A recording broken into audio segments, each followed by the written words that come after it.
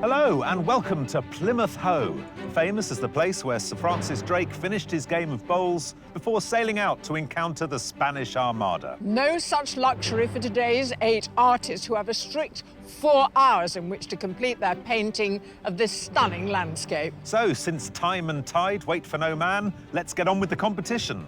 It's a brand new series of Landscape Artist of the Year. Over the coming weeks, we're travelling the length and breadth of Great Britain and pitching our pods at some of the most remarkable, challenging and exhilarating scenes. This is a bit of a gift for you today. Couldn't be better, could it, aren't I? Are you pleased? Yeah, delighted. From breathtaking fairy tale castles to awe-inspiring engineering marvels. The view is spectacular, so I really want to do it justice. Throughout the competition, 48 gifted artists will be challenged to capture these truly glorious vistas in their own unique style. The way you're swinging that brush, I'm going to get out of the way. Yes, right. The artists are competing for a sensational prize, a £10,000 commission to paint a scene in Venice to celebrate the bicentenary of the art critic John Ruskin. But first, they'll encounter strict scrutiny from our 3 judges. Art historian Kate Bryan, independent curator Kathleen Soriano, and award-winning artist Taishan Schierenberg. That is exciting and also scary for us, but hey. Great. I'm glad that you're terrified too. At every location, an extra 50 wildcard artists will be trying their luck to go through to the next stage of the competition, whatever the weather. Seemed pointless using an umbrella, seeing everyone else's blow away. So batten down the hatches and hold on to your hats as we begin the search for the Landscape Artist of the Year.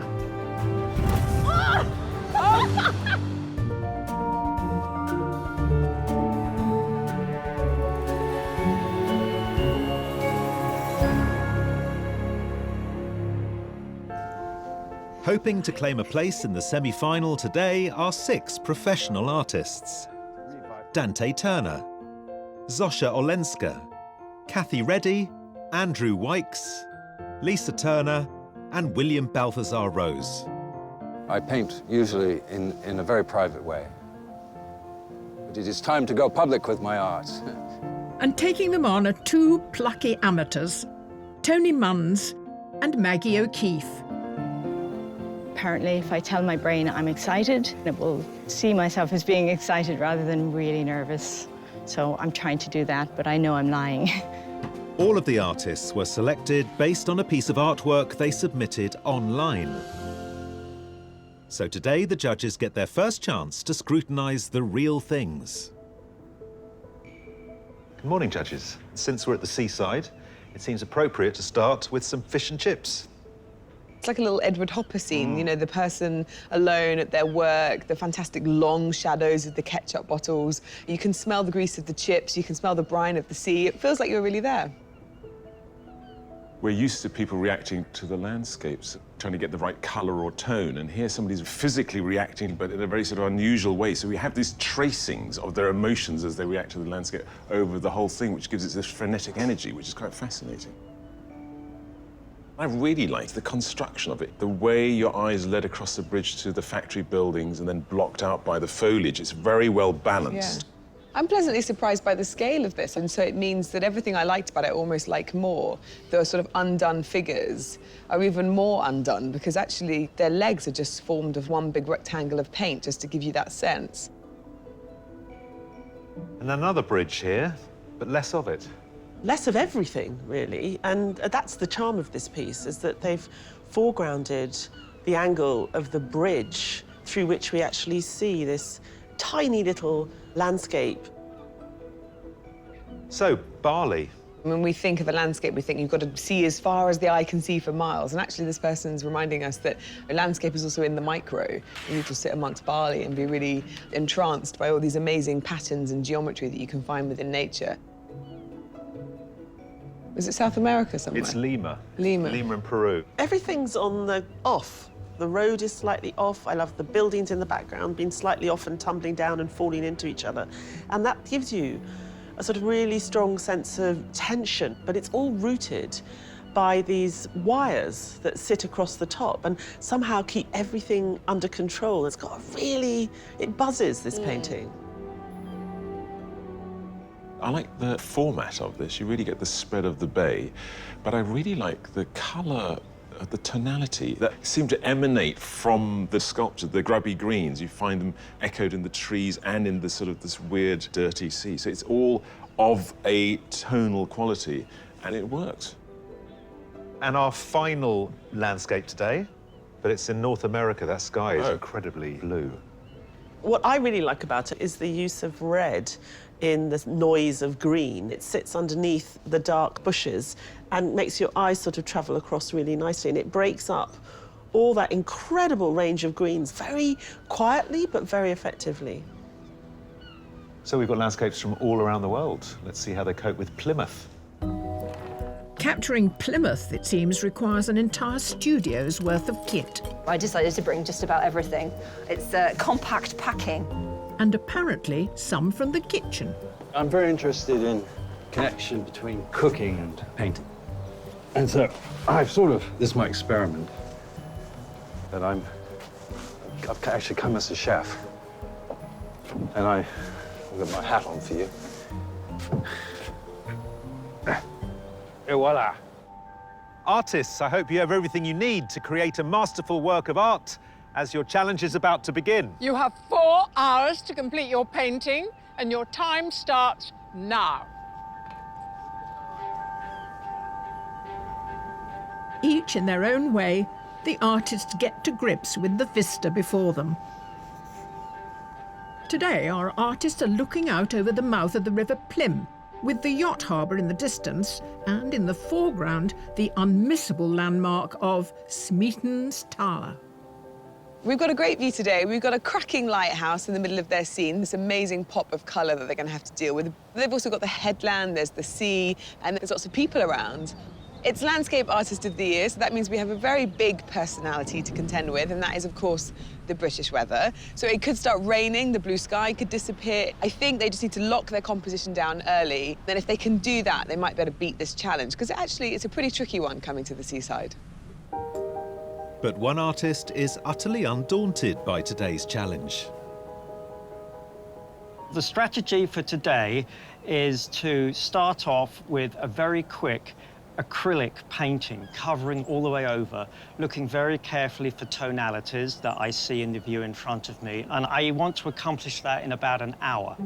Andrew Wykes, a professor of art at Hamline University in Minnesota, loves to paint trees, as demonstrated in his submission, which depicts his local park. To capture today's view, he's decided to go extra wide. And that's 3 boards? It's 3 little panels, yeah. Did you know that was going to be how you're going to approach it today? Well, originally I thought maybe I'll do a square, and then when I saw what was in front of me, I realised it really needs to be a very long kind of view, with perhaps the lighthouse in it, but if it is going to go in it, it would be to the far left as some kind of foreground structure. And I see already you haven't been going long. There's paint on your hands, the hat's seen a bit of paint. Are you're going to be quite a grubby painter, right? Definitely. Oh, very messy. We're going to have to hose you down at the end of the day. It's not a technique, it's just me. I'm just messy. I'm just disorganised. Okay, well, the way you're swinging that brush, I'm going to get out of the way. Yes, right. One artist is taking a much more abstract approach. I am doing a mindful drawing. I close my eyes and get focused and listen to the sounds and just respond to those sounds with marks. So if there's a bird going like that, I might go like this on the paper. If I draw blind, it always comes out better than trying to make a great drawing. Yeah, I need to just be brave and trust the process. Amateur artist Maggie O'Keefe is a children's play worker who, after attending a mindfulness retreat 5 years ago, rediscovered a love of painting. Her semi-abstract submission was created from memory using mixed media and depicts one of her regular heights in the Yorkshire moors. Maggie, you're really kind of like tuned into the environment that you're in, but not with your eyes. Yes. We think of painting as just a purely visual activity. Yes, so I want to bring in the other senses to be more mindful about what's happening. And I like abstract, so it helps send the painting into the abstract realm. What about our friend the Lighthouse? It's out of, I can't see the lighthouse. Okay, you've decided not to see the lighthouse. If it was right in front of me, it would be the main character, I guess. But instead it's we've not. got this fantastic sky. Yeah. Well, it's a lovely start. I really like your process. I think we could all do with a bit of tuning into the sound of this landscape today. So I might try and go and do that myself. Yeah, I recommend it. But it seems not everyone's been seduced by the tranquility of the seaside.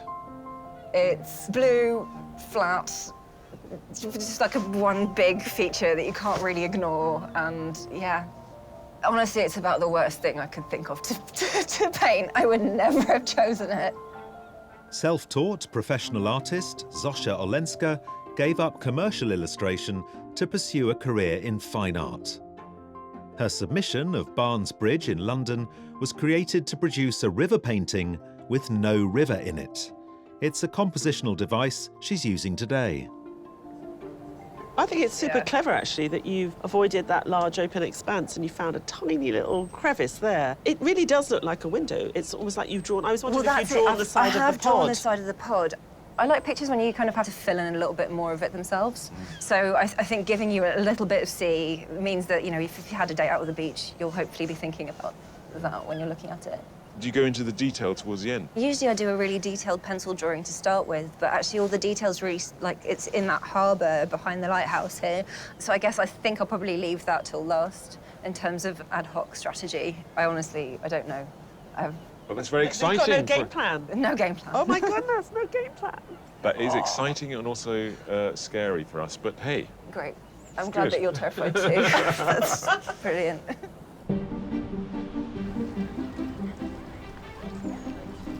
Our 8 hopefuls aren't the only artists on Plymouth Hoe today. Go wait!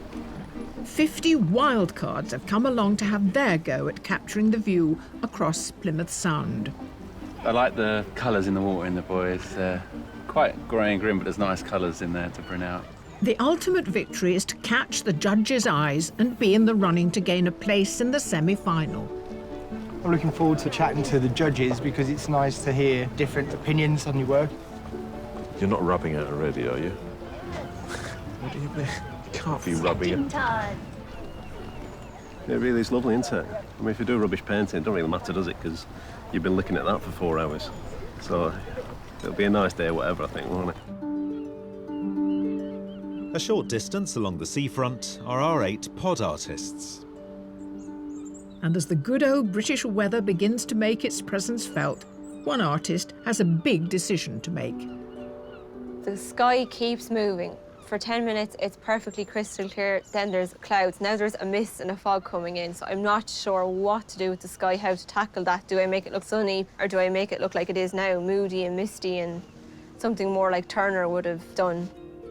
No stranger to working en plein air, Cathy Reddy took part in Landscape Artist of the Year 2017, creating a lino cut of Knaresborough Bowling Green.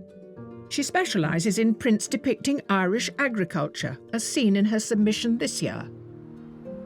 It was a barley crop at home on the farm, and it was more environmentally friendly. And that particular day that I decided to make a print of it, I was out walking through the field and my father was beginning to harvest it with a combine. So I took a picture on my phone.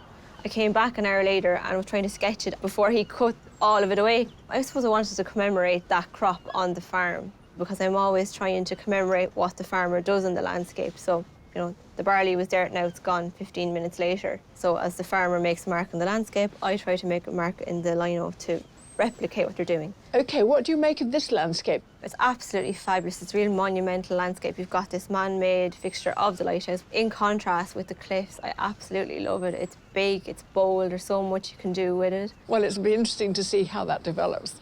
Good luck. Thank you very much.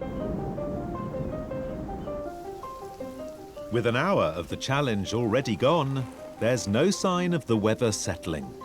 Because the light is constantly changing out there, It takes a lot closer study at the hues and tonalities of things. I was delighted when the clouds came over and it started to rain, and I just thought, yay, something to follow, because that's kind of what those marks are, me following the clouds. The weather's changing so quickly, and by having the pod in, I think it's framed it in a way that at least I'm concentrating on a smaller part of the canvas. So it's less to go wrong, hopefully.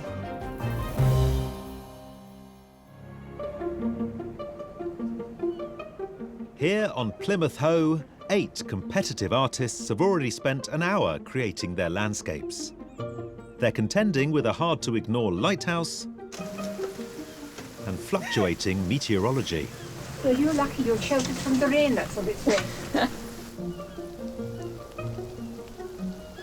How have you found dealing with the weather? Terrible. Terrible, ¿por qué? It's different because 20 minutes is sunny and 20 minutes is raining and cloudy. I think I had to change during the day, I think. So very good idea that you've gone small. Yes, because can I, for example, put the raining in that area and maybe a little bit sunny here because it looks more interesting. Professional artist Dante Turner likes to depict spaces altered by humanity, as seen in his submission of Lima in his native Peru. It captures the divide between wealthy candidates and their poor electorate during elections. In your painting submission, we had so much detail and busyness with all the buildings behind. Yes. You've gone for something that's completely, almost empty here. Yeah. Where are you going to get that detail in? I think I'm going to get the details with the boats, los barquitos. Barquitos. The buildings behind. ¿Y cómo que no tenemos el farol? I think it's quite big from here. We are too close, I think.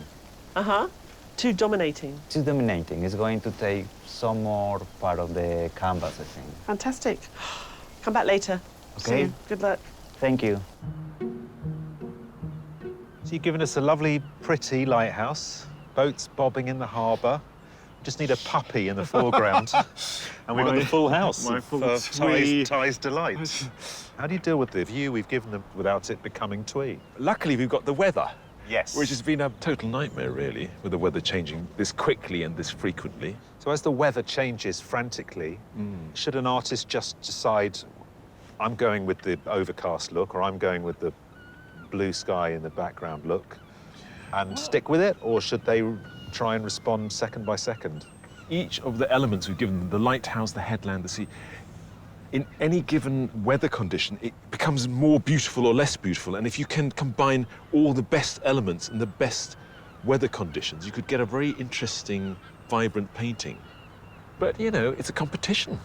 And I'm hoping the artists take advantage of what the changing weather sometimes gives them. There's some absolutely beautiful light effects. And if they're good, they'll find them.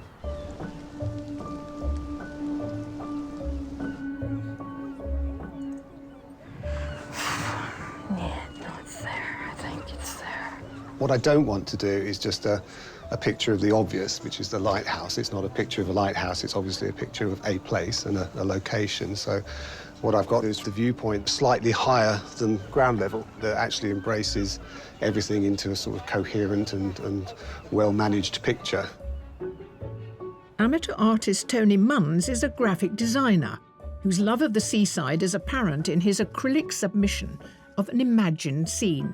He wanted to create the familiarity of fish and chips on a pier at the end of a summer's day. Tony, I can't help but think this view is a bit of a gift for you today. There was a kind of charming seaside nostalgia, Hopper-esque quality to your submission. Yep. And here, look at this. I mean, it's... Couldn't be better, could it, aren't I? Are you pleased? Yeah, delighted. But having said that, this has its own challenges. It's obviously a huge 180-degree almost sort of landscape. It's got all these different components in it, which are, none of them are really tied together. They're all sort of disparate bits and pieces and different styles, different colours, different shapes. And I was also slightly concerned about the magnitude of that feature versus you know, everything else, really. So yeah, because it's a game of scale, isn't it? It is, you yeah. can see so far away. This is really, really wide, and this is actually a really enormous vertical structure which kind of dissects the whole thing. Yeah, so with that in mind, I thought if I went to a sort of higher viewpoint... Yeah, that seems... It's almost like you're a drone above the area that we're in. It's my way of bringing the components together in a Yeah. sort of a believable form. And so is the lighthouse coming to life after lunch or before lunch? Probably after lunch at this rate, yeah. Okay. Yeah, in between the rain showers.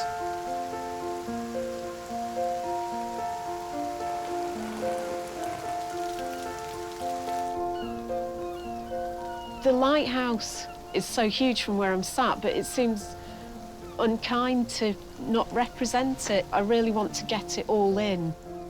Originally from Cheshire, art teacher Lisa Turner likes to paint places she visits with her children.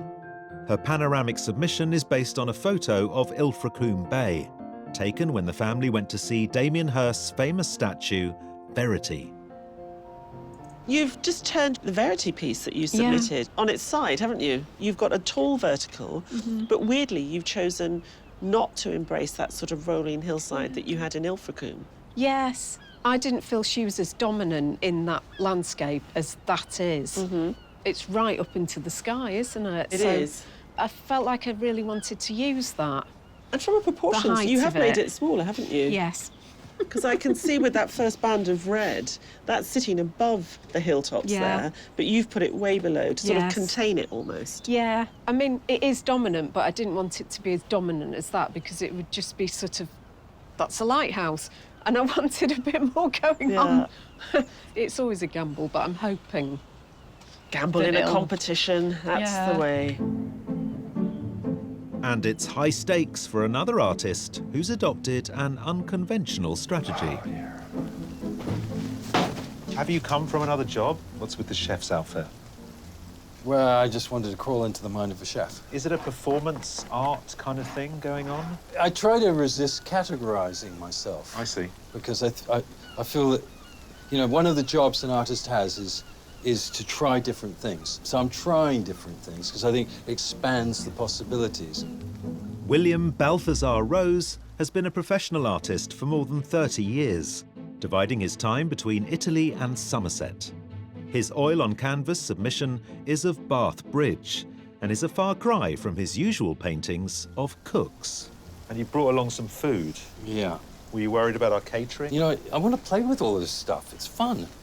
The shell's very nice. You're welcome to touch it. It's for you. Thank you. Hello, hello, hello. Oh, yes, well, we've got to have a better serious conversation now, don't we? Now, look, what? You hung up on me. Blast you!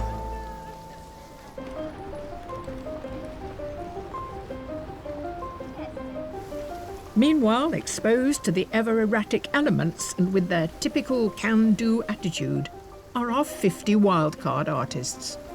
Are you used to painting outdoors? I do paint outdoors a fair bit, really. Would you pick a day like today normally, though? Well, I live in Norway and I paint in Norway. This is kind of bog standard. Maybe not so much with the wind, but the rain definitely. Yeah. OK, so you're pretty hardy. So you arrived this morning with lots of vegetation. What did you bring? Right, so today I've got preserved moss. So this has been treated so that it won't decay, is that right? Yeah, so it won't, all what you need to do, just keep away from water. Right. And keep away from sunlight. What are you going to do if it rains? Well, I think I'm prepared. I've got 5 umbrellas.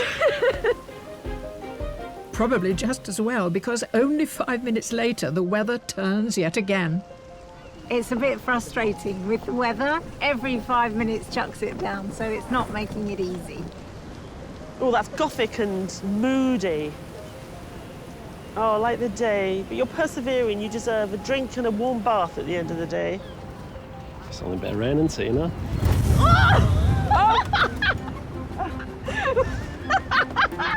Oh, having great fun, something to remember.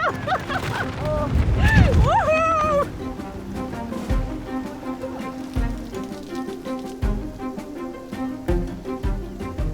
Do you often paint in these conditions?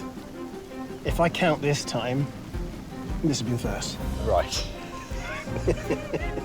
The reward for their dogged determination, the chance to win a place in the semi-final.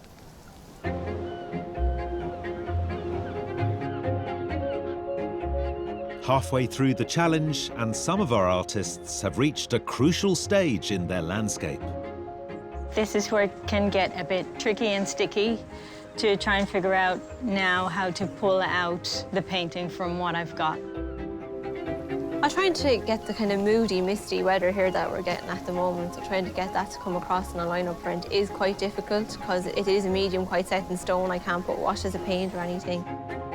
I think the thing that's concerning me is that it just looks really unresolved and like a bit vague. And it should be a bit tighter. Maybe I'll manage to pull it together.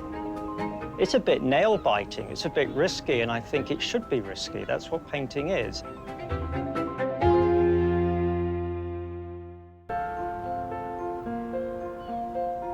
Eight artists are halfway through their challenge to capture the breathtaking view from blustery Plymouth Hoe. And with only 2 hours left, it's action stations all round. What's the next phase? Pencil. Right. Gonna do some sketching on top of it. Okay. Maybe tighten it up a bit. Right. Maybe look at it a bit. Maybe Okay. make some noises about looking at it. Okay. Yeah. I'm just working on the cliffs here at the moment. So your wrist gets really, really sore. So I suppose a lot of printmakers suffer for their art. My main concern is to merge with what is out there. These are my ingredients, this is the meal, and I am the one who's going to translate it. Battling through the inclement weather, the judges have been keeping a close eye on the artists all morning, but retire to a more sheltered spot to review their progress so far. What do you feel about the gift of a lighthouse to an artist? Isn't it a little obvious? Well, the lighthouse is very obvious, and I think most of them have been very inventive in trying to accommodate it. Now, William Balthazar, I think his painting is almost as showy as he is himself. I think his painting's rather good. So it's a pity it's sort of being obscured by this performance. But the way he puts the paint on has got a certain textural quality that is very reminiscent of his submission, and I think is going somewhere. I disagree. I think there's a lot of sensitivity and sort of poetry in the submission that we're not getting today. I don't know if it's because he's used those quite chalky colours, the blues and the whites. OK. Zosha. I love the fact that it's as if you're looking through a window. I like the fact that it's on the slant. It gives it a little bit of tension. I love the orange she's chosen because, of course, this red and white banding is very obvious, and by changing the tone slightly, it's very delicate but very strong. OK, Kathy. I love a tondo. We haven't had many in the competition ever. This circular format, you have to make very intelligent choices. And, of course, if you're making lino cut, you have to make exceptionally good choices early on. Everyone is dealing with the sky, which is either blue or grey or raining. Anyone with paint can change it at all times. If you're doing lino cut, it's once forever. Yeah, but she's very, very highly skilled with those very dangerous weapons that she has surrounding her. Maggie. What is fascinating to me with Maggie's work is there's something in the line that I know it's authentic. So each line, although it's just layered and you think this is going willy-nilly, there is a real sense of something important going on. My problem is when it comes to something more solid, like the headland, it's suddenly not sitting in space properly. And I hope that she finds a way of anchoring that into a realistic space. Now, Andrew. The work feels a little bit messy at the moment. It hasn't coalesced yet, and maybe that's something that happens towards the end. But it feels like something you like. I love it. He's using the red, so even through the paint, he can still see where the drawing is. But he understands also, of course, that aesthetic looks very beautiful. But there's a vitality to his painting, which I think is fantastic. Are you telling me you like him because he paints like you do? Not quite like me, but like my teacher. While Plymouth's coastline provides a picturesque vista for today's visiting artists, in the summer of 1815 it played host to one particularly notorious visitor. After his defeat at the Battle of Waterloo, Napoleon surrendered on board the Royal Navy's HMS Bellerophon on the 15th of July. After sailing to Plymouth, she lay anchored in the harbour for 2 weeks as the French Emperor's future was decided. It's really hard to imagine that you would have somebody that had been defeated in war, that had caused a lot of death, a lot of grief, and then you bring them to Plymouth, where he parades himself on deck of the ship, and everybody wanted to see him. Amongst the crowd were journalists and artists eager to capture the subject of a lifetime. One of them was the young Plymouth-born painter Charles Locke Eastlake. The ambitious 21-year-old drew his boat alongside the Bellerophon just as the man who'd struck such fear into the hearts of the British public was taking a walk on deck. Eastlake was sketching Napoleon, and Napoleon obviously clocked this and asked to see some of the sketches. Napoleon allowed him to take his jacket and various other bits of his apparel back to his studio in High Street so they could get the detailing absolutely right on his outfit. Eastlake's portrait of Napoleon is one of the most famous paintings of the extraordinary events of July 1815.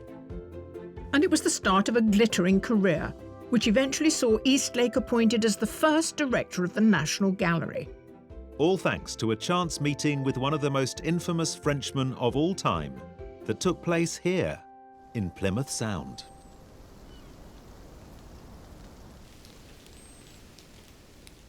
With a resilience fitting for an area rich in naval history, 50 wildcards have battled through what Mother Nature has thrown at them. And they come out the other end, still smiling. It seemed pointless using an umbrella, seeing everyone else's blow away. I mean, I love the painting, but I'm more concerned about the state of your knees. Are your legs really that wet right the way through? Right the way down to my socks. Oh, my goodness. Amazing. You've done that in one day. Fantastic. Are you with each other, or have you just met? We aren't. No, we've been with each other for a long time. Oh, I see. OK. Married? Yes. Yes. And you've decided to come out to sunny Plymouth? To end it all. So which artist has done enough to be in the running for a place in the semi-final?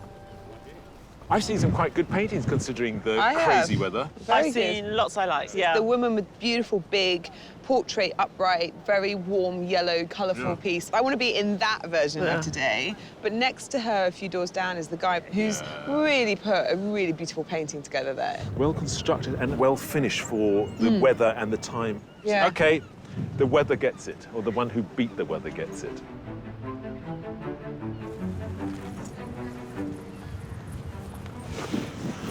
I think you've done a rather good painting. We think you've done a rather good painting today. Blimey. And congratulations, Oh, you're my on. good night. Well,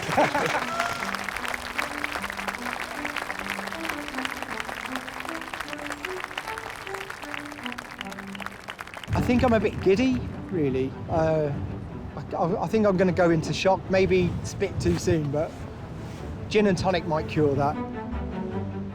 John O'Neill from Reading will enter a pool of wildcard winners from all the heats, from which one will be selected for a place in the semi-final.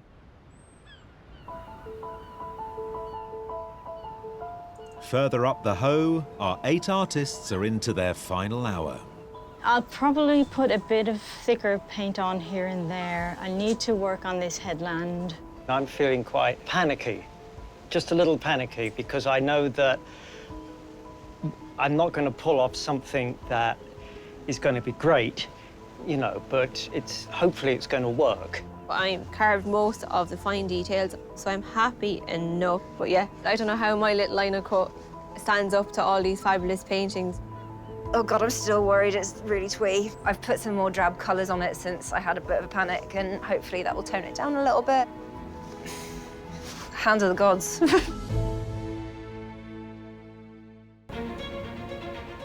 Here on windswept Plymouth Hoe, our 8 artists are nearing the end of their 4-hour challenge.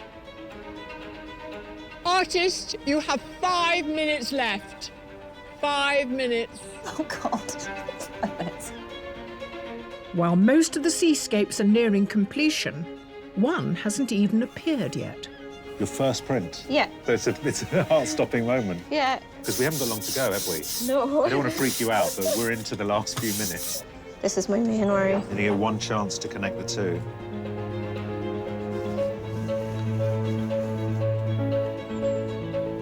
One, two. Wow.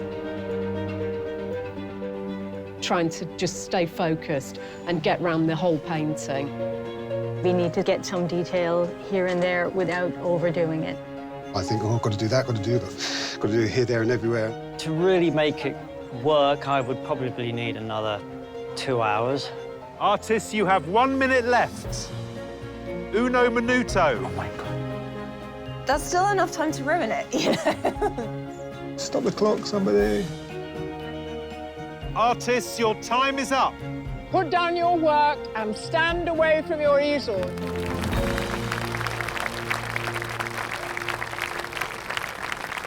Well done. How was it? Right. How was yours? Well, this is what it is. While the artists take a well-deserved break, the judges review the 8 completed landscapes. I think William Balthasar clearly knows what he's doing. The way he's given the lighthouse a rounded form by really subtle variations in the colour. I like the way he puts on the paint very dryly, very thickly, which makes it very painterly. And the sky, there's some marks in there where you just wonder what's going on, and it sort of jumps forward. Joshua's given us a fantastically colourful snapshot of today. The way in which he's used this device, which is modelled on the pod, really gives us a thrust into that focal point over there, but still so much energy and dynamism in that sky. What I particularly like is Tony's use of this elevated position. We're almost floating above as we look across the bay. I find his painting technique a bit sort of underdeveloped in the landscape, but I can see he was getting close to that sort of strange, nostalgic feeling he had in Submission. We've got this fantastic tondo. I love the off-kilter lighthouse. It feels very exact, and at the same time that a lot of it's drawn from her imagination somehow. And the fact that everything's flipped, it makes me sort of spend more time trying to renegotiate the landscape that I've been looking at outside. Andrew's choice of this very thin composition works very well. We get the immensity of the day without being overwhelmed by huge expanses of sky and sea. One of the things I find a bit distracting is that he tidied it up, and he's tidied, and then it just looks like he's shoved loads of stuff in the cupboard. That doesn't look properly tidied to me. It's not quite resolved. I think Lisa was wrong in choosing this small size of a canvas. She needed more space that way. I think the verticality could have worked better if Lisa left some of the background undone. I think Dante needed to tighten up rather than loosen up. What I really liked about his submission was that tightness of focus. And here it's a little bit too wishy-washy for me. Maggie left out the lighthouse, so we're seeing a slightly different take from all the others who are pretty lighthouse-centric. But that headland, I don't find, is sitting in that space. And I wondered whether maybe if she had brought in the lighthouse, it would have been a way of anchoring us in the foreground and giving us that space. The judges must now whittle the 8 artists down to 3. I mean, this looks really strong, despite the fact that it's so different. It's looking really strong. I have to say, this one, which I wasn't so sure about before, I like the sort of softness of the colour, but I keep on going back to this one. I know it's a little bit dirty, but I like it. I love that one. I think the composition is interesting and some of the colour choices are wonderful. But it's a good top 3, isn't it? Look, how the diversity. Artists, thank you for joining us today. You've all been magnificent. But unfortunately, only 3 of you can make it onto the judges' shortlist. The first artist the judges have selected is Zosha Olenska.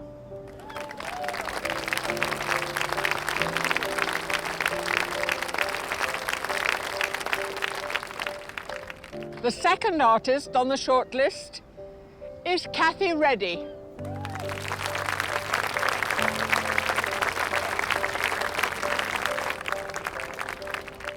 The third artist is Andrew Wykes.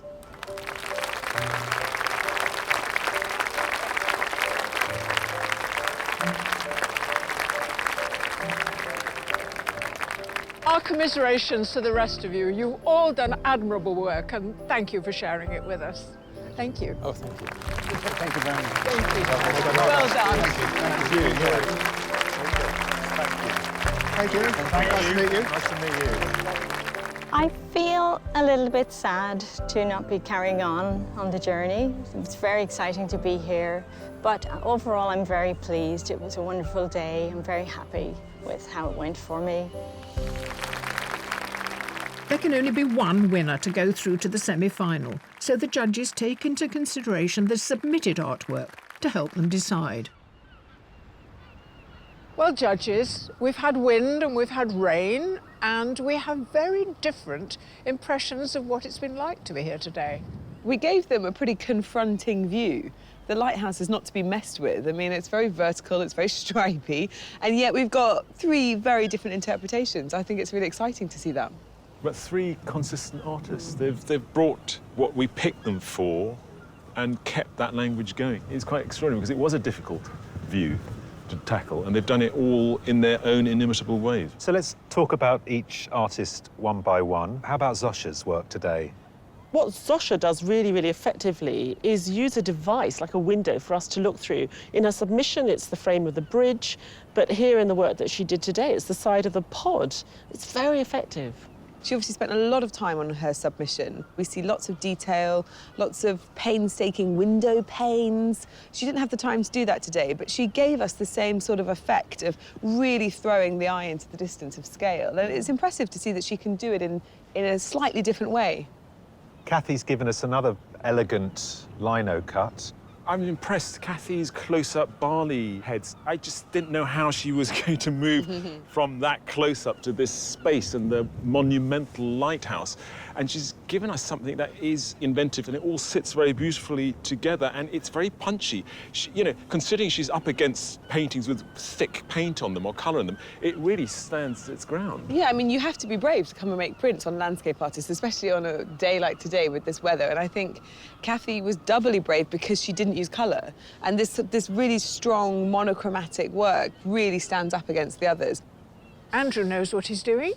Andrew is very clever, I think, to take that bottom section of the lighthouse and plonk it in that left-hand side and sort of allow it to weight down the entire composition. This is a very exaggerated panorama. He kept enough of the lighthouse in that we understood what it was, and he allowed that colour to inform the headland in the background. And he did that really effectively in his submission. But I think he has a really sensitive understanding of colour.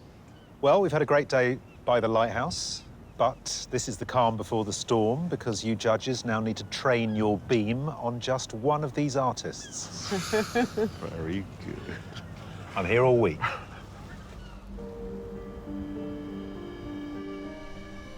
Zosha, Kathy, Andrew, each of you has displayed remarkable talent, but sadly, only one can go forward. The judges have made their decision, and the artist they have chosen is...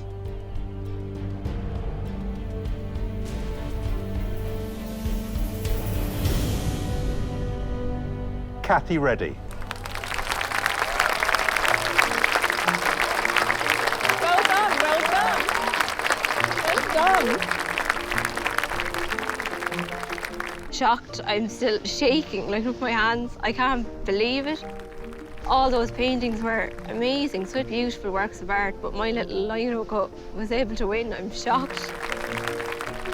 I was really impressed by what Kathy pulled off today. You see in the decisions she's made that she's done this for quite a while now. She's moved away from the traditional printmaking lino cut languages that I've seen so often before.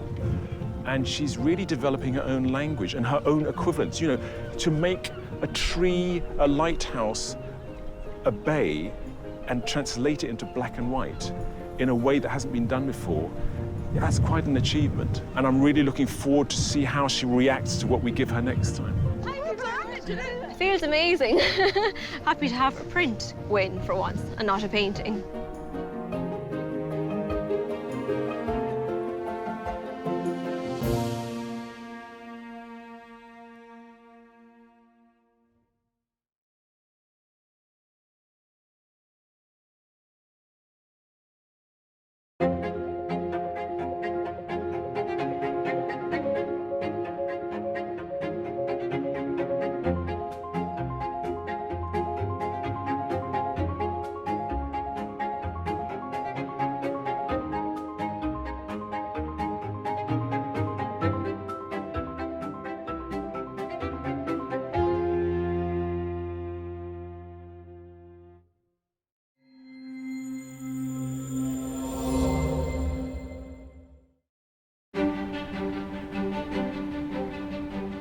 Hello and welcome to Battersea Power Station, where we're about to have a very big night out. 3 artists made it through the competition, and we thought we'd stay up late and celebrate.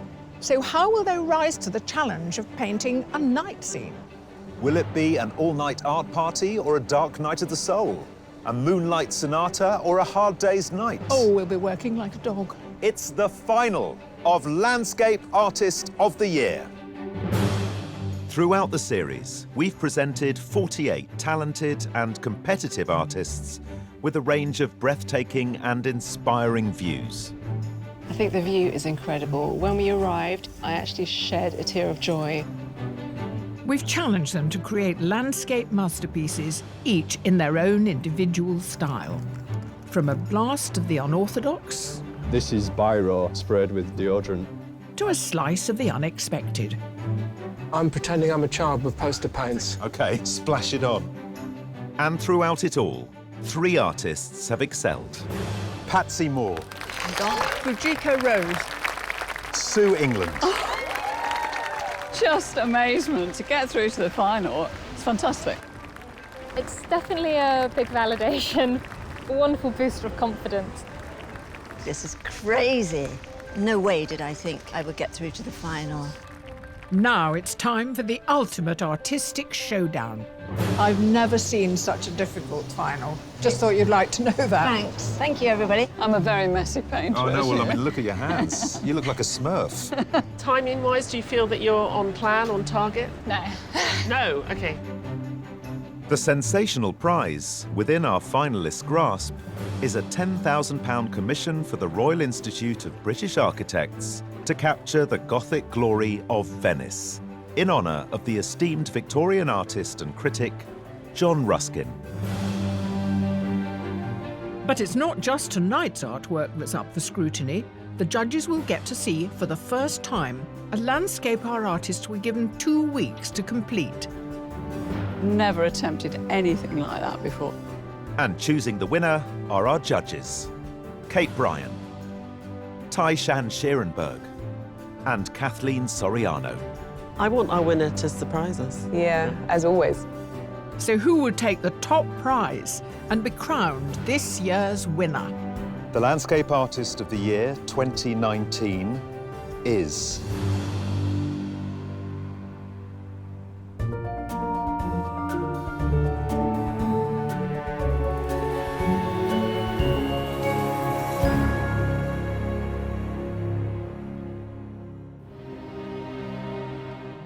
As the sun sets over London, tonight our artists face their final challenge. Their view is of Battersea Power Station, which, having lain derelict for decades, is now undergoing a major reconstruction.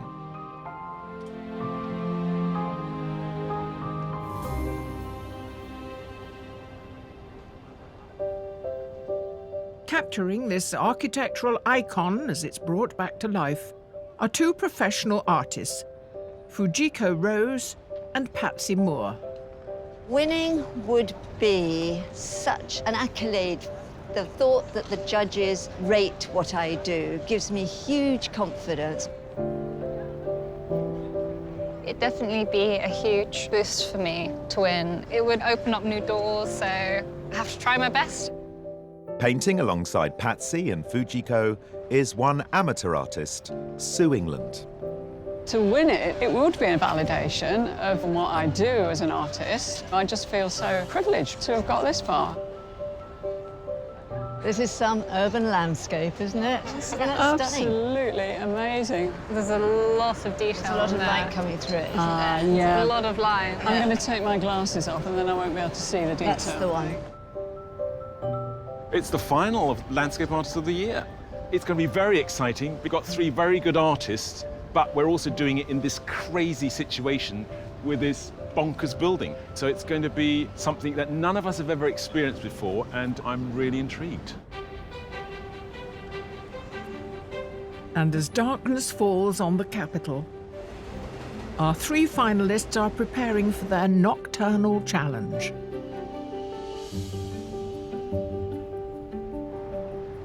It's mostly black and white I need here, isn't it? My view is changing by the second. I loved it half an hour ago. But yes, it's fascinating, and it will keep changing as the night goes on, I'm sure. I've not drawn a nighttime landscape, so I'm sure there's going to be complications with that. I don't know what those complications will be, but I will know shortly.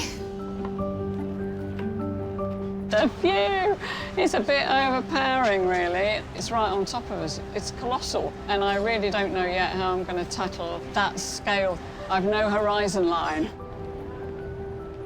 While the artists may be full of trepidation, the judges already have something to celebrate. Hi guys, I'm back.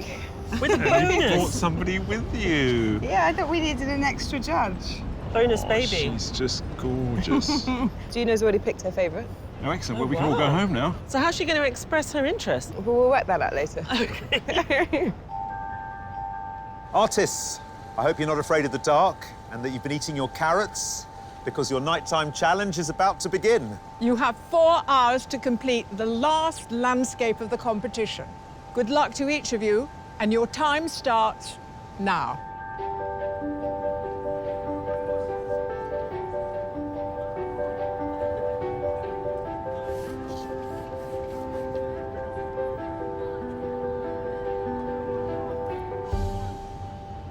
Patsy, have you been practicing painting in the dark?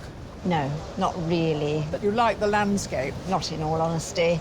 I looked longingly at the river behind me, but no, it's the power station. It's like a space station, isn't it? I wouldn't be surprised if it just took off. Do you think a rocket's going to come out at the top? Patsy Moore is a professional artist and art tutor from West Sussex.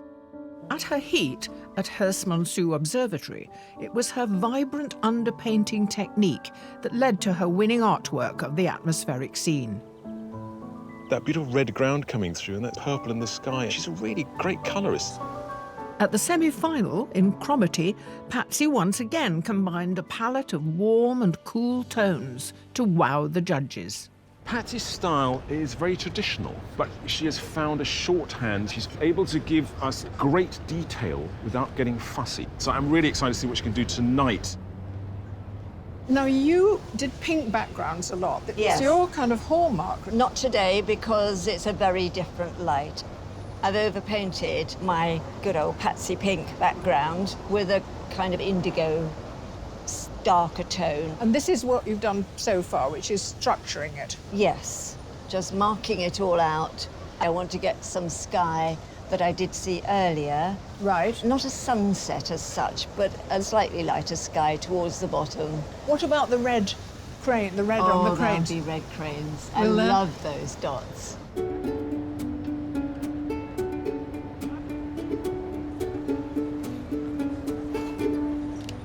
I've gone portrait. I find portraits easier to do in a shorter period of time just because I can get detail in and I can get a sense of the place.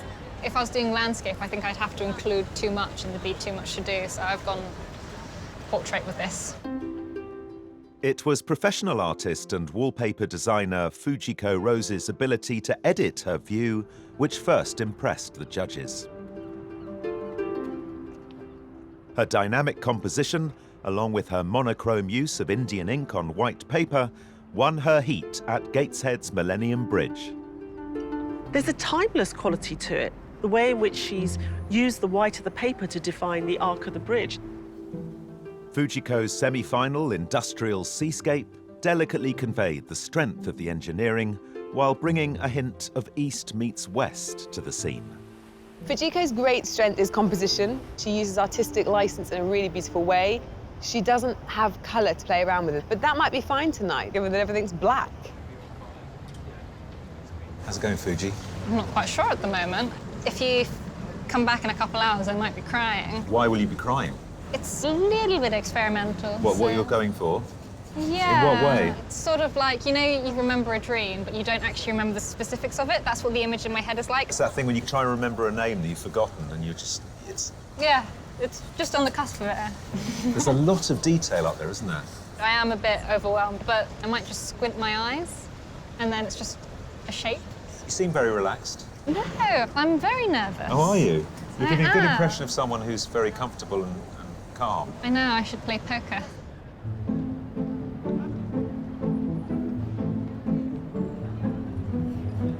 I started by slapping some paint on because I'm just trying to get out the basic shapes and to get the proportions roughly right, which is very difficult because we're looking up at it. Getting the proportions right is fairly vital to how the rest of it will develop. Retired graphic artist Sue England from Chichester is our only amateur artist to reach the final. Sue first painted as a wild card at Herstmonceux Castle and was eventually selected as this year's overall wild card winner. When I saw all the 6 wildcard winners lined up, Sue's jumped out. She'd made something with its own distinct style. At the semi-final, Sue's depiction of the oil rigs saw her triumph once more, thanks to her signature semi-abstract style. Sue's essentially a colourist, but it's quite a monochrome palette tonight. And what Sue loves more than anything is that sort of fluidity of the colour across the page. I'm just curious as to how she's going to find that. So Sue painting through the night, painting a huge building that is lit in a really bizarre way. Interesting or a pain? Yeah. Or... No, it's really interesting. To be honest, I'm not going for accuracy. Yeah. It's the feel of the thing and the way it looks at night. Usually the light falls on an object and it creates 3 dimensions, whereas here all the light seems to be emanating from it. Is it making it difficult to make it understandable? Yes, it is. I think as well the towers in particular look transparent. Interesting. Chinese lanterns or something. You know, as if they're I made know what out you of mean. papier-mâché. But one of your strengths is your sense of colour.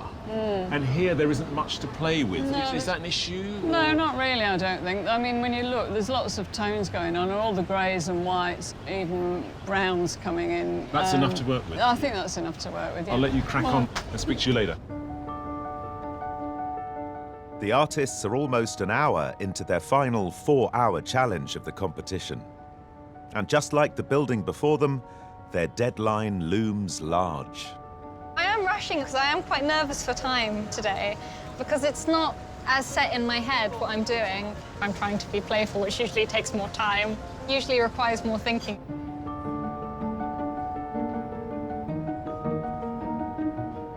I will struggle with the time, as always.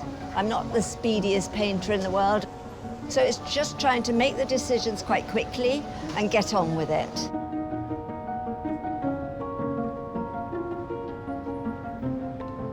The time restriction is always a problem for me because normally I take days and days faffing about. When I started, I just placed it in and I know I've not got the proportions right, but I'm just going for the feel.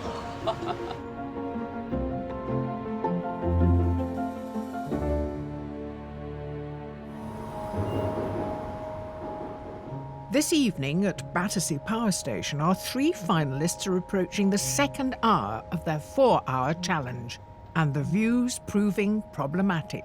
I'm struggling a bit. I haven't got the monumental feel of it because the proportions are wrong. I need another foot on my canvas to do that. At the moment, it doesn't super excite me, so I need to find a way to make it more exciting. Still working that bit out. I find all of it difficult. It's such a network of lights and different tones and angles. It's everything. It's just everything. Nighttime painting, why don't we think of this before? Because it's really difficult for the artist, but the light is beautiful, although painting throughout the night, I think, might be a different sort of problem. I'm ready for dinner and a box set, you know what I mean? A kit. Yeah.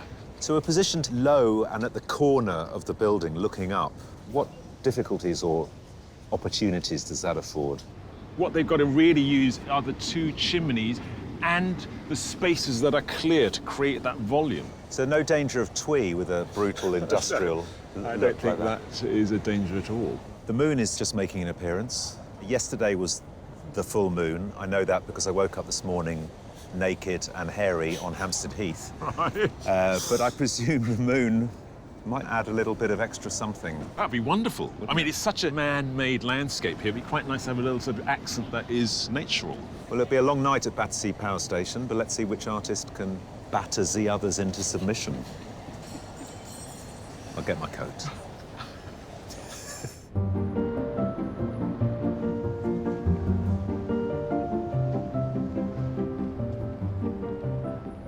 So you always get a lot of paint down, which is fantastic.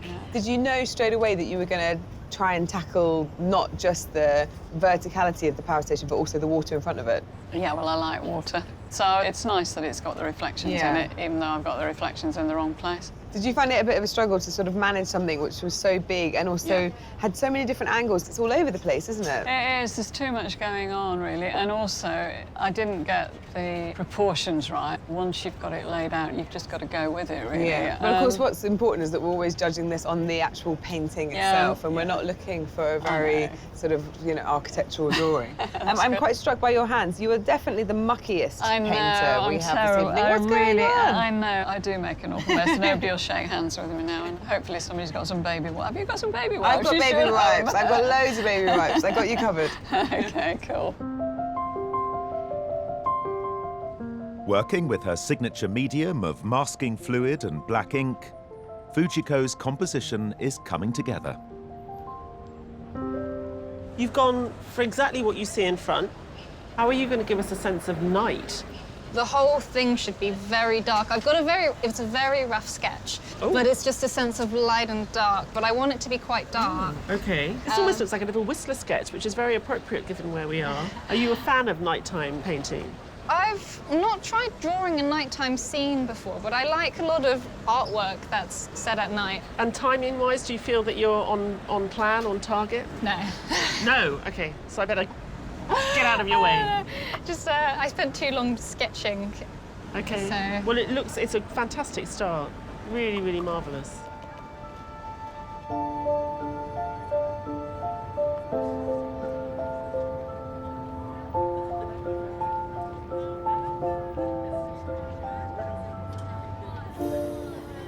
Patsy, is this pure coincidence that you're actually wearing the colours you are using? I do love colour coordination. Bring my canvas to match my jumper.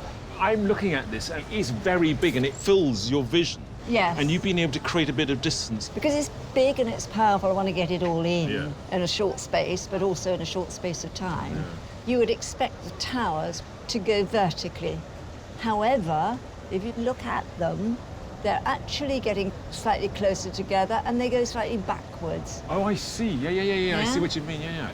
This drawing with white has created a sort of weird effect. Everything's back to front, rather like an old film negative. Yeah. I love that. It does give it a sort of ghostly negative. Should I leave it like that? Afraid you... No, crack on. The celebrated monolith of industrial architecture that the artists are painting tonight was first conceived in 1927. Due to London's rising population and an increased demand for electricity, plans were drawn up for a super power station, and access to a transport infrastructure was vital. The location was pretty ideal. There were a lot of railway lines that terminated here. Also, you've got proximity to the River Thames for shipping in the coal, which was used to fire the boilers, and you could also bring coal in by rail. So it was seen as an ideal location by the London Power Company. By 1955, the buildings were completed, but not before the renowned architect Sir Giles Gilbert Scott was brought in to refine the existing design. He was an expert at monumental buildings and design. So he's given us the fluted chimneys, he's given us the elevational treatment on the brickwork, and it becomes more and more ornate as you go up into the monumental building that it is. But by the 1970s, the power station was outdated, and 1983 marked its final year of electricity production. By this time, the building had become an iconic landmark, having graced album covers and gained listed status. For the next 30 years, the building lay derelict, until finally in 2012, its current regeneration began.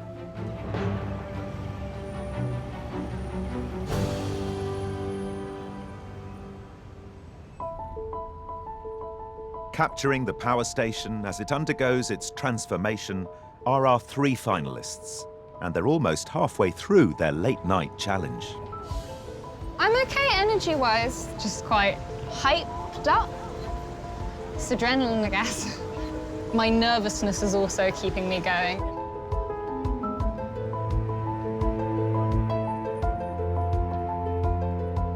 I'm not going quite as fast as I would like.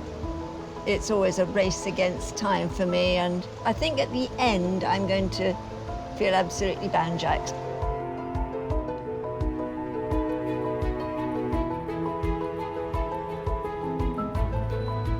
How's your stamina? I'm hoping the coffee will keep me going through. Plenty of coffee? Yes. A drop of rum in it would be nice. That would be nice.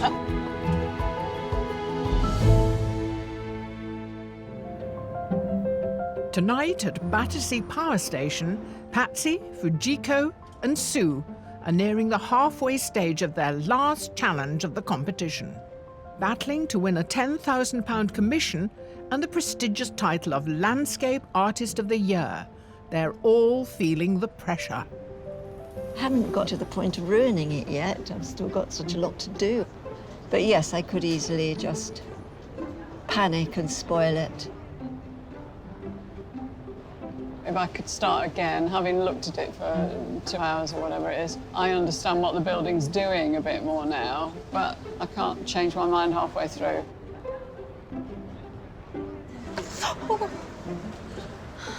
It was quite miraculous. The ink didn't go on the paper even though I dropped the brush. Oh, my heart went. We're halfway into the final, and how are they doing? Let's start, first of all, with Sue. I think Sue's got a really good composition. I love the fact that she's got right in there. I'm slightly worried that the colour, in the way it's applied, it feels a little bit slabby. It does look like there's really good bones there, but it's looking a bit flat, isn't it? But I'm hoping the second half of our evening, she'll really be able to lighten it up. She did start by putting on huge slabs of colour. It was industrial. But also very organic. We get the presence of the building without the 2 chimneys being delineated. OK, now Patsy. How do you think Patsy's doing?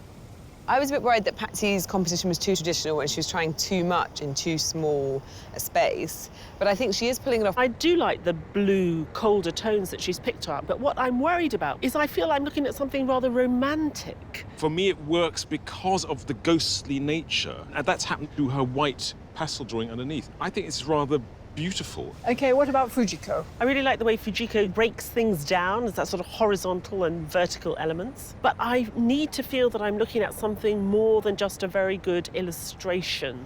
What she's got is very true, it's very accurate, the blacks are gorgeous, but there's no sort of storytelling. What was interesting, where she's masked out the cranes and she's put the black in the sky, it looks like constellations. I'm worried for all of them about the introduction of the red lights. How sweet that might make the pictures. I was talking to Stephen about the view, and he said there's no chance of tweeness here. And I went, no. And I've just only, yes, the red lights, it would make it incredibly twee. I have to tell you, none of them are going to leave out the red lights. Of course, part of your judging will involve looking at the work they've been commissioned to do over a period of time. How do you feel about that, Kathy? Super excited. It's always one of the best bits. Yeah. When we have the big reveal. And it can change everything. You can think, right, I know who my winner is, I've got no problems. And then you see the commissions and you see a totally different side of the artist. So it's really the combination of both that helps us make our minds up. For their commissions, our finalists were assigned 3 spectacular but very different landscapes, without the pressure of a time challenge. The commissions are important because they remind us of what they are like as artists when they are doing something under their own steam, with their own time frame. What we get to see is something that they absolutely have edited 100% themselves. Sue headed off to Falkirk in Scotland, home to the world's only rotating boat lift, which connects 2 canals.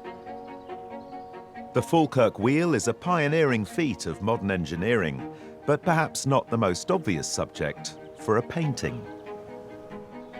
Well, it's not what I would call a landscape. I've never attempted anything like that before in my life. Fujiko travelled to the foot of the Black Mountains and the ruins of the 12th century Lanterney Priory, originally built by a Norman knight. and once one of the great medieval buildings of Wales. There's a lot to this view, which can be intimidating. The Abbey's already fabulous, but it's situated in such an amazing location.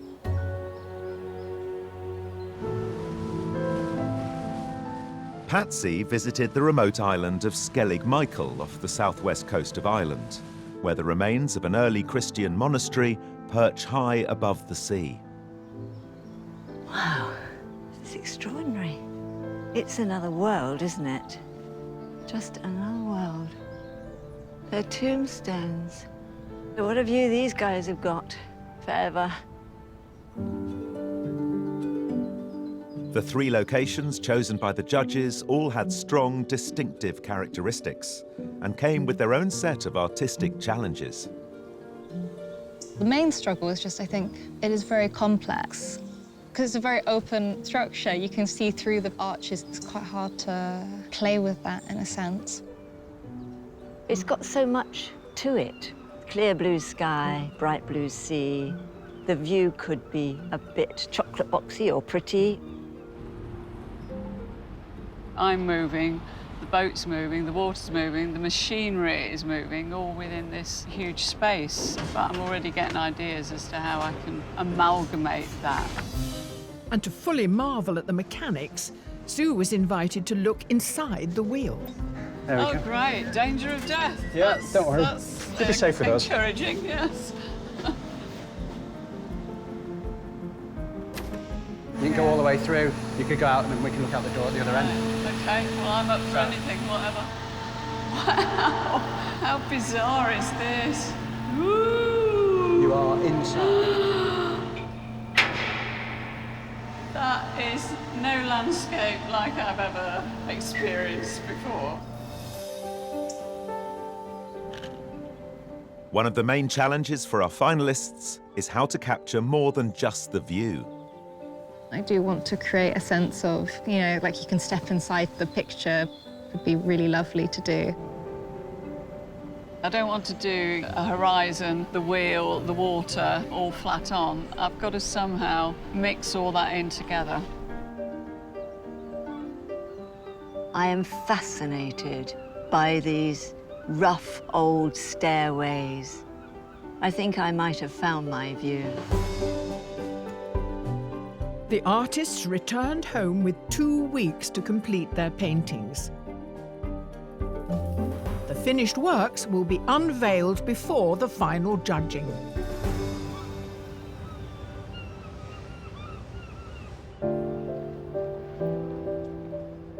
But tonight, the 3 artists have just 4 hours to create their final artworks.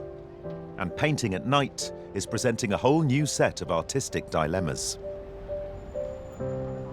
Fujiko, you've got a very strong sense of the structure of the building already. How are you going to deal with these accents of light around, the red lights and the cranes of white sort of... The paper colour is going to be the white. In a way, because it's nighttime, the light's so much more obvious and it just becomes like another shape in a way. The sky's not done yet. I think it's going to be a bit darker. I'm not quite sure. Yeah, because it's quite a dark sky. But it's not pitch black No. out there. There is light in there. So are you enjoying it? I really loved just before I started drawing, but I'm sketching the ideas out. And I like the last maybe 30 minutes of the drawing. I'm in the middle phase where I'm putting the ink down, and usually that's the scary phase for me where I'm like, oh, I don't like that. I'm going to have to change that later. So it sounds that the process, the most of it is painful. It's tense. I enjoy it, but it's tense.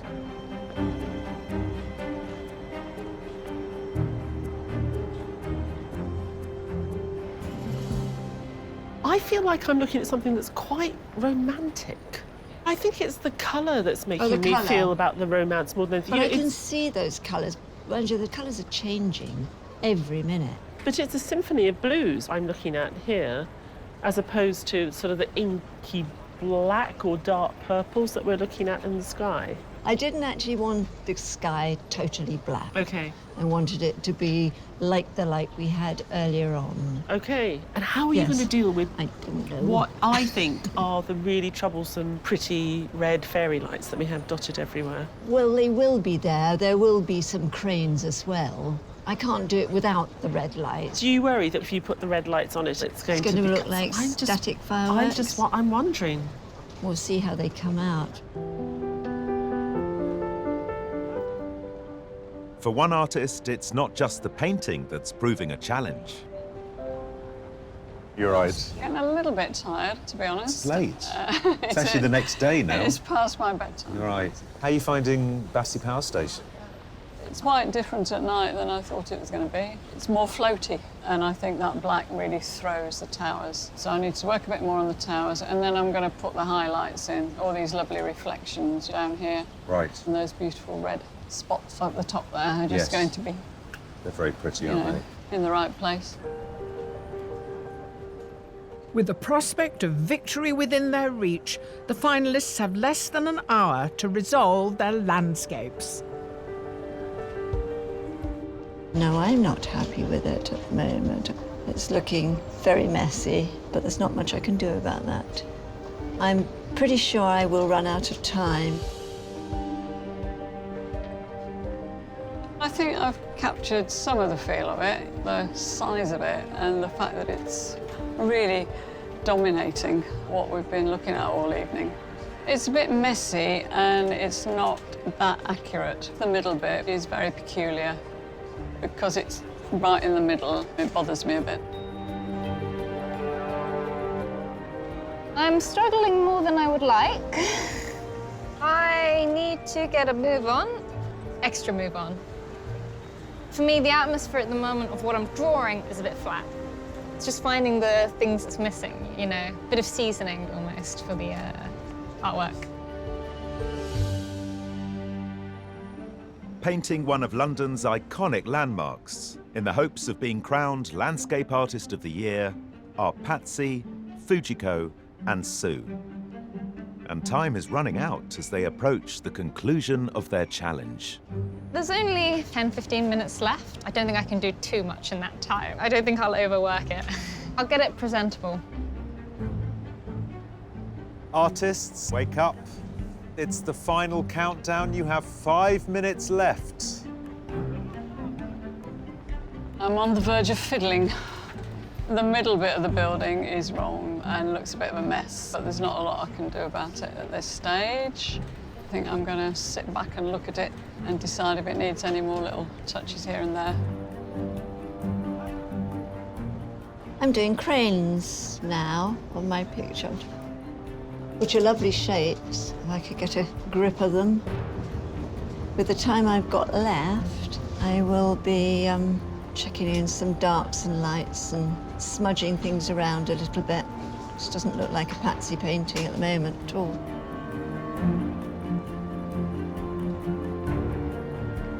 Artists, you have 1 minute left.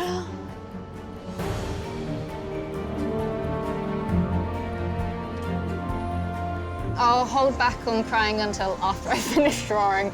I can't afford the time right now.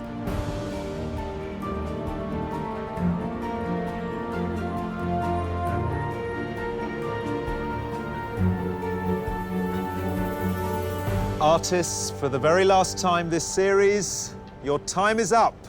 Please put down your brushes and step away from your work.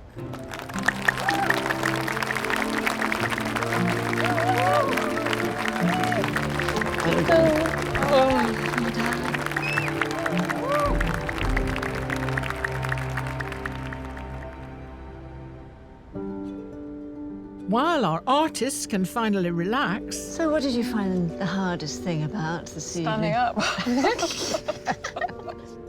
The judges review this evening's works of art and also get their first look at the commissions. Oh, wow. Blimey. Oh, cool. That is so much spread. Oh, such different takes. It just changes everything, doesn't it? Always. OK, so taking them one by one, Fujiko, that is quite an outstanding commission. I'm quite happy with my commission piece. Lantany Priory was really lovely, and I could kind of go with the flow a bit when I was drawing it, which I really enjoyed. It is quite a phenomenal piece of work. You really feel the foliage. What's amazing is the way that she shows the light dappling. It's absolutely beautiful, just with the light touch of that wash. The movement in it is incredible because the centre is completely empty. So when you focus on it, you just get exploded outwards. And you don't miss colour. I was thinking Fujiko's work tonight was problematic. It was simplistic, and actually seeing Fujiko's commission next to it, suddenly it looks much stronger. Tonight, what she's done, she's really showing this thick, velvety sky. It's really, really oppressive, and still managed to find the natural elements of the landscape and overlay that. In her evolution, she's actually reduced her language. Absolutely. Both of those side by side, they make sense of her work as a whole. Tonight, I struggled with the landscape more than I was expecting myself to. There's a few bits I would like to have tweaked. It's just missing a little bit of pizzazz. Patsy, what do we think? Were we expecting watercolour? I'm worried the judges might not like watercolour. I'm also worried that they might think it looks rather like a meringue rather than an island. I'm impressed with what Patsy managed to do with Skelly. She's given it this completely otherworldliness, which it clearly has, and I think the fact that she's used watercolour has allowed her to capture a sense of that more effectively. Yeah, especially the way she's rendered the light. So on the path that we're going to follow, it is light, and then you've got this beautiful shadow down towards the sea on the left, which is absolutely readable. I'm really impressed because although it is believable and feels like a real landscape, there's a kind of poetry in the way that the paint's gone down. The problem is looking at Patsy's commission and then seeing it next to what she's done tonight, they don't sit together brilliantly. I don't know whether we should hold that against her because we are interested in seeing a range. When you look at the work today, that sort of lyricism and poetry has become slightly too heavy-handed. She became sort of weighted down with the romance of it. I thought the accents of the white lights tonight might give the artist something to work with. In Patsy's case, it's reduced the impact that this building actually has. And I think what's really great about what she's done this evening is that colour palette. It is really beautiful. She was the only person to identify this diesel blue at the end of the day and allow that to come into the night. I think it makes her sky more believable. I could have done so much better with the picture I've just painted. With a bit longer, I'm not happy with what I've done, really. Shall we talk about Sue? This is like a Barbara Hepworth piece of modernism. The commission was daunting, trying to combine landscape with this metal monstrosity in the middle of the landscape. But I did enjoy, in the end, trying to find a way around that. You've got an artist who's identified a distinct element that somehow captures the whole thing. I love that. I love the colour palette. It's like a beautiful, summery, blue sky day, but there's nothing pretty about it at all. I mean, the way that those trees are melting into the fields is so cool. It feels like sort of English futurism. There's a real sense of a certain time in English history. It's very well balanced, and I think that's because of the colours and the tonalities she's using. Her power station is emanating energy, and it's the only one that does it in the way that I see it happening tonight. I think it's a very well-constructed painting. I really love the way that Sue handled the shadows this evening. You really get a sense of not just the building, but the effect that the building has on the space around it. So the night sky, the cranes, the greenery, the water. I was really worried about Sue's blockiness earlier on today. But actually, it's got a really strong sense of how it felt tonight. It does sort of loom over you. I'm never happy with most things I produce. I didn't resolve the middle section, but I think I captured something of the feel. I'm really thrown by these commissions in a really big way. I thought I knew where I was headed, and I might have gone completely the opposite direction after seeing these. Yeah, I completely agree. Well, there's nothing like it being the middle of the night to sharpen your judgment. And there we have monochrome, watercolour, 3 oils. Does that confuse any judging? It's always the commissions that change everything. The commission makes sense of what we've seen in the heat. It's not as if it's like Not as if it's just judged on the commission. It can tip something somewhere else. So you've changed your judgment? I have personally changed And who Ty, I thought have would you? win. Well, I was in a position just now where I had a winner for tonight's work, and I found somebody's commission was streets ahead of the others, and it's not the same person, so I'm a bit sort of confused. And having said that, I think all 3 finalists this evening were masters of what they did. Yeah. We definitely chose people who were good. Have you come to a decision? Yeah. Yeah. And very excited in it too.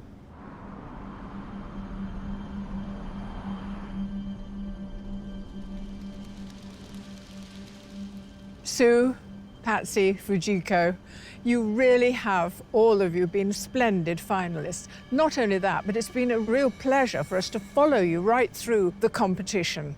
Now, tonight's prize is a £10,000 commission from the Royal Institute of British Architects to create a landscape vista of a city which has been inspiring artists for centuries. You will go to Venice. So, this being the final, only one of you can be declared the winner. And after much deliberation, the judges have reached their decision.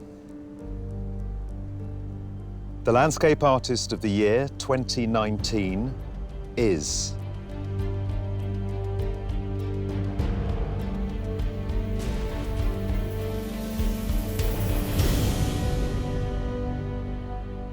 Fujiko Rose.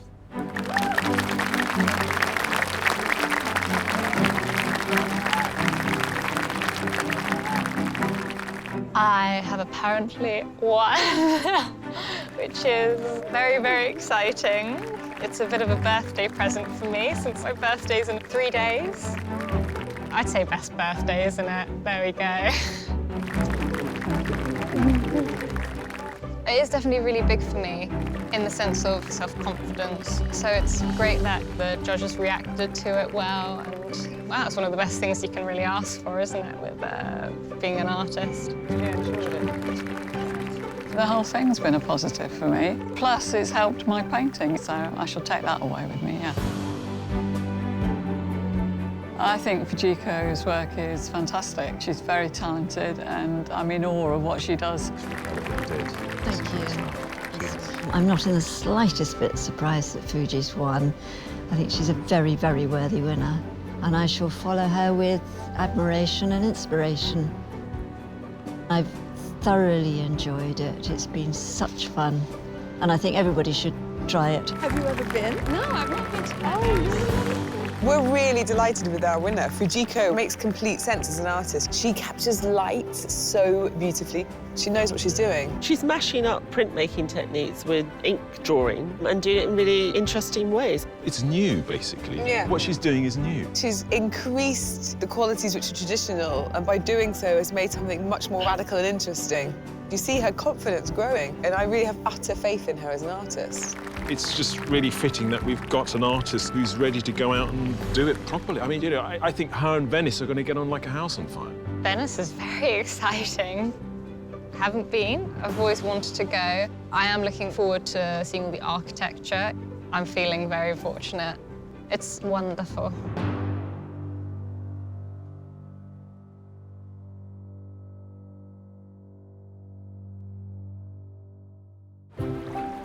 Next time, Fujiko travels to the romantic city of Venice I like this way of traveling. It feels quite glamorous. to create her prize commission. I really want it to be a balance of the past, the present, and the future of Venice. Try and inject all those things in. Before its grand unveiling at the Royal Institute of British Architects. Here we go. Yes.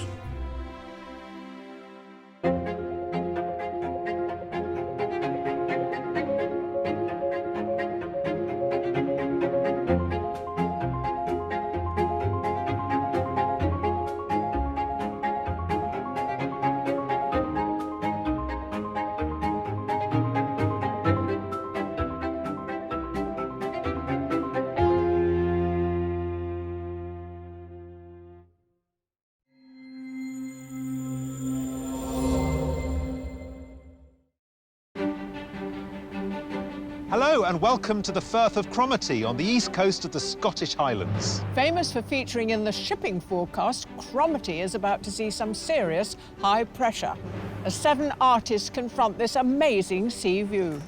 General synopsis for the next 4 hours is rising terror, becoming highly competitive later, with outbreaks of occasional panic. That's just us. Don't worry, I've got a hip flask. It's the semi-final of Landscape Artist of the Year.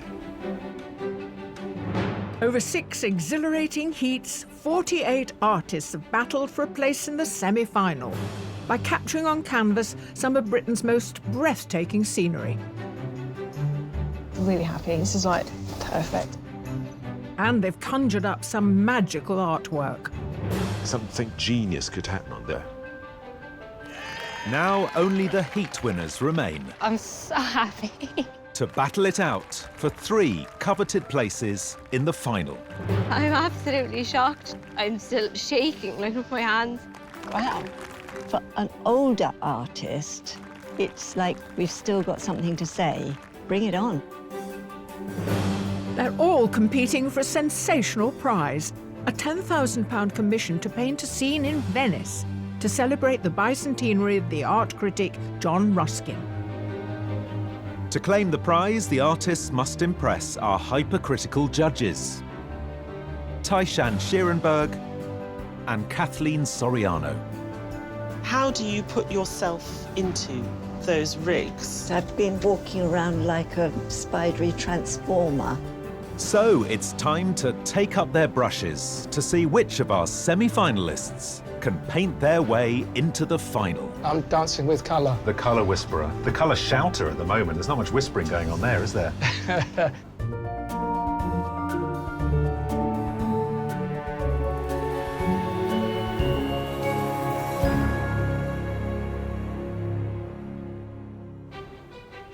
In today's semi-final, 4 of our artists are professional. Patsy Moore, Fujiko Rose, Kathy Reddy, and Gary Jeffrey.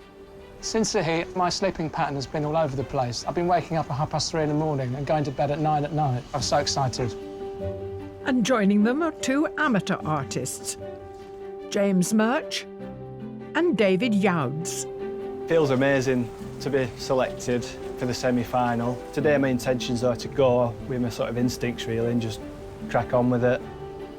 But our 6 heat winners aren't the only ones to have made it to the semi-final.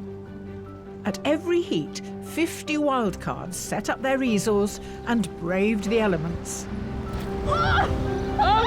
For 1 wildcard place per heat. You are our wildcard winners today. Thank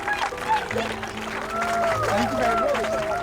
With room for just 1 more artist in the semi-final, the judges voted Sue England's painting victorious. Sue's jumped out, and it was because it was something beyond the surface of the landscape. It had echoes of the day, the pouring rain, the greenness, the edge of the castle, but she'd made something with its own distinct style. And that's what we're looking for, artists who have something to say. Sue England's painting of Herstmonceux Castle in Sussex captured the judges' attention and earned her a place in a pod at this year's semi-final. I don't do a lot of plein air painting, so what I did at Herstmonceux was quite revelationary to me, and it made me paint in a different way. So, yeah, I feel quite competitive, yeah. Before the day's competition begins, the artists gather their materials and take stock of the overwhelming seaside view and the unpredictable seaside weather. The oil rigs add the nice element to what would be a really kind of flat, featureless landscape with the weather. Yeah, I'm quite looking forward to getting into it. What I really like is all the different components you have on the oil rig. Lines, and angles, just so much going on it. The view's presenting all sorts of issues, mainly because of the drizzle. I think the key for me is to put my positive pants on and keep them on all day.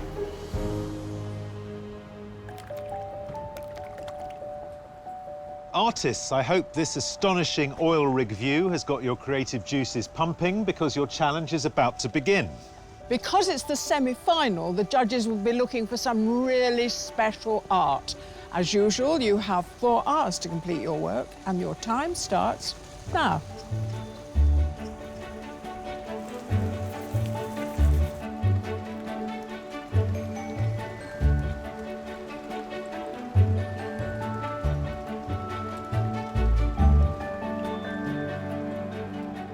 Today's seascape takes in the Firth of Chromaty.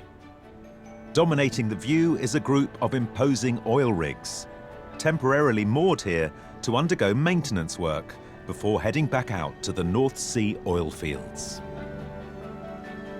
It's a complicated, dramatic landscape. It's as if we're on Mars or something, and they've got this incredible combination of the man-made, but then also the natural environment that's slowly being revealed by this Scottish weather, where we're going to have 4 seasons in a single day. And I want to see our artists sort of bring those two elements together in an effective, fabulous painting.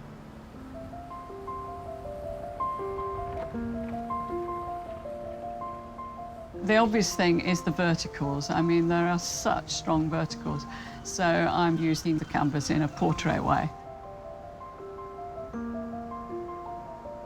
There's a lot you could paint here, really panoramic view. And I work quite small, so I've got to be kind of brutal and think, right, which bit should I go for? So I think I'm going to go for these 2 rigs with some of the boats in the foreground.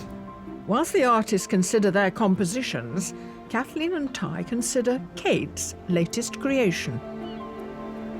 Can I show you baby Juno? Oh, please, yeah. So, oh, my goodness, they look so happy. Look at them. so much more exciting than hanging out with us, isn't it? Sadly, I think maybe so. But maybe Juno can help us in the final. Yes, another judge. That's great. Well, Patsy, you haven't committed yourself yet, have you? Quite. No, I have 1 vertical line so far. 1 vertical line is a good inspiration. Do you think they'll be happy with just 1 vertical line? I don't think so. Okay. You might. Professional artist and art tutor Patsy Moore often takes to the 7 Seas to give art lessons on cruise ships. At her heat, she sailed into the semi-final, impressing the judges with her ability to manipulate colour by combining vibrant and cool tones. One of the things you like is water, isn't it? I do like and reflections. Yes. If we don't get any reflections, you might get 1 or 2 in my painting, perhaps. You might reflect it. I think the story of the picture is competition, in a way, between the man-made structures and the softness of the landscape behind. So it's finding the balance between the two that interests me. There's so much choice here, isn't there? Because there are little boats, oil rigs, there's a little jetty. I know, I'm already beginning to think, do I want to do that bit? Or do I want to do that bit? I don't know now. It's a battle.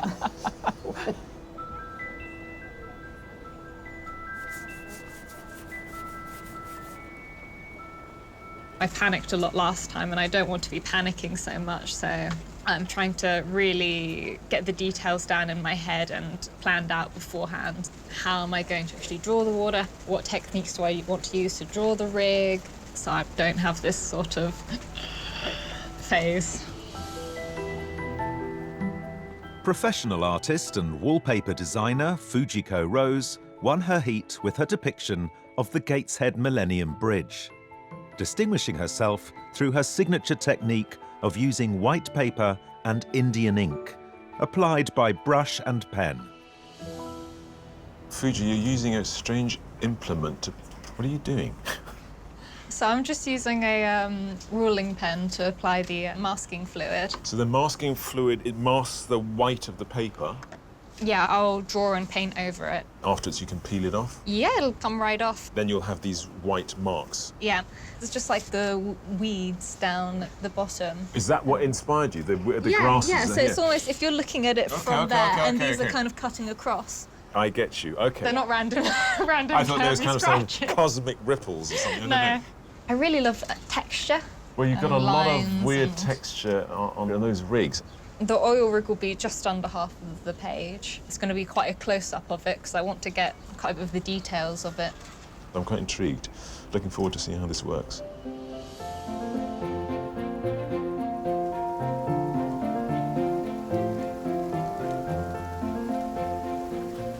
Every opportunity is an opportunity to experiment, so I might experiment with more drawing because a good drawing is the foundation of a good print. It's like if you build a house, bad foundation's a bad house.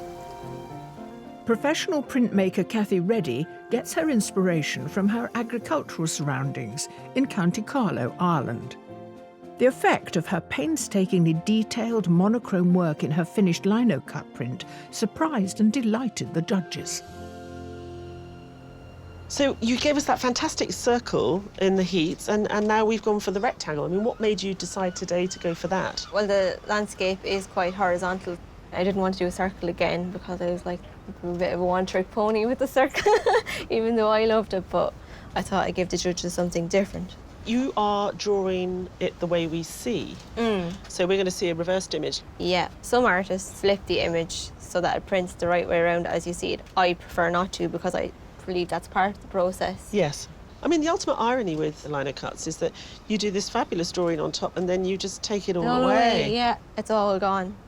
So you're going to give us a richness of clouds in the sky. We're going to see reflections on the water. Yeah. All in black and white. All in black and white, hopefully, anyway. Fantastic. Good start.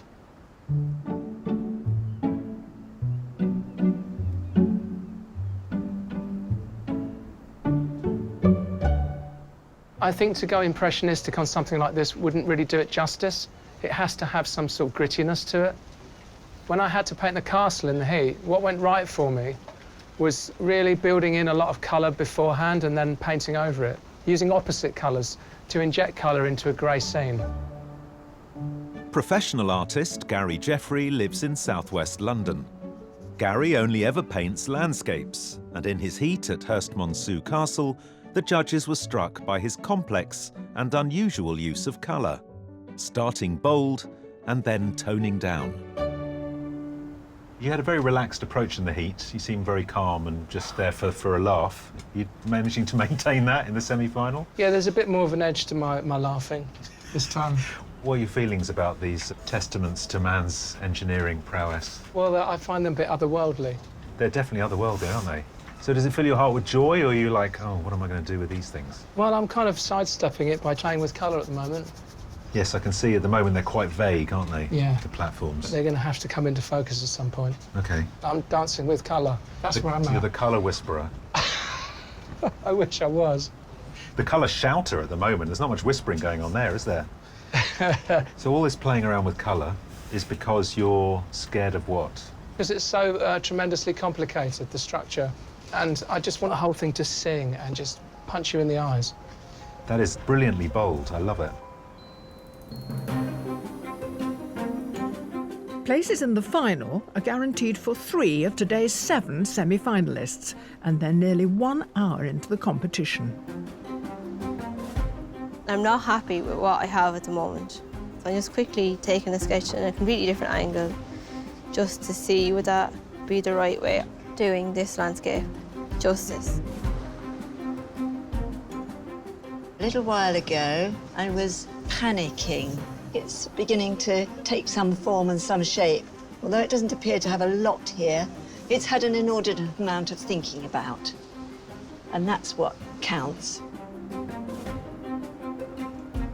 I'm happy with the composition. The water's almost done in the sense of actual drawing, and then I can just focus on getting the details of the oil rig.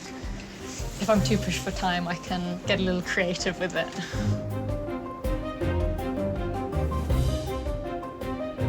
I'm feeling the pressure in the sense of the strategy of how I paint this scene. I basically throw myself off the bridge and then hope that I can learn how to fly before I hit the bottom.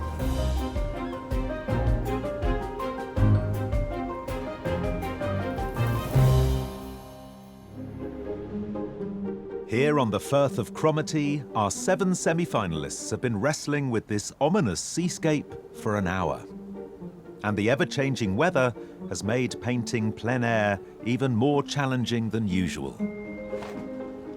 It does seem slightly odd now it's stopped raining that I'm suddenly getting an umbrella out.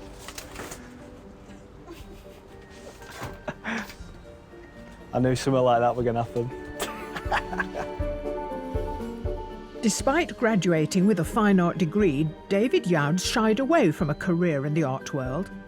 However, in recent years, he's been gathering his artistic momentum.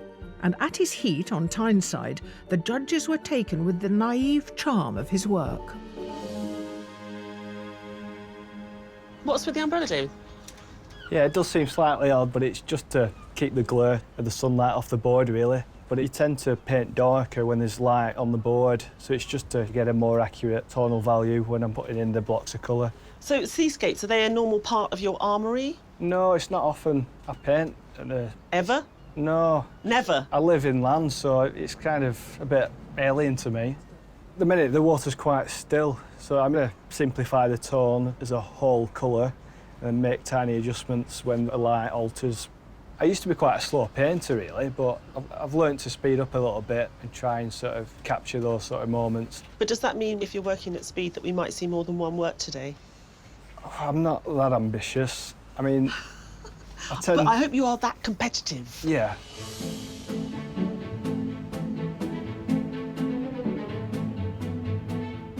But while some artists are forging ahead, one is playing catch-up.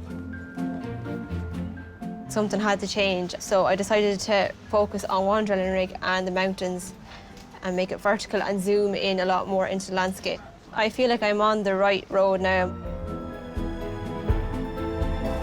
It's not your normal Firth view, is it? They are odd-looking things, but there's something very beautiful about something that's designed purely for its purpose and with no thought given to aesthetics whatsoever. Oh, you're sounding so German. Form following function, yes? Exactly. Look at them. There's something magnificent about them. Yeah, my heart goes out to our artists. There's a lot of detail there. A lot of cross-lattice work. Nice, yeah. Yes. A lot of cross-lattice work. It is menacing as well. It reminds me, is it H.G. Wells, The War of the Worlds, where these tripods kind of come out and sort of attack humanity? There is something about that in their size and their sort of rustiness and alienness. And so I do want the paintings to have that mood in it, because it is strange. So I hope the artists pick up on it. What are the pitfalls of painting this quite bizarre scene? The only danger really is getting bogged down in the detail of engineering. There's so much of it there. You could spend weeks drawing them. So they need to find a way of abstracting it and just giving us a sense of these monsters without actually drawing every metal strut in. The slight bleakness of those structures and this glorious weather. Yes. I mean, it feels wrong. Well, the weather feels sunny and optimistic and open, and those rusting elephants. It's an interesting contrast. It's perfect for a semi-final.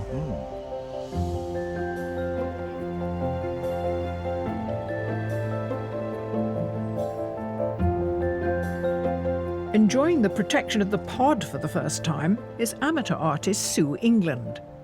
Now, you were a wild card. I was a wild card, yes. And you've come through to the semi-final. I know. That's great. It's amazing. Now, when you're a wild card, you have your own encampment, your own easel and everything. You do. This is different, isn't it? It's wonderful. It's like being in a 4-star hotel. Yeah. So how do you feel about today? Yeah, it's great. I just wish the light would stay still for a minute, and you know, but that's a common. Here it comes. Common problem. Here comes here, the 'cause sun. Yeah. Amateur artist Sue England is a retired graphic designer from West Sussex. The heat at Herstmonceux was her first attempt at painting plein air. But despite the horrendous conditions, her large brushstrokes and loose style drew the attention of the judges. It is the most amazing views. Yes, it is. I had no idea. And how are you feeling about how you're dealing with it? You've made a lot of this water. Well, I didn't want to put the horizon line quite in the middle, and I wanted to not just be about the rigs. Now, the rigs are looking very impressionistic. Are they going to stay like that? Well, probably. I do tend towards the abstract when I paint, so I don't really see things in detail. I deliberately haven't put my vision glasses on, so that actually things are a little bit of a blur, you know, so... I've got mine on, I can tell you. They look very rig-like, actually. Thank you.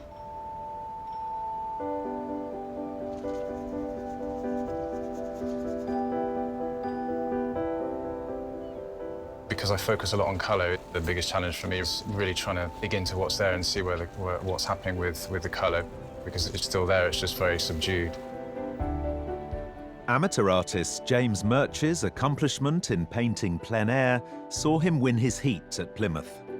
His technique of underpainting before creating the light and shade with a combination of horizontal and vertical strokes impressed the judges. James, you're piling on the paint. How's it going? feels like a bit of a panic still. I haven't quite got hold of it yet. I look at that scene and I want to scream because there's so much detail. And you're quite a painterly, wristy artist. How are you going to deal with that? Is that what's making you freak out a bit?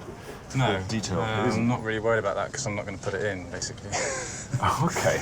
I'm just going to consolidate one block of tone. I still feel like I'm putting all the elements in, and once they're there, I can start kind of shaping them and pushing the paint around, and some things come through that you hadn't planned.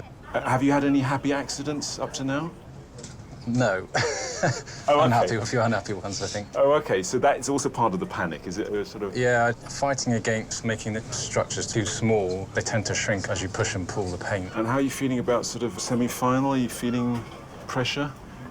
I am feeling the pressure a bit more today, actually, yeah. I want to paint a good painting and I want to win. I think it's very evocative. Nice one. Thanks very much. With the semi-final halfway through, the Firth of Chromaty, with its vast seascape, intricate oil rigs and ever-shifting skies, is really making life hard for our 7 artists. The thing I'm most worried about is just having enough time to completely carve the lino block and print it. So time is tight because it took so long at the start to nail down what I wanted. I wish I hadn't put quite so much water in and put more sky and less water, because the water now is pretty boring. It's just horizontal waves coming towards you. There's no shape in it. If I was starting now, I'd do it differently.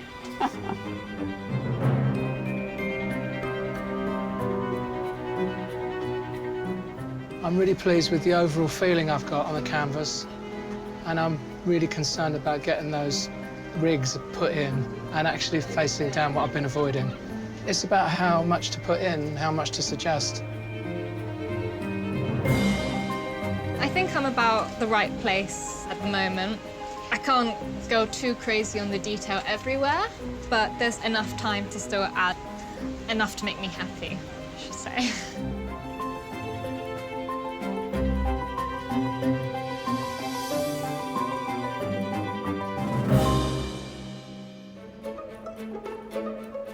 Our artists have less than 2 hours left to recreate their vista of the Firth of Chromaty.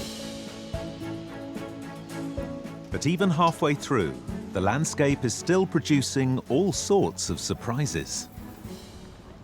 Patsy, I see you've got sort of yellow in the sea, and it's funny, I didn't see it till you pointed it out to me. I suppose that's what good or interesting painting does, isn't it? I think it's all about looking and seeing what you find in there. Since the heat, I paint slightly differently, really searching to find something different. Oh, you're such a painter. No, it's nice. You're such a painter. It's such a nice thing.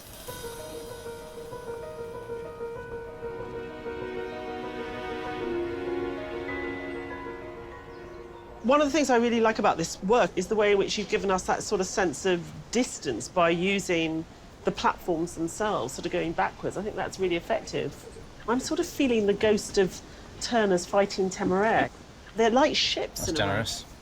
Well, are they ships? Are they buildings? I mean, how are you negotiating them? They do have a real scale to them. That was one of the bigger challenges. So I kind of tried to bring the clouds in at an angle as well, just to kind of exaggerate the scale. It's quite an abstract painting at the moment. I want it to be truthful, but not literally what's there. Cool.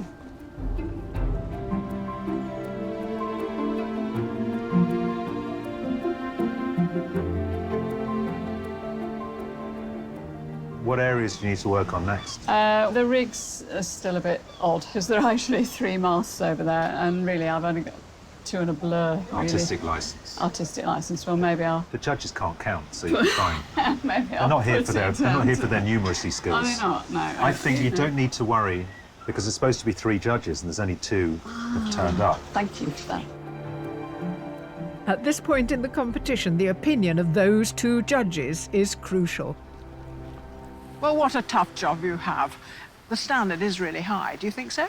Yeah, I think we did a good job as judges in picking these 7. They all seem very comfortable. There are a couple who've had moments of panic, but most of them are quite controlled and they're focused. OK, let's consider them one by one. Well, David is here with his flock of darling daughters. Yeah. How's he doing? He has never, ever done a seascape before. That's quite something. But, you know, fortunately, he's been able to find elements that he's familiar with in the view today. You know, you've got a very mechanical, urban scene. Funny enough, the structures look huge because the tide has gone out, so it's constantly evolving.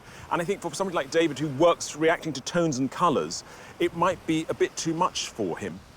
Patsy's is very spacious, isn't it, with really very few brushstrokes.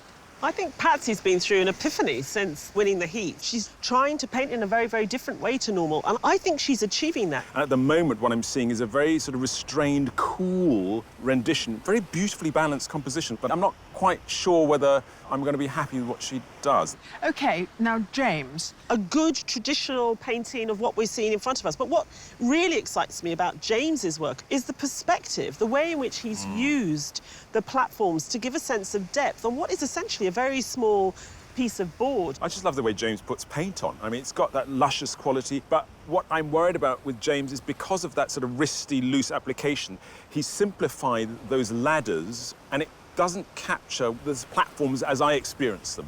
Fujiko, it's the detail that makes her work so outstanding. Exactly. And I think Fuji's at a really difficult place at the moment because it's hard for us to read it. She works in planes. Everything will be sliced up in a slightly abstract way. Her work won't make sense until the very, very end, I don't think. It's very abstract and a strange design, but I think it's very beautiful. Gary's opening gambit, which is always to cover his canvas with totally inappropriate colours, completely foxes me. Although I have to say, I thought it was very beautiful. I wanted to lick it rather than hang it on a wall.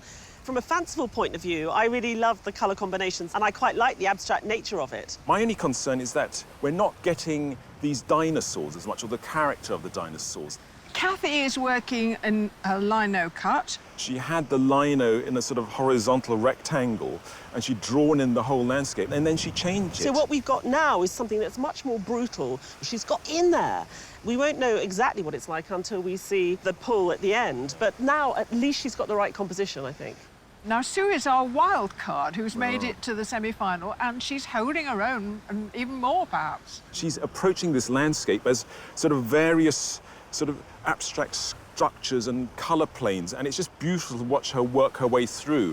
It looks very interesting at the moment. But I think if she's going to give us that much sea, I need to see more richness, more texture, rather than these sort of abstracted lines and drips. It needs more reality, I think.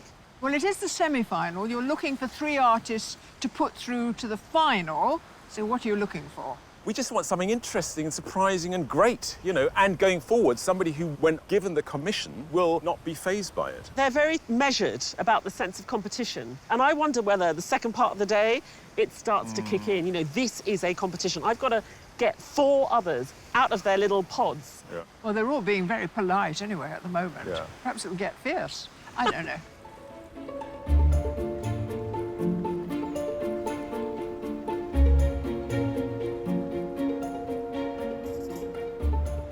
Bit of colour's gone in on that big structure. Like a couple of lifeboats. And the boys. And the boys. This morning there were loads of greys, and I was thinking, yeah, I need a little bit of colour, and that really stood out.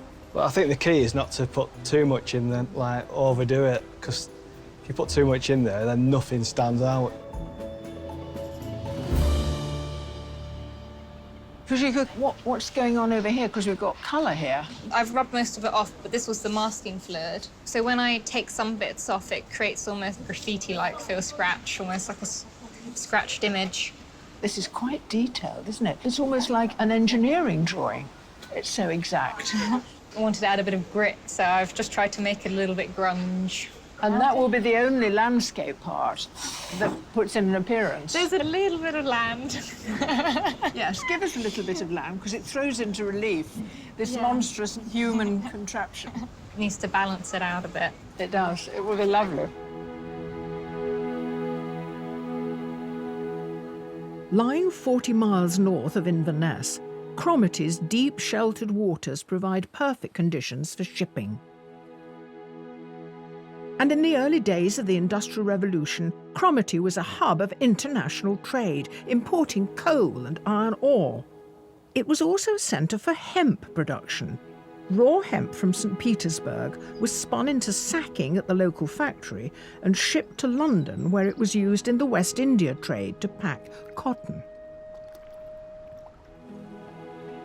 The boom in the local economy funded the construction of elegant Georgian housing. But by the mid-19th century, the Industrial Revolution had gathered speed. Britain was on the move, but Chromaty was left behind. From the 1800s, as the road networks developed, bridges were built over the main rivers, and a whole network of roads developed further inland. Chromaty went from being a thriving commercial town to being what one visitor called a miserable place in the last stages of decay.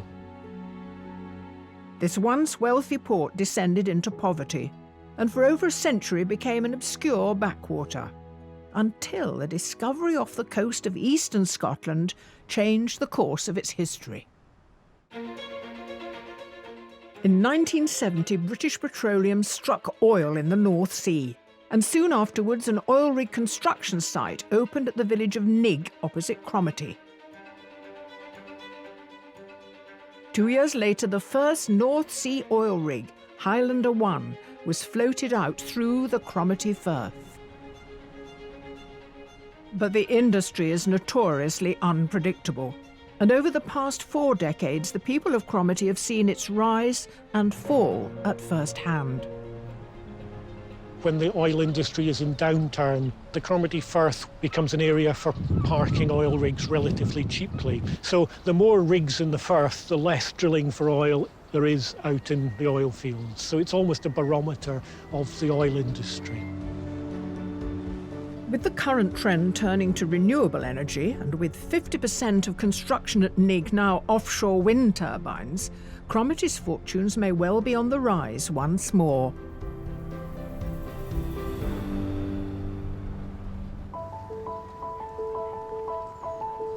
There are just 30 minutes to go, and our 7 semi-finalists need to use the remaining time wisely to bring their artwork to life.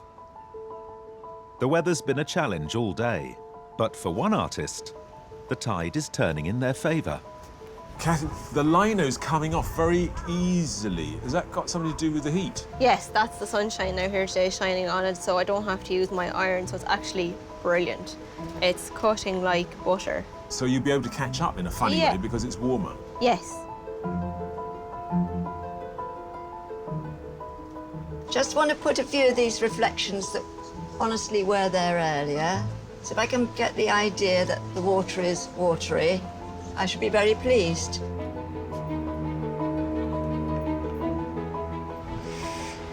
I've struggled a bit with the detail of the rigs. Keep scraping it off, putting it on, and kind of doubting myself. Hopefully I can pull it together.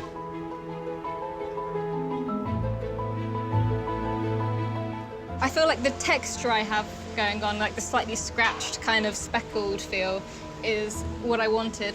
I don't think it will be totally finished, but I'm trying to draw as quickly as I can.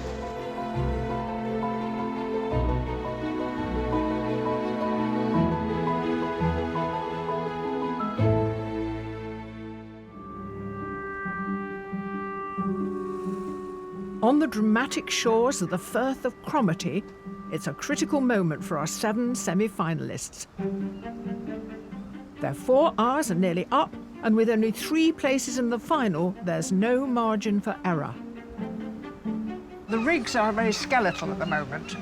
They are. I've gambled. I've decided to gamble on looseness. I'll try and get away with suggesting them because I don't want to draw attention away from the overall feeling. It's like walking a tightrope. I feel as though I have something here and I don't want to kill it, but then again, I don't want to be a coward. Courage, my friend, courage. I'm not going to do a great deal now. There's one little bit that's annoying me up there, and then I'm going to sit and look at it. There's a few bits I'd like to have done differently. Got a little teeny strip of land, just not the mountain behind. Artists, you have 5 minutes left. Lovely. I'm shaking now. I've only got 5 minutes left.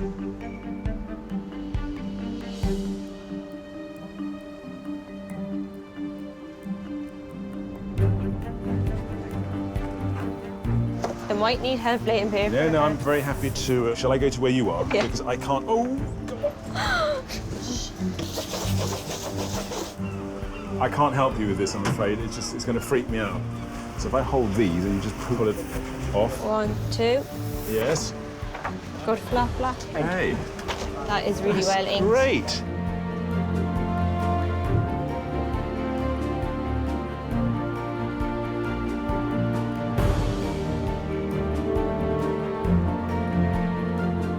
I feel like I've given my all. It's in the hands of the gods or the judges, as I know. Artists, your time is up and your semi-final challenge is over. Please put down your brushes and step away from your artwork.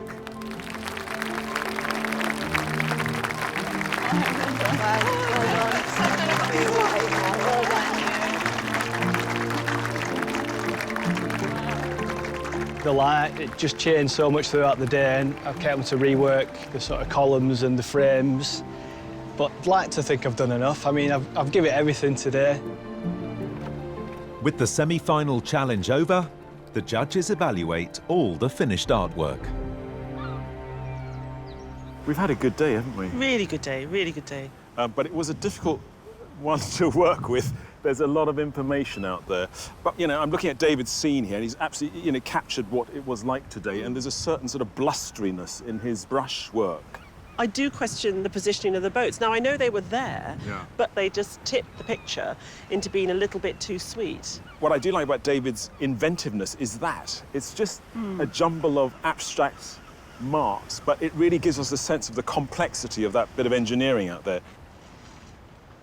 Patsy was really intent to do something that was completely different to her normal way of approaching painting. You know, it's got a volume to it, but she's made everything also very beautiful. I was worried about Patsy's reticence because there is a weight to that out there. But what I always like in an artist is when they show me something that I wasn't aware of. And as I look across the water, I would have never seen yellow. And now Patsy's shown me, no, there is yellow there. And I'm suddenly seeing it through a new lens. And that's what I want an artist to do, is open the world in a new way for me to discover. So very slight, but very well constructed. Yeah. For me, what James managed to capture today is a sense of otherness with these structures. They are so weird, they are so strange if you've not encountered them before, and he's got that.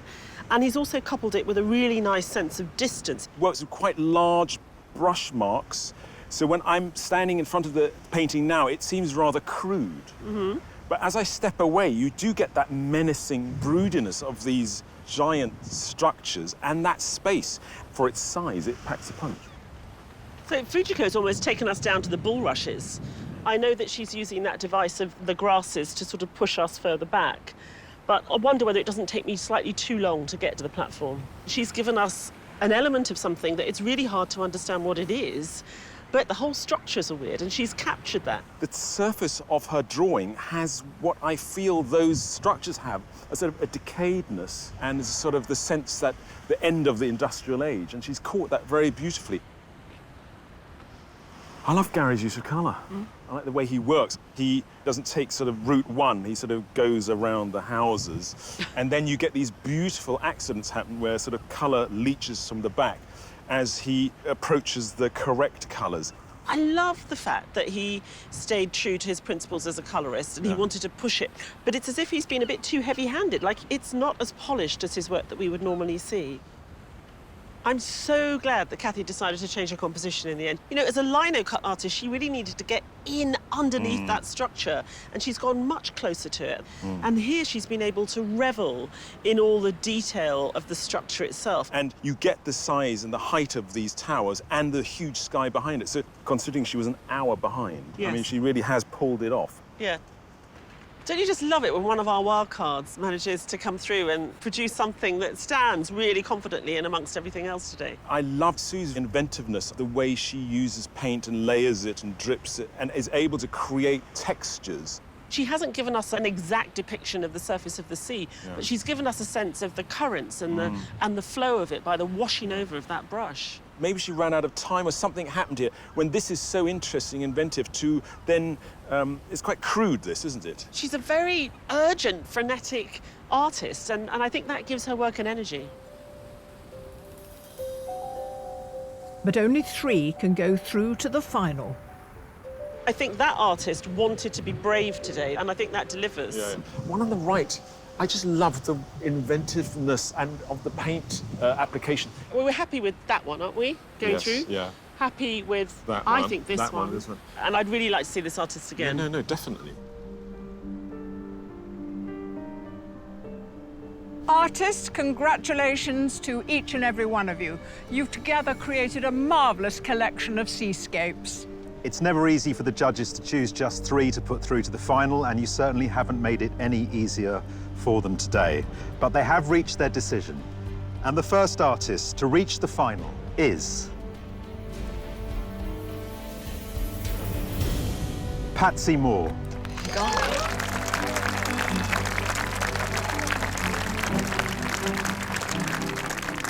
And the second artist chosen to go through to the final is Fujiko Rose.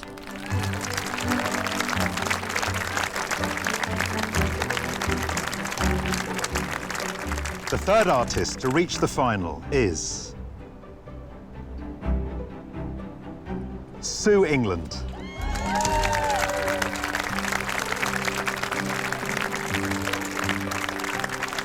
Our commiserations to the rest of you. Each of your work has been distinguished, and we hope you've enjoyed being with us today. Thank you all very much.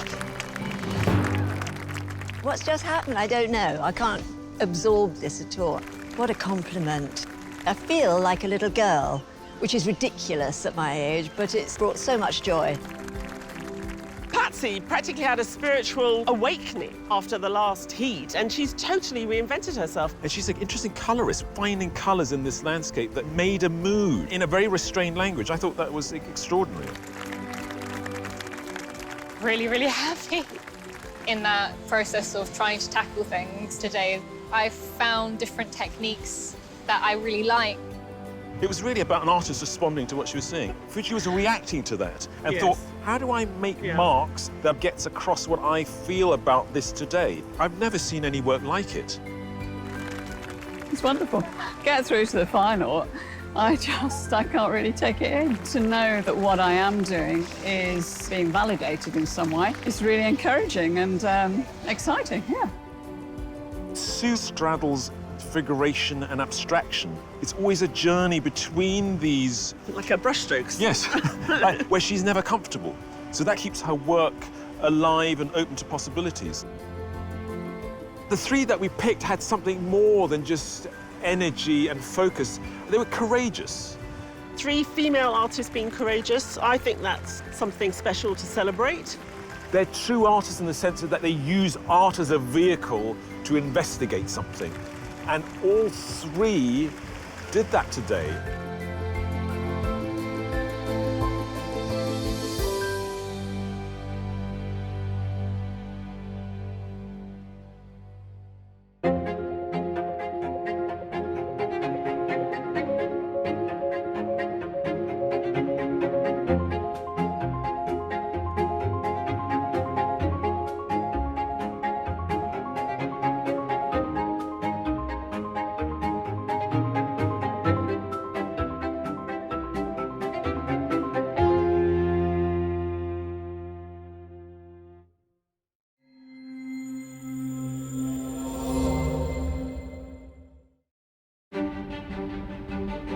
Why, aye there. We're here in the northeast of England on Gateshead's Millennium Bridge, Tyneside's latest feat of awe-inspiring engineering. We're gearing up to test the mettle of 8 industrious artists with a view to daunt even the steeliest, the iconic and imposing Tyne Bridges. So, up the Tyne and away the tune. It's Landscape Artist of the Year. During this series, 48 accomplished artists are challenged to capture on canvas some of Britain's most beautiful and enchanting vistas. From seaside surprises to celebrated cities. It's a very complex environment. Traffic, people moving, so it's very busy. Today, on the bustling embankment of the River Tyne, 6 professional artists have come to show off their creative prowess. David Fox, Joanne McAndrew, Andrew Halliday, Levon Bowman, Lee Glover, and Claire Bowen. I feel busy, very excited and quite terrified. And up against them are two intrepid amateurs, Wei Deng and David Youds. Normally, I don't have the luxury of having a full day painting. I work full-time, I've got 5 young children, so it should be good. They'll all be under the intense scrutiny of our demanding judges, Taishan Scherenberg and Kathleen Soriano. Well, at the minute, I'm looking at nothing. Exactly. So, The artists are competing for a thrilling prize, a £10,000 landscape commission of Venice to celebrate the bicentenary of renowned art critic John Ruskin. And at every heat, an extra 50 wildcard artists are also out to make an impression. It's a very grubby drawing. Is that Say the nicest things. in a good way, you know, that way. So who's got the know-how and the nerve I haven't got long, oh my God. to become the next landscape artist of the year? You're working on quite a scale there as well, relatively speaking, for a day like this. Sorry, am I saying all the wrong things? You look devastated every time I say anything.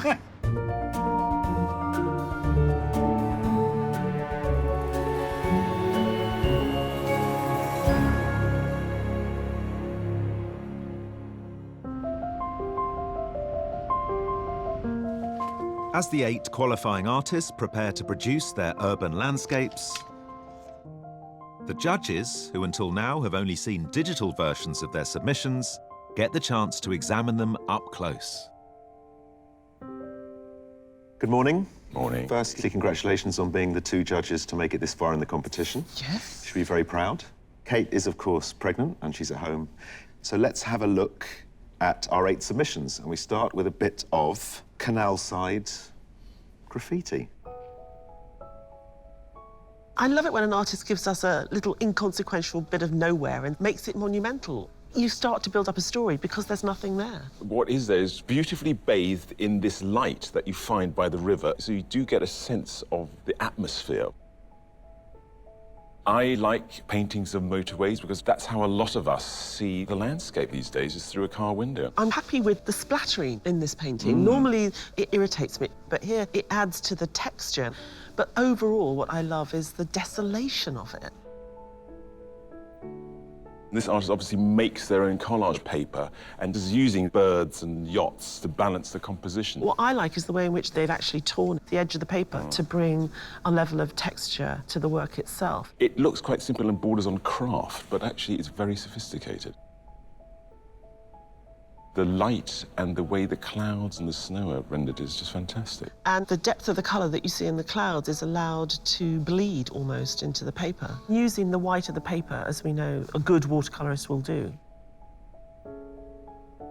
This has got a level of virtuosity to it if you look at the way in which the foam of the wave is painted in the bottom left-hand corner. But in order to give a sort of traditional landscape interest, they've added all this pixelation, and it works. I think it's beautiful visual language this artist has got. And as you look at it, you realise how abstract everything is. So the cars are just a couple of brush marks on the right, and the building on the left, all the rows of the windows are just very simple, crude black lines. What is beautiful about this painting is the way the paint is put on, this dabby fashion. I love the composition. You've got this lovely curve of the pavement, which echoes the curve of the river. You know, even the little details like the reflection of the towers are well observed. This is such a familiar location. It's the reality of our lives. Anything with paintings of cars done so roughly but gloriously oily, I just love it. It's incredibly well observed. Each shadow and reflected light and the light from the windows also are absolutely spot on. It's just wonderful. So a feast of different subjects and techniques. Looking forward to seeing how they get on today.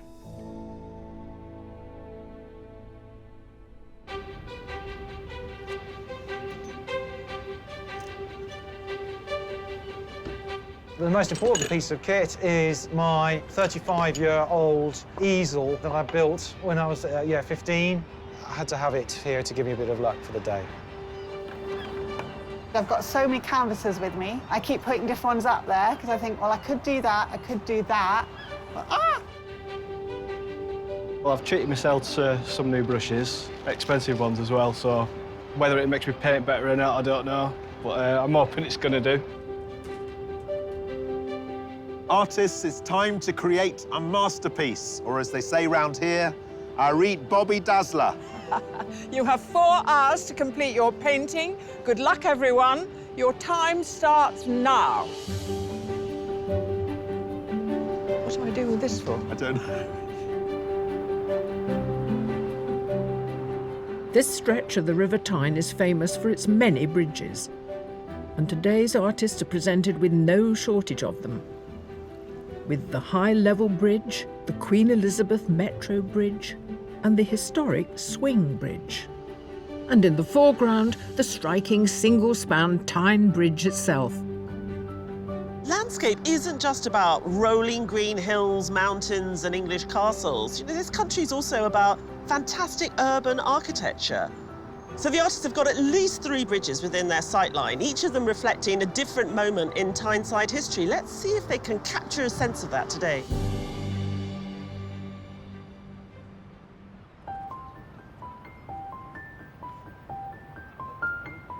Not had a lot of experience in painting bridges. I have done a couple, mainly like on canals and stuff like that, rather than this scale. Stunning bridge, absolutely beautiful. It's very close. I have never painted something so big, so that'll be a challenge. That really will. I love bridges. Although I haven't done this bridge before, it's a perfect view for me. So I'm going to first of all do some drawing and then practice on a canvas by drawing it out and see if it will fit, and then do some tonal blocking in and then put the colour in. Easy as that. After several years working as a ski instructor, Claire Bowen became a professional artist who paints outside almost daily. Her submission is of London's Albert Bridge, a view she has painted over 10 times and was produced as the focal piece of her first solo exhibition. You had a wonderful bridge in your submission, and here you got a gift of another wonderful bridge. 3. Are we going to see all 3 in yours? Yes. Wow. But at the moment, I can only see this one that's right next to us. The reason I'm doing this one first is because the sun is going to move round and I wanted the light on the front. But then the ones underneath, the train bridge and the red one, will go in as well. Did you come and map out Yeah. where you need... Oh, wow. Gosh, serious? Oh, yeah. Cool. I got an app that tells me where the sun position is going to be, so I know by about 12 o'clock it's going to be straight onto the bridge and then it will be behind it. OK, so... But I'm pushing today. I want it to be good. I want it to be bold. You want to win? Oh, yeah. In it to win it.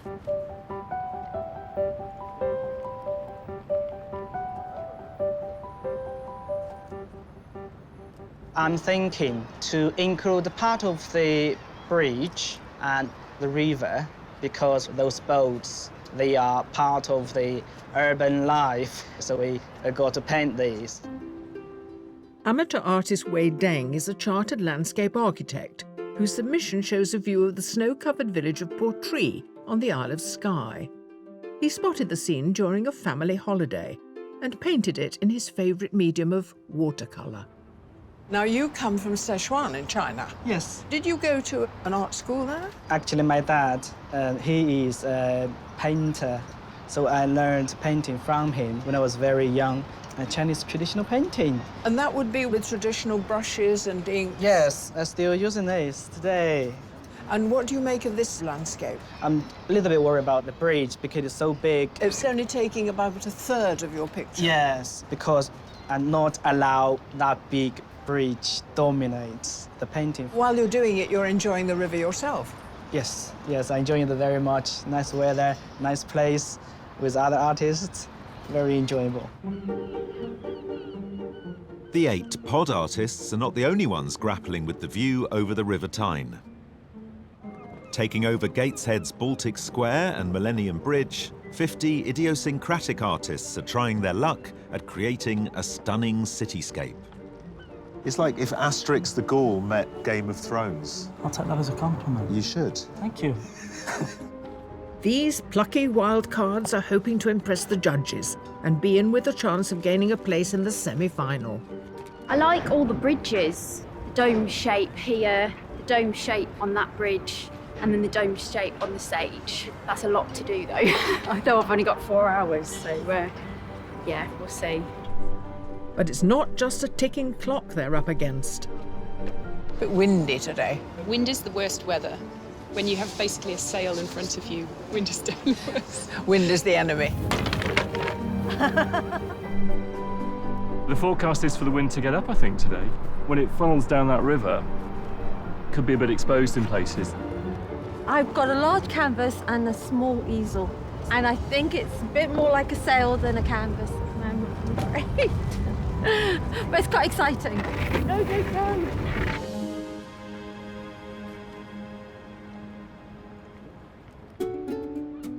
A short distance along the riverfront and sheltered from the elements at the base of the Tyne Bridge are our 8 competing artists. One of them, who'll be working on a wooden board today, is still struggling with indecision. I'm not sure which size panel I'm going to use, so I've brought a few different sizes and shapes. I'm quite worried that I'm going to get the composition wrong, and if I do, then it's a disaster, because I think it's the most important thing. So I'm doing a few quick tonal sketches and see what looks good and what doesn't, and then hopefully I'll be comfortable enough to put it on the canvas. Busy mum of 4, Joanne McAndrew, runs drawing classes part-time and has only recently started painting cityscapes. Her submission shows a view of the Grand Canal dock in her home city of Dublin and captures the warmth of the vibrant graffiti in the fading evening light.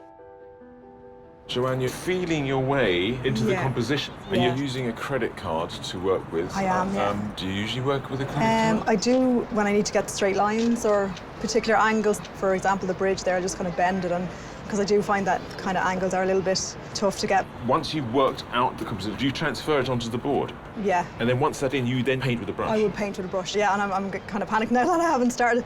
Okay, I'll let you get on. Thank you.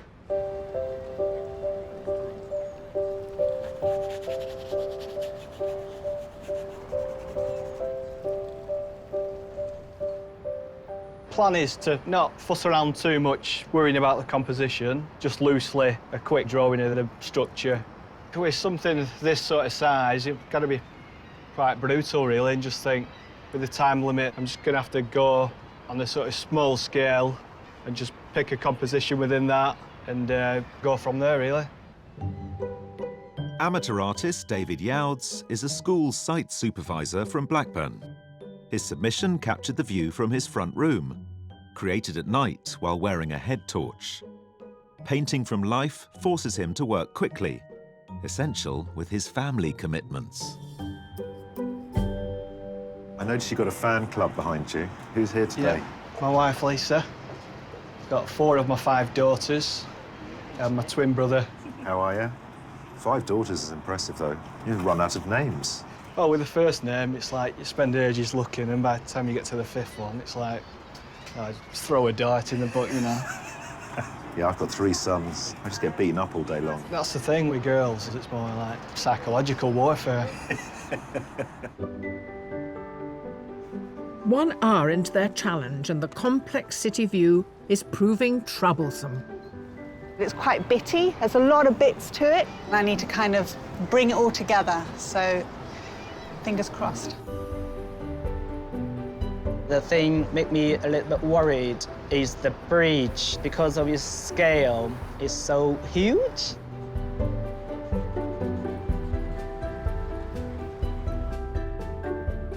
I was struggling with where to put the bridge. I can't get the whole thing in, so I have to crop it. I'm starting to panic a little bit because I spent so much time on the compositional studies, so I'm a little bit worried about that. The bridge itself's been quite tricky. One minute it looks quite blue, and then when the sun's not on it, it's diluted. But I think it's important to get them colours right, because that is like the main focal point of the painting.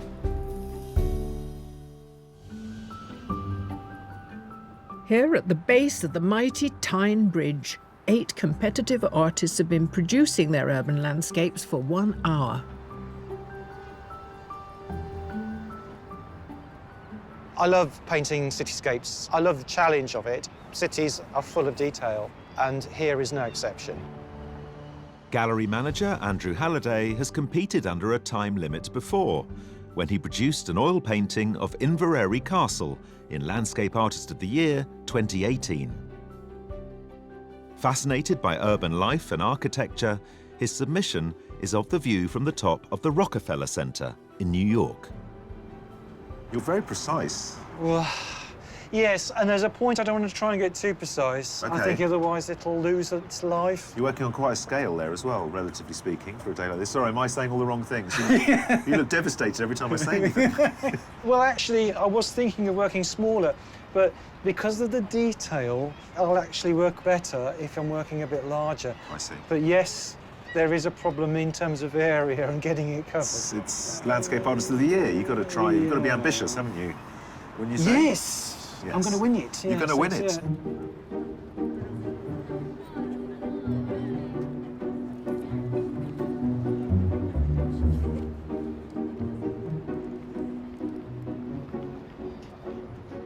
I'm quite minimalist. I try to break down the information that's in front of me and use as little as possible.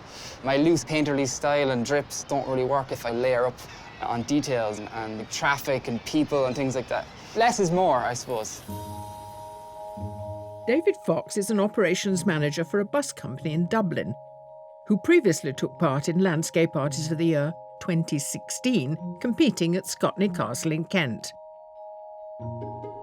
His submission this year is of the M1 motorway connecting Dublin and Belfast, painted to highlight the logistical impact Brexit will have on Irish communities. So you're doing a series of paintings about the border? Yeah, that's it, yeah. Just painting along the border span. It's not a tangible border, it's not a physical border. The greenery's the same, the road's the same. You wouldn't even know you're crossing the border half the time, you know? Just highlighting that freedom of movement. Who'd want to change that? Exactly, that's what my point is. There's no border between Gateshead and Newcastle. No, but there's just the Great River. Are you confident? I don't know. If it comes across that way, I'm doing well.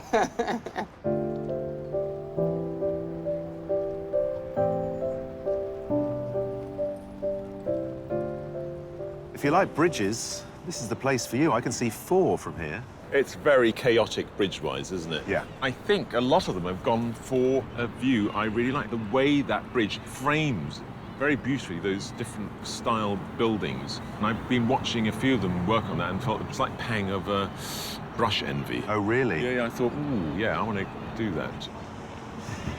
Okay. We're talking about the business visually, but also there's the business of the city. And I would like to feel that somehow in the painting. I am allergic to the use of people in a landscape, and birds, and boats. So how do you create the buzz? There are boats on the river. Paint them in a way that isn't about the history of yachting. Okay. Or people walking along the quayside, not as a kind of tourist centre, but as shapes and colour. There are ways of doing it without becoming sweet. So should I walk up and down the artists ringing a bell, shouting, no people, no boats, no birds? No, let's see what they get up to.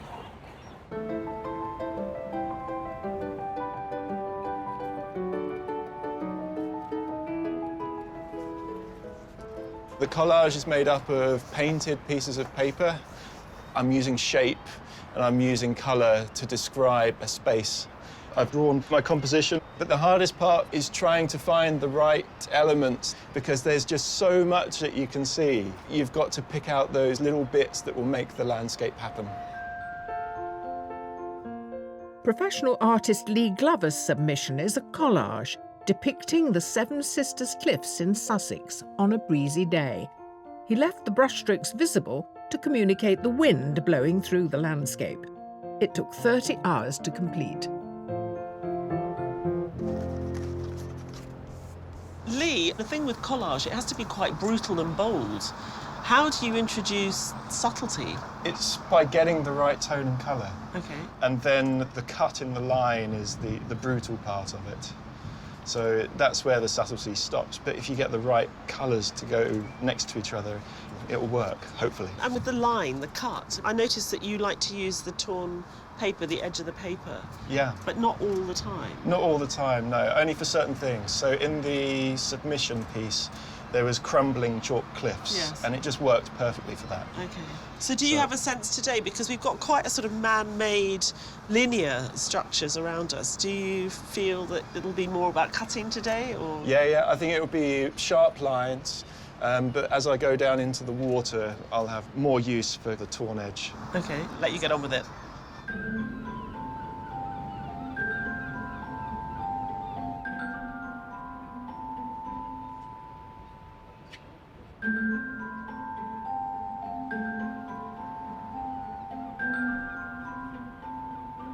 It's a very complex environment. There's a lot of wildlife in the background, birds, traffic, people moving. So I want to capture some of that. And I want also, I don't know if I can do it, but I will try, capture the emotional response that has been evoked being here. Bus driver Levon Bowman has a degree in fine art from the University of Northampton. His submission, depicting his Jamaican homeland, includes stylized pixelation, representing how his emotional memory of his former country is fading and distorting. You know, in your submission, there was that pixelation. Will we see that, do you think? Probably you will see some form of distortion. Maybe I'll use the blur technique instead. And have you worked out in your mind's eye what you can do? I'm trying to. I don't think I can get everything. I think the other bridge in the background will be very, very vague. Is that? Okay. So in a way, blurring would make that work, where you have blurring in the background, make it softer and the harder in the front. And then you will be forced to think, okay, there's something else there. That's what this place does for me. It does captivate me. I could stay all day just staring at the scenery. It is great, isn't it? It's a great view. It's a very complicated view, but it is a great view. Meanwhile, encamped on and around another iconic Geordie structure, the Gateshead Millennium Bridge, are our 50 wildcard artists. But it's not just the impressive feat of engineering that is at the forefront of most people's minds. I'm all right, but my paper keeps blowing away and I can't run after it, not in the time. It's cold in there. So you've tied it in order to stop everything blowing away? Oh! Didn't go red. I'm sure I saw you drawing over there at some point. I did do this drawing in 2 places, but only because I was actually going to take off. Well, look, it's a lovely drawing you've done today, and I'm sorry you've suffered for it, but that's what artists do, isn't it?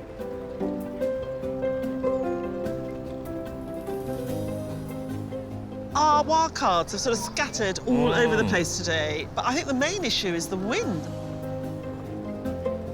It's not only the wind, but also the bridge lifted and they're to get off. You'd have thought they would have realised that at the beginning of the day. I think they like the challenge. But what is interesting, because they're so scattered, today I think we've got a lot of different views of Gateshead and Newcastle. It's much more variety than usual. A lot of them aren't happy with their work today. Artists, I love them. The payoff for their stoic effort is the prospect of winning a place in the semi-final. The 8 heat artists are almost halfway through their 4-hour challenge. And it's not just the imposing bridge they're wrestling with. I want to get a bit of the water in there, with it being next to the river, but trying to sort of get it to fit with the rest of the picture is quite tricky. I don't even know if I want the water in because I don't know if it's going to work. It's another stripe at the end.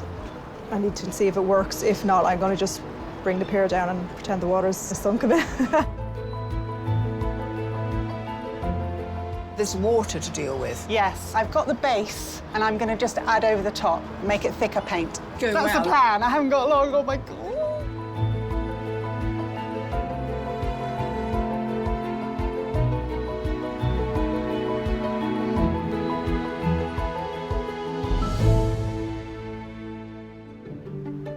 Here on Tyneside, 8 artists are halfway through their challenge to capture the intricate view across the River Tyne.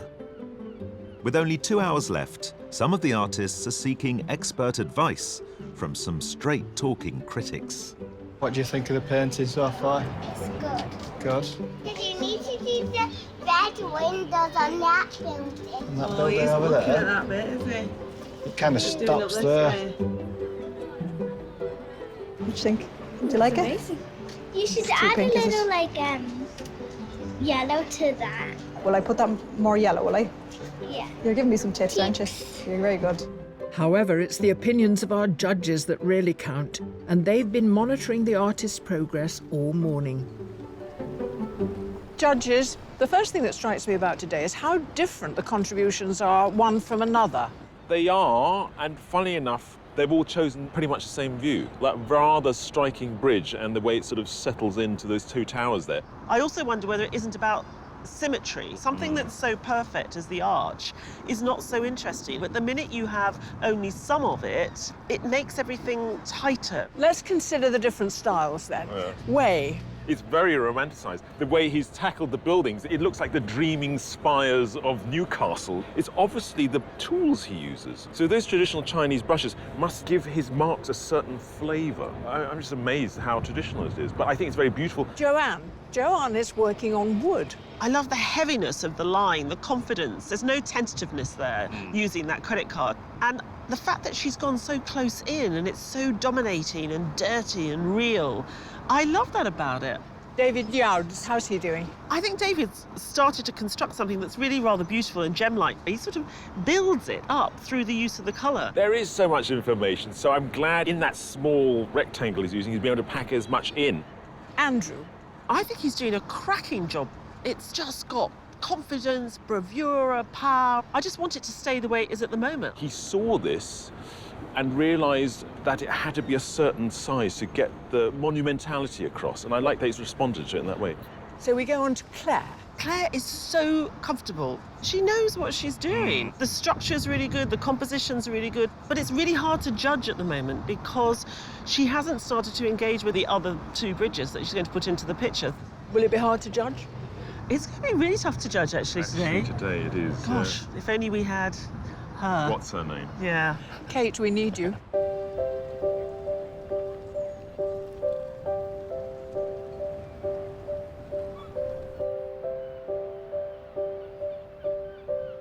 David, today you've got plenty of cars on the other side of the road. Might we see some of those featuring? Couple of nice vans knocking about before. I thought if I put a car in, you probably won't notice it on there. No. But something a little bit bigger, perhaps. Perfect. The bit that I really like, which is through the bridge, it reminds me of somewhere like in France, the old buildings. But I'm finding them quite hard because they're quite small and quite bitty. So I'm trying to, you know, make them work as a whole. How are you getting on? Pressure is on. I normally just work in my studio in my own time. Okay. I would normally be there, very meticulous, and then now I have to be chucking paint around. But it's fun. It's a challenge, isn't it? I wish you well. Yes, thank you very much. I need that. Newcastle and Gateshead may be separated by the River Tyne, but they have centuries of shared history, although it's often been a rocky relationship. There's always been a fierce rivalry between Newcastle and Gateshead. Historically, Gateshead was referred to in both political and social spaces as Newcastle's wife, or even more critically, as a dirty lane leading to Newcastle.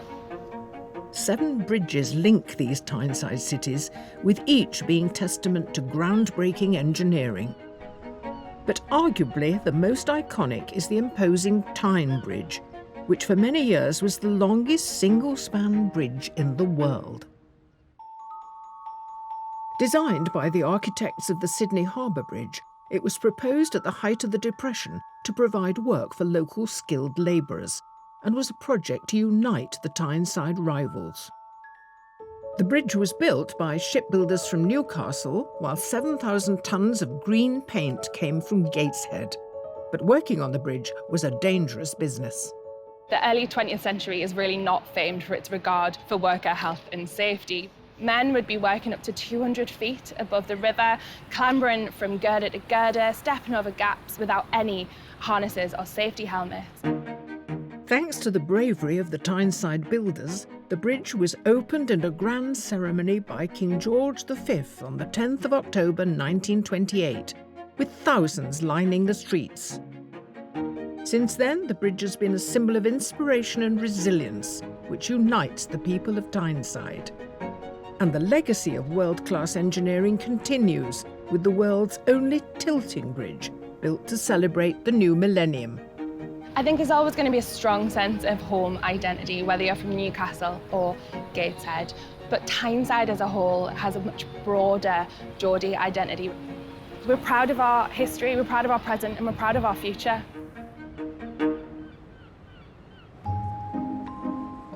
On the busy riverside, 50 wildcards have captured on canvas the various feats of engineering the area has to offer in their own unique styles.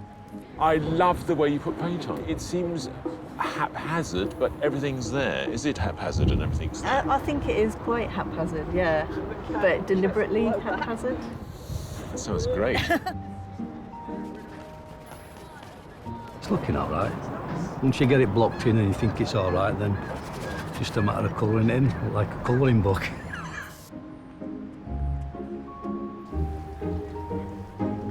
Interesting bunch today.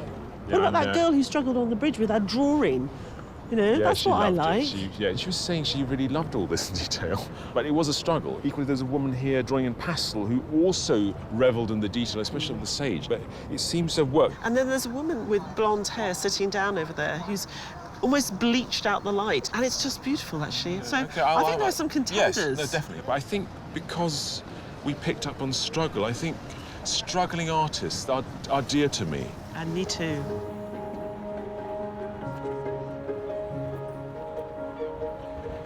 So, windswept artist, well done. Congratulations. It's lovely drawing and about to take off again. Pleased and delighted. I nearly chickened out this morning, but my boyfriend forced me to come here. Very, very sweetly, I should add.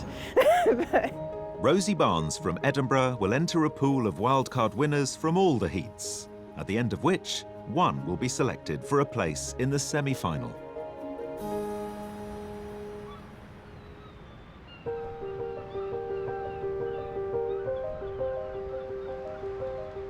Further up the river, our 8 artists are into their final hour. I actually feel a little bit more panicky now because time is ticking. I haven't looked at the other artists' work because I just think sometimes comparing is despairing. Could carry on painting forever, but I'm just trying to work on some of the little tiny details rather than the bigger areas, really. I am behind schedule. Yeah, it's going to be tough to finish. I'm worried that it's just too much about the bridge. It's not going well as a picture in itself, so I need to just figure out something there. Struggling. There's an awful lot of details to get in, and it's a very, very limited time. So it's tightly squeezed, to be honest. I'm pushing as hard as I can. 8 artists are approaching the end of their 4-hour challenge to capture the elaborate view across the River Tyne. Oh my goodness, you're going to put people in? I'm not drawing legs, arms, and people chatting. It's just simply a few marks because that's all it would need. I'm just seeing if a few seagulls help. Yes. What's still to do? This boat's a little bit dark, so I need to give some white color to lift it up. Artists, you have 5 minutes left. 5 minutes. What can I do in 5 minutes? Not much. I'm a little bit stressed. I just wanted to cover it and so it's not looking unfinished. But yeah, it's coming. I'm just working hard to try and get it done. It's so easy just to kind of overwork things. Sometimes you just need to know when to leave it alone. I've a lot to do. Artists, you have 1 minute left. 1 minute. Less now. There's only so much you can do, and then it's overkill. There's more that I could do, but with the time, I think that's the best I can do.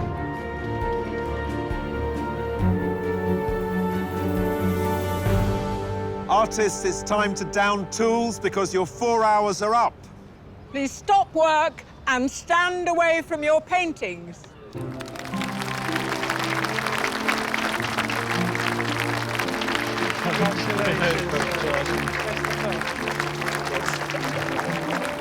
Well done.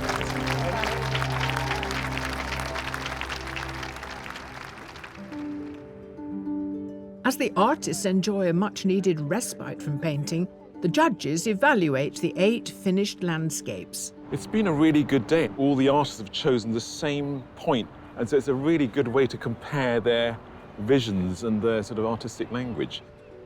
In a funny way, David has painted about being in this car park instead of about what's out there. But I think David's been true to himself. You know, David paints the bleakness of modern life in a way, but he normally does it in a slightly more poetic manner. It's a fantastic watercolour, but I get a sense that Way's given us a version of Newcastle on the Riviera. It doesn't give me any sense of where we are today. But a really clever device that Way took us down to the water on the embankment. Yeah. Joanne's composition's incredibly well constructed, like the bridge. It's a ruddy, big bit of grubby engineering. Joanne, using that credit card, she sort of almost stamped the presence of the bridge onto the wooden block. Powerful bit of painting. I think David started to get us close to the lusciousness that we saw in his submitted painting. I'm so pleased he managed to get the cars in as well. There's a beautiful touch in the way the paint goes on. And it's very strange, there's very little there, but you do get the whole sense of that space across the river. I love the way Andrew's painted that shadow across this building and really creates a sort of space under the bridge that we can enter. I do like that suggestion of people. I was so worried when he started to put those in, but I think they're just on the right side.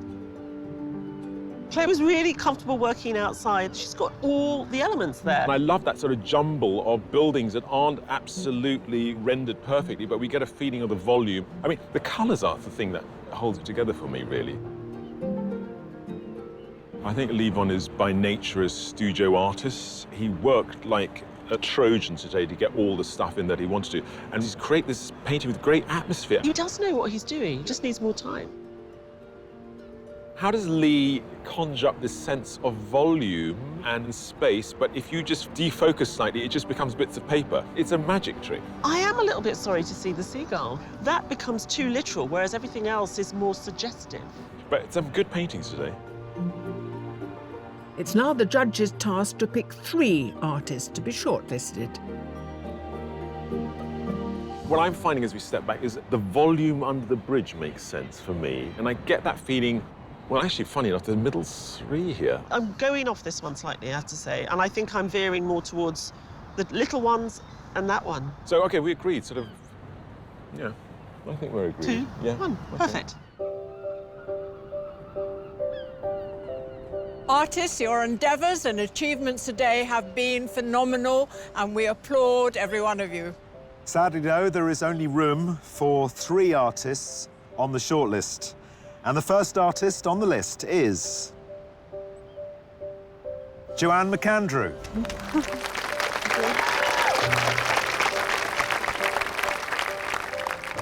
The second artist on the list is David Youds.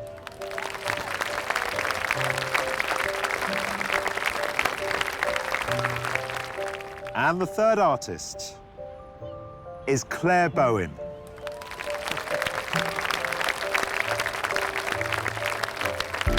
Our commiserations with those who didn't make it. It does not mean you are not very talented, and we admire you all.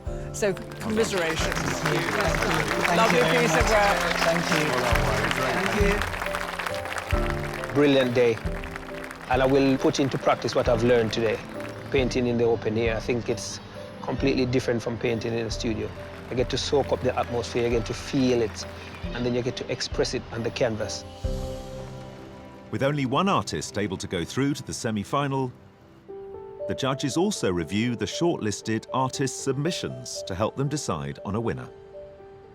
First thing I'm struck by, looking at today's 3 shortlisted paintings, they all have zoned in on a pretty similar viewpoint. It's been a very good day, though. I think what we gave them really inspired them, and I think we've got 3 very good finalists. Let's talk about each one in turn, then. So, first of all, Joanne. Joanne's got a very good eye for framing a scene and giving you a lot of information with interesting elements. Joanne really responded to the engineering of the bridge. She really got the sense of building something. She built that painting. It really shows in her submission. She's very good at leading the viewer through the painting, and she's showing that again today.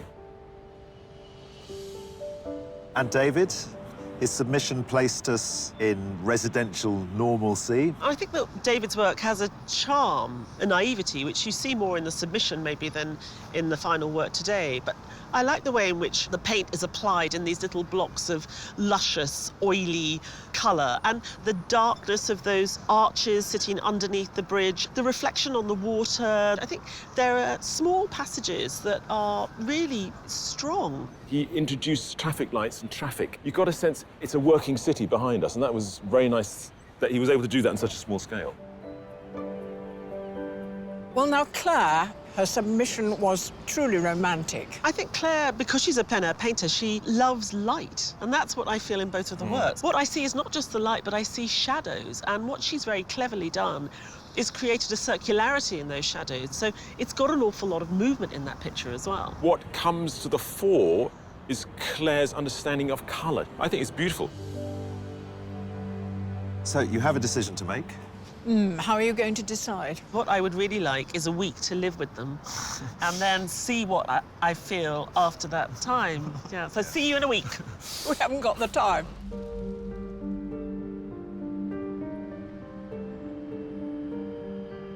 Joanne, David, Claire, each one of you has shown outstanding artistic ability today. But the judges can only pick one winner, and the artist they have selected is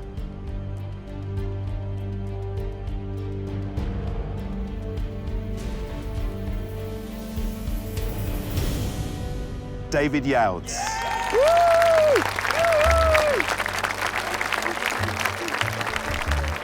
Brilliant. Yeah, well made up. All the sort of hours and hard work, the self-doubt and everything artists put themselves through. It makes it worthwhile. Well done, mate. What about that, eh? David's painting is an absolute little gem. You've got a real sense of life going on here in the city. There's just something sort of special and distinct, even in its naive form. He really deserves to go through to the semi-final. Well done. Before the heats, my girls, they all wrote a little letter each saying how proud they were, and it was really sweet. To win it, they're absolutely thrilled for me, which is great.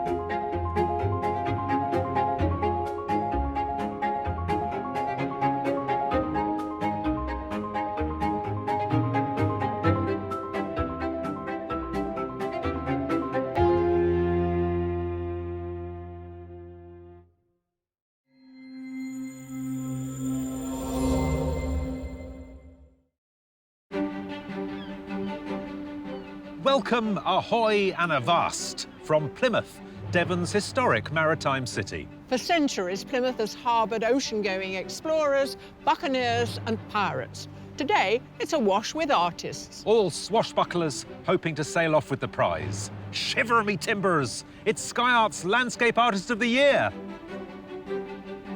Throughout this series, we're visiting some of Britain's most enchanting and exciting scenery.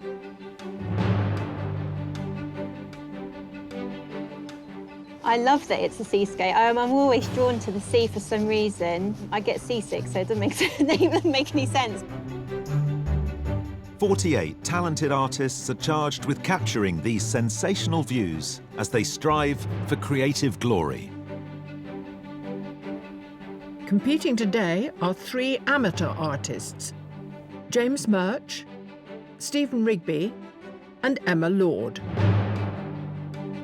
Well, if I wasn't here, I'd be doing my day job. I'm a secondary school teacher, I teach art, so I'd be teaching Year 8 in the next half an hour. I'm feeling pretty nervous, if I'm honest. Joining them are 5 professionals: Pavel Isapov, Lisa Takahashi, Paula Mitchell, Mike Skinner and Tony Parsons. I haven't had any sleep at all.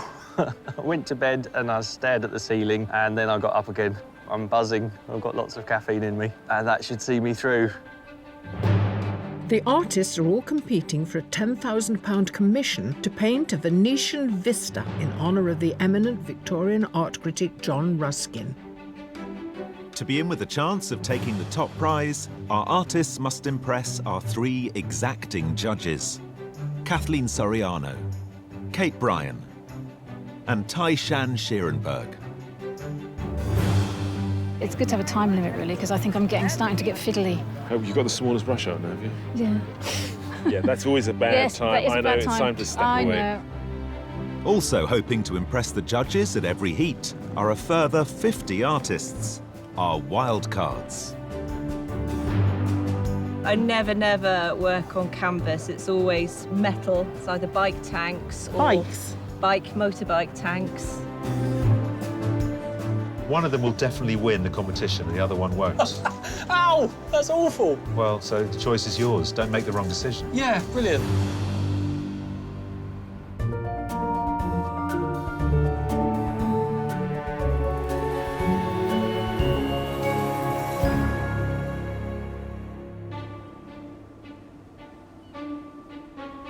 While the 8 artists settle into their pods and each select their composition, the judges review their qualifying online submissions.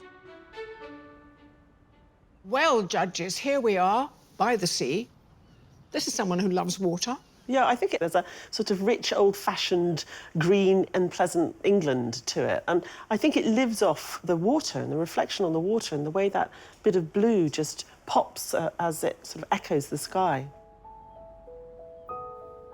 This is a rather ferocious picture, isn't it? I think what I really like about it is the sky immediately makes me think of someone like Turner, and then you see that what's leading you to the sky are these really brutal electricity pylons.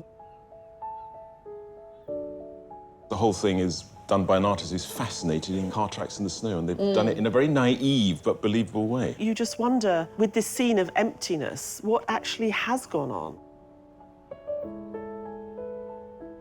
They've got a great compositional eye. I love that combination of the contemporary on the cliff above the building and the historic down below. It's like that mashing up of the two worlds that we see so much in English seasides. They've retained a kind of strong sense of understanding composition, of colour. I love the way with lino cuts where you often get a bit of the ink falling out of the frame of the canvas, and you can see those lovely sort of bands of orange on the far right-hand side. I think one of the things I like about it is that the seagull gets better treatment than the people. It seems that the whole landscape has been made out of accidents, in a sense, the way the paint runs, the way it pools, which is very beautiful. I'm thinking, how would the artists deal with a landscape like today to make certain decisions, and can they work with accidents? I love the way in which they've dealt with the rain in this foreground. You can just sense the wetness of the city and the twilight sort of coming down, these little pops of red with their brake lights of the cars observed so well. A third of the painting is taken up with this sand-strewn path that we're standing on, and this beautiful pile of clothes in the corner on the right, you know, is reminiscent of early French painting. And so it's got a lot of art historical knowledge in it, but above all, very well painted. We've got a variety of weathers in all these submissions. It remains to be seen what they make of today's weather. Artists, we hope this view floats your boat because the challenge is about to begin. You have 4 hours to complete your artwork, and your time starts now.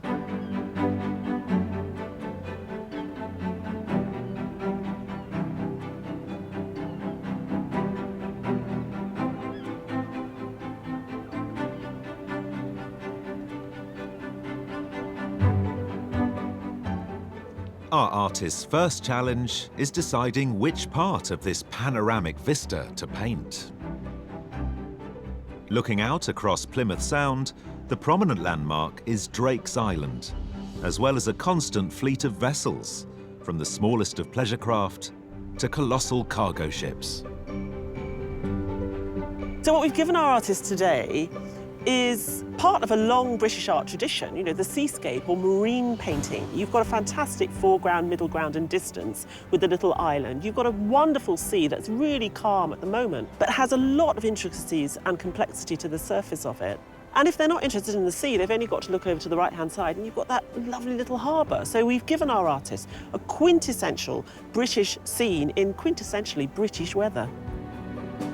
First impressions are, it's deceptively tricky. Obviously, it's a limited colour palette at the moment, but obviously if the weather changes, then the colour palette will change. It's still nice, even though it's not great weather. I think I'll make something of it. The view I'm really happy with. It's quite a nice kind of letterbox shape. As the rain is starting to clear, it's looking really interesting.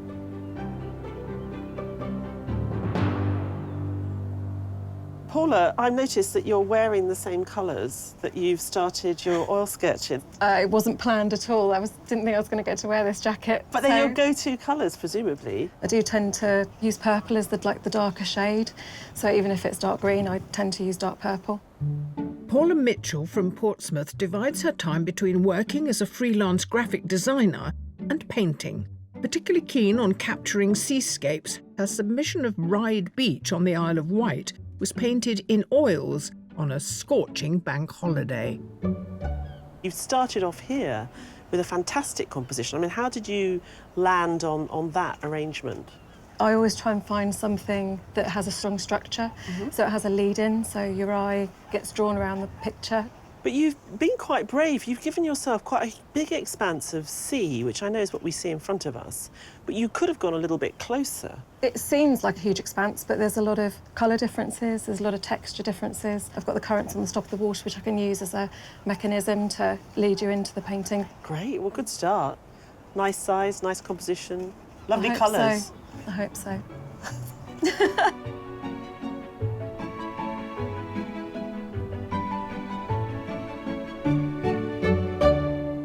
So you don't make any sketches, you're straight in there with the paintbrushes? I do a rough block in, trying to find a pattern of light and dark, which is quite difficult because of the weather. But no pencils, no charcoal? Just straight in paint, yeah. Brushes, fingers, doesn't really matter? Yeah, I use fingers sometimes, yeah. Just to block in, really. From nearby Paynton, amateur artist James Murch paints plein air as often as possible. His depiction of a local boating lake painted in all its spring splendour took 9 hours to complete, requiring numerous trips to capture. What do you think about this kind of grey seascape we've given you? How would it's you not feel my if first choice. What about if the sun came out? Better or worse? If it stays more or less like this, I'll be okay, I think. But sometimes the sun coming out can give you just what you need to kind of put a bit of interest in there. Talk us through why. Does it make a painting more punchy if there's more light and shade? Because in your submission, the greens are very varied and your paint actually gets very, very thick. This is what happens. The colour gets stronger and the paint gets thicker. Is this what we're looking forward to? Well, yeah, I try and focus a lot on colour, and I suppose naturally you do get more of an impasto effect. Well, it's early days, but we've got lots of nice greys on there, James. Let's see what happens.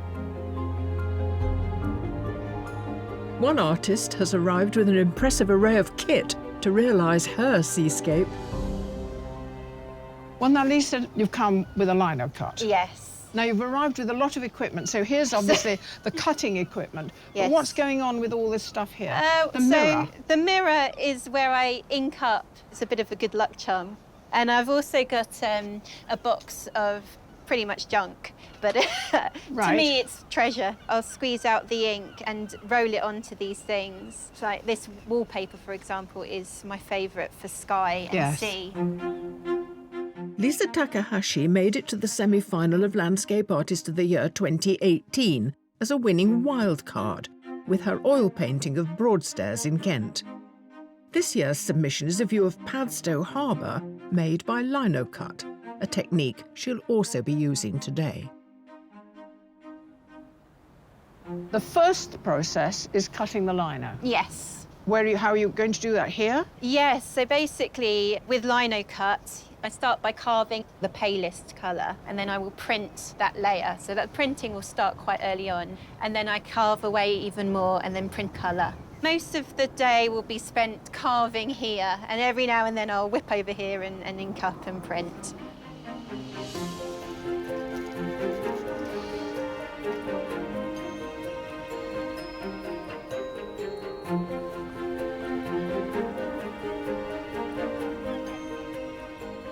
Also embracing the dank day on foggy Plymouth Hoe is a veritable armada of 50 artists, our wildcards, all vying for the chance of a place in the semi-final.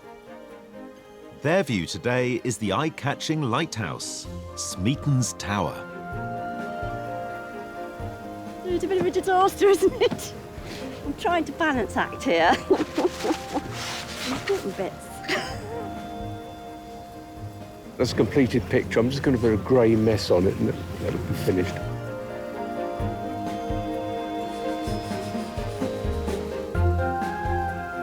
That is brilliant already. That sky is Turner-esque. Thank you.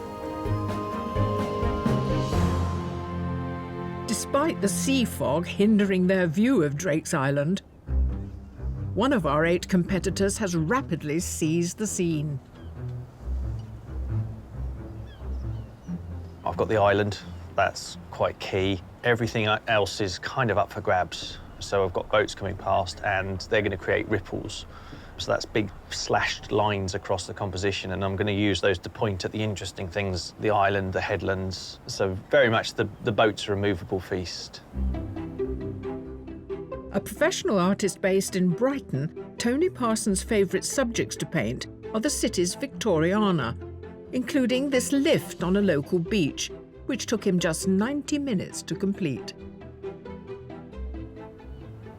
You look like you've almost finished, and we're less than an hour in. I have bought 2 canvases. Oh, okay. I thought maybe you double booked yourself. No, the idea is to go fast and have expressive strokes. Once I've made all the decisions, put as much as I need to say what I want to say, and no more.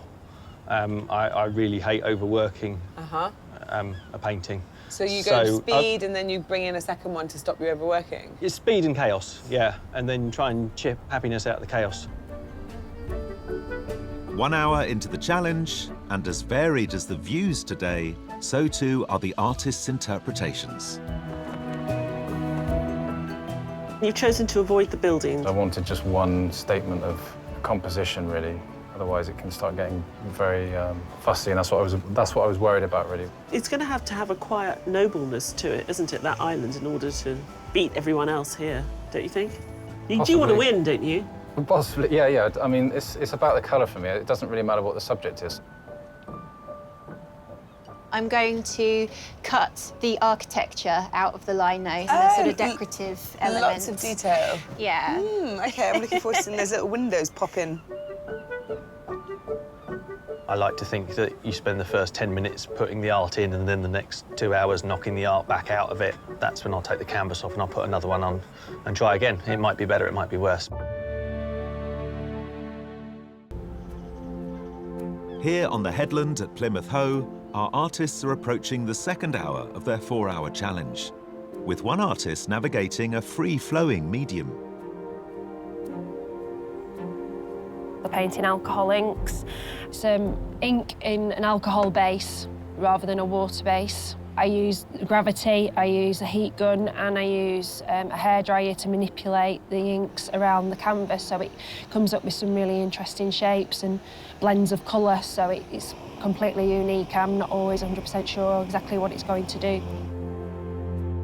Head of art at a secondary school in Preston, Emma Lord has been using this distinctive technique for the past 4 years to create semi-abstract landscapes, like her submission of the light falling through trees in the forest of Bowland.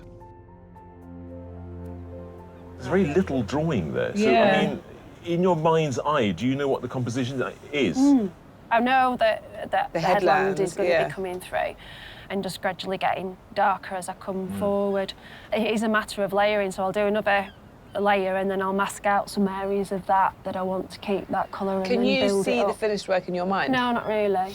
Oh, can you see it, the steps that you're going to take? Yeah. I have like a little bit of a process in my mind, but at the same time, there's quite a lot of areas that are not under my control, so there's a little bit of serendipity involved in it as well.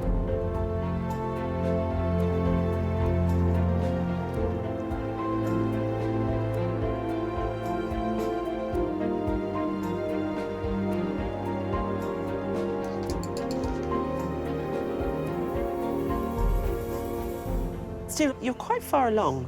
I mean, you're working in watercolour, so that's quick. Well, that sort of style where it's impressionistic, but there's enough there to state what's going on. Yeah. I'm more concerned with tones and colour. Different scales of grey, really. You've got a purpley grey, you've got greeny grey, back to purple. Watercolourist Stephen Rigby from Merseyside works all over the country as a water treatment engineer. But his submission of Liverpool's Liver building in his favourite muted palette is a subject he regularly returns to. Tell me about this pooling here at the bottom. This sort of very almost like symbolist rising smokiness from it. Do you think that will stay, or will you sort of move a lot of that away over the course of the day? I've seen a couple of figures before. Swimming? Canoe, no, in canoes. Oh, canoe. And I'll use them to bring the eye round. There's a danger, isn't there, that it can flip into being a bit too kitschy. Yeah. Sometimes, how do you keep it back? So it's not knowing when to start, it's knowing when to stop. But at the moment, it's telling you to keep on going. Yeah, oh yeah. Great. Yeah, it's a long way to go yet.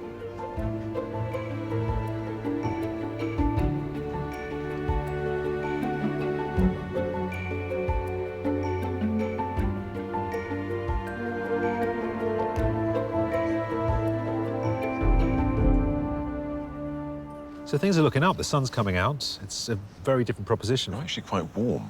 This morning I was freezing. There was nothing to paint. The sky and the sea were one, and I couldn't see either of the headlands there, and I could just about discern that that was an island or some lump of grey in the middle. So, yeah, it's looking good. It's looking much better for our artists, and there's a lot to paint. I know one artist has used the opportunity of a rather large boat came across and sort of splitting it in the water and creating sort of current. They've got to be careful with boats, though, because your tweometer goes off the scale very easily. It does, indeedy, yeah. I haven't seen any twee boats, though. OK, good. That sea's incredibly flat. It's tough to paint, no? You're the artist. What would you do if you were painting that? Well, look, it's about creating an interesting composition. Here, the colours are starting to pop out. The headland's a beautiful colour. The island is beautiful structures, the trees and the buildings on it. So there's a lot to work with. And, you know, painting's about using contrast. So with all this detail, you know, you need a bit of flat sea to work against it. I'm very difficult to please. I'd be happy painting this empty space here. It's so flat that it's going to be very hard to stop Joan going jet skiing later. I want to see that. Meanwhile, keeping watch at the Lighthouse are our 50 wildcards. You've decided to paint it when it was quite overcast. The sun's come out. Will you change the sky? If you change the sky, it affects the light and the way that it hits everything, so then I'd kind of have to redo the light on everything. So I might try and stick to the moodier landscape, which is what I prefer really anyway. Good luck. Thank you so much. You've got all the sort of the natural forms in, haven't you, with the island and the cliff in the background? Yep. Nice use of that in the foreground as well. But you've also put some boats in. Were they actually there? I promise you they were. OK. There's one there now, look. Oh, yeah, you're right. So, Richard, we brought you up to the top of this bluff. Yes. Overlooking the sea, Yes. the bay, the lighthouse, and the gloriousness of the English coastline. Indeed. You're painting a road in the opposite direction. It is, to be accurate, it's the car park. Can I ask you why? Well, because the only thing I could see this morning, because the mist was everywhere. There's some interesting things there, but there were lovely puddles, and the reflections were great this morning, so I just thought... Do you use the expression lovely puddles? I like lovely puddles. OK, fair enough, fair enough. This is this island here, can you see? Yeah. And then this here is this, apparently it's Cornwall over here. Thrilling. Thank you very much. I hope you're enjoying it. I am, I'm loving it, I'm having a great day. Not all our competitors have been charmed by the sea view, with one of our 8 artists focusing his attention in a different direction. Pavel, we've given you this wide-open scene here, the bay, the distant clouds, and you've decided to paint a little corner of the harbour. When I saw the view, I was actually really excited because I'm drawn very much to the geometry of the urban landscape. And having this kind of the curvature of this road going down, it's almost like it's sculpted these forms, the little houses kind of embedded into a rock. I think that really caught my imagination. The youngest painter in today's heat, Pavel Isapov has just graduated in fine art from Edinburgh University. His submission in oils of tyre tracks in the snow was painted from a photograph taken on an evening walk through the Edinburgh suburbs. Well, your submission was all about shape. And you've really found these really interesting shapes here. I mean, we don't actually see the sky in this composition at all, do we? Yeah, I actually quite frequently like to crop the sky out. I like to dip below the horizon. But what we also got from your submission is a great sense of sort of narrative or mystery or atmosphere. Is that what drives the painting, really? Yes, yeah, of course. It's important to get the kind of a sentiment of a place, right? I'm going to not put in any cars or any kind of little benches, because I quite enjoy the loneliness of the space, because it was quite a lonely morning this morning. Yeah. It looked like, because it was raining, not many people about, so... Okay.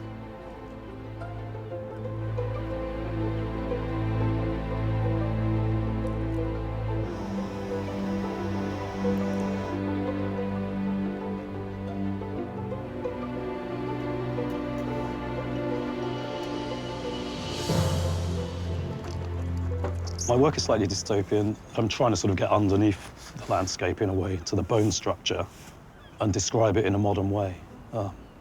Hopefully that works. Mike Skinner from Stroud switched from being a professional commercial artist to one who could choose what he wanted to paint: industrial landscapes. His submission of Rainham Marshes in Essex was completed in his signature mix of acrylics, biro and permanent marker. You're really not afraid of different mediums? Not at all. So what have you put down so far today? We've got paint on the board, I've pencil. had coloured pencil, biro. What would you say the focal point here is? I think once this bay has some energy, everything will spin off that. Tell me what you mean. I want to sort of describe the energy today as it's kind of changing and moving. So would that be through colour, or will it be through sort of dramatic movement, or...? It's through dramatic movement. Yeah. And how is it experimenting outdoors like this? Are you normally outdoors? I'm quite a fair weather kind of guy. Right. Today's been quite challenging. As you can tell, my voice has gone. We're going to have to toughen you up. I know. We need a bit more outdoor painting, I think. Our artists are nearly halfway through their challenge, with crucial equipment failing under pressure. Maybe it's the stress of the day, but I've been sort of furiously burnishing my print, and as a result, the bamboo leaf is now fraying. So I'm now having to use Plan B, which is the metal spoon. And there are concerns about artistic decisions already made. Maybe I've tried to include too much. It's really tricky. If I can get an essence of the day, even if maybe some things are not a little off, I'd be happy with that.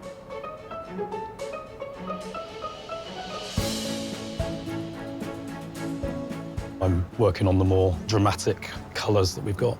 With that big boat that came through not so long ago. Yeah, although, to be honest, it came through so fast, I can't remember the details. I should have photographed it, to be honest.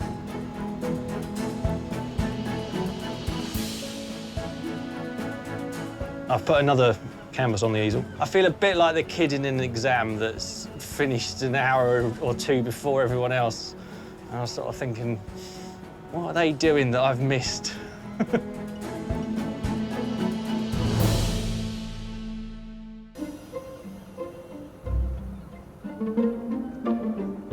Our 8 artists are 2 hours into their 4-hour challenge to capture the picturesque West Country coastline.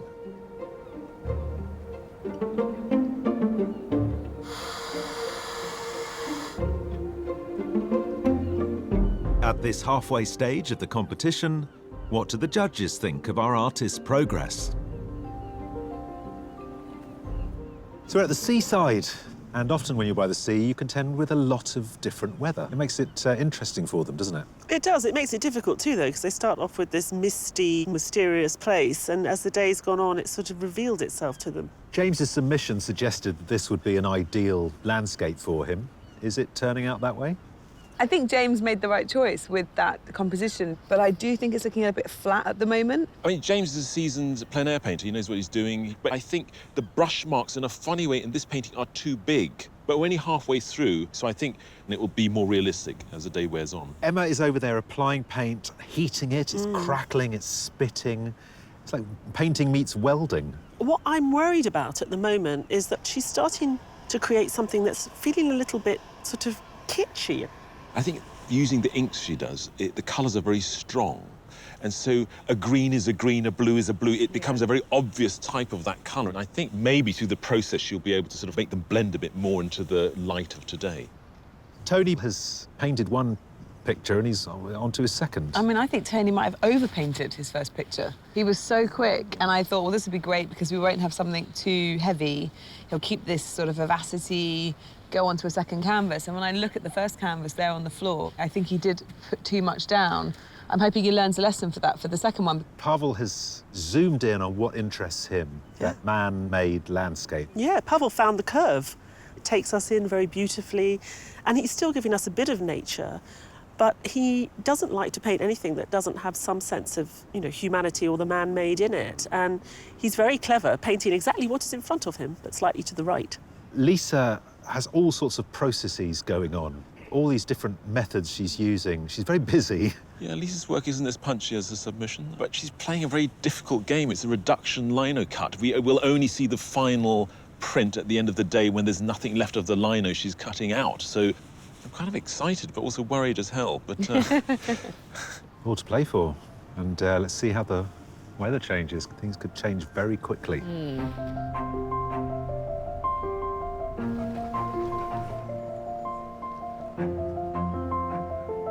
I've been panicking quite a lot. I've just noticed that I should have inked up some of the windows black. And the thing is with this printmaking, you don't know how it's going to be until the very last pull. And so, you know, I'm sort of in the dark a little bit about whether it's going to be a good print or a bad print.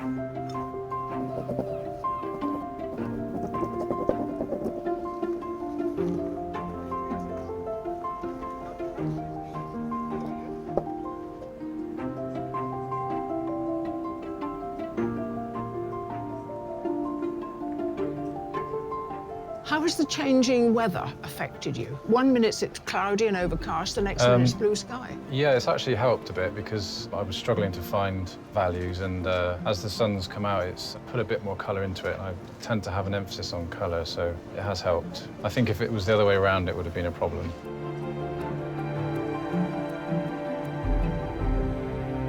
Pavel, you like to take what reality has given you. Yeah. And you like to put it through your own imagination, your own filter. Oh, absolutely. I anticipated the changing light, so I decided to go for an experimental color palette, which will give me room to maneuver if the sun came out all of a sudden. Yeah. I'm really trying to capture the stillness of this road, very serene nature of it.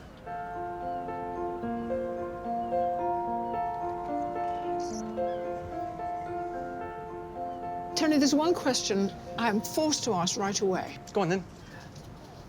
When you've done a painting as good as this, Yeah. why have you moved on to a second one? Primarily everything changed. Oh, that started quite moody, and then the light lifted massively, and the tide went out. As cardinal sin is chasing the light. Yeah. And I felt I was coming up to the borderline where ruination lay.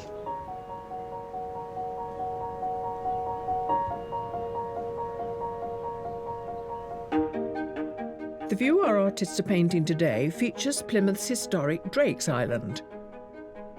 In the late 19th century, Drake's Island was part of a huge military construction project whose ruins still haunt the island today. It was 1860 and a time of great instability on mainland Europe, with a resurgent French navy threatening British waters. To combat this, a series of forts named Palmerston Forts after the then Prime Minister was built along the south coast and specially constructed to house a new generation of armaments. You went from having wooden ships made with pitch and tar, which you could attack with cannonballs that had been heated to partially set them on fire. They now became ironclad. Artillery technology was moving on as well, so you had bigger, more powerful guns. The new defences consisted of concrete gun ports called casemates, wrapped around the south of the island. The Palmerston Forts were the largest and most expensive construction project of 19th century Britain, but the guns here were never tested. As the century drew to a close, a devastating new form of land warfare loomed on the horizon, with the Palmerston Forts eventually renamed Palmerston's Follies.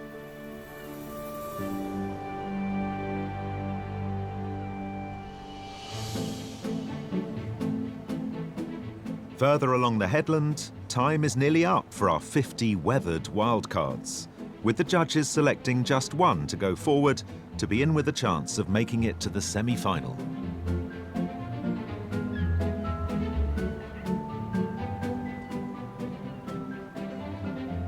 It's been a good day. Funnily enough, being by the seaside, I think this happens quite a lot. When it gets sunny, the cliches of the seaside start popping up in the paintings, and really good paintings sort of tip. There's been so much potential here. I really like the lady who made most of the picture, her umbrella. Yeah. There's a young woman who's painted the lighthouse from early this morning, and it's grubby and it's gloomy and it's sort of got a strange narrative. Yeah, and it's the banks of colour are sort of really abstract in a way, but they belie the level of complexity of the greens in there, for example. I really like that one.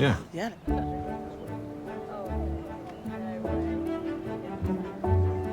Hello. Hello. You are our wild card winner.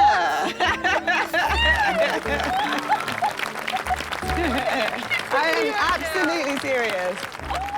Beth Uglow from Truro will enter a pool of wildcard winners from all the heats, at the end of which one will be selected for a place in the semi-final. Yeah, we love it. We think it's great.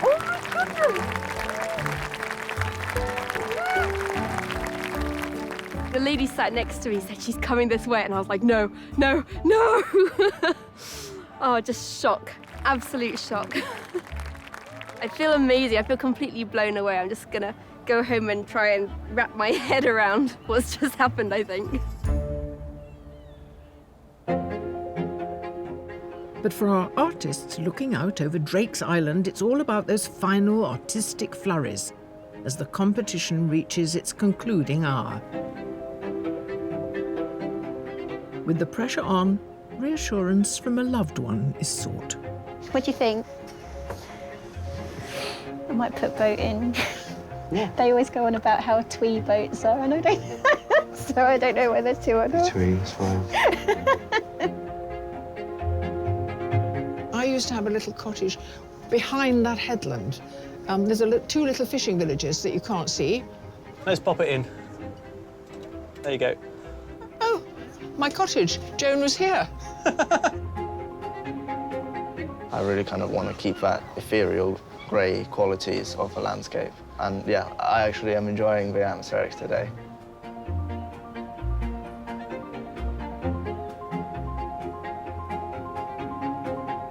You can get to a point where you're happy with it, which takes a long time, but it can take maybe a second to do something that can take half an hour to fix. So I want to try and avoid that.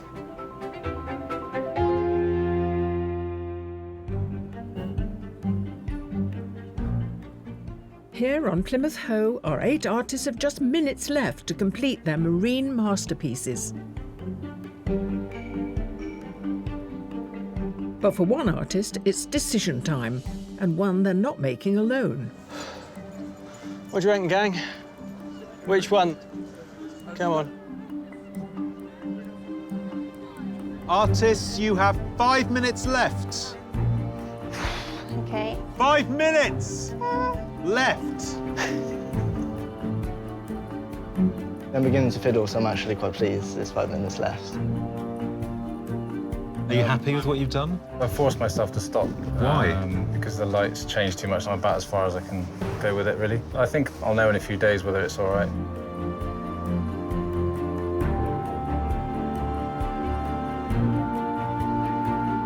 I think I've been looking at it too long now. Packing up now. Well, yeah. You've got somewhere to be. I'm We need to tell the teaching tomorrow. Oh, are you? So we tell Yeah. the judges to get on with it? Yeah, that'd Fair be enough. nice.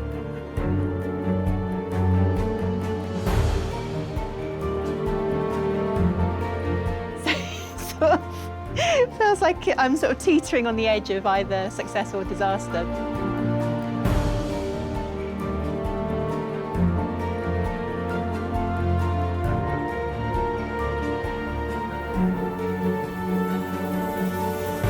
Artists, your time is up. Please put down your utensils and stand away from your work.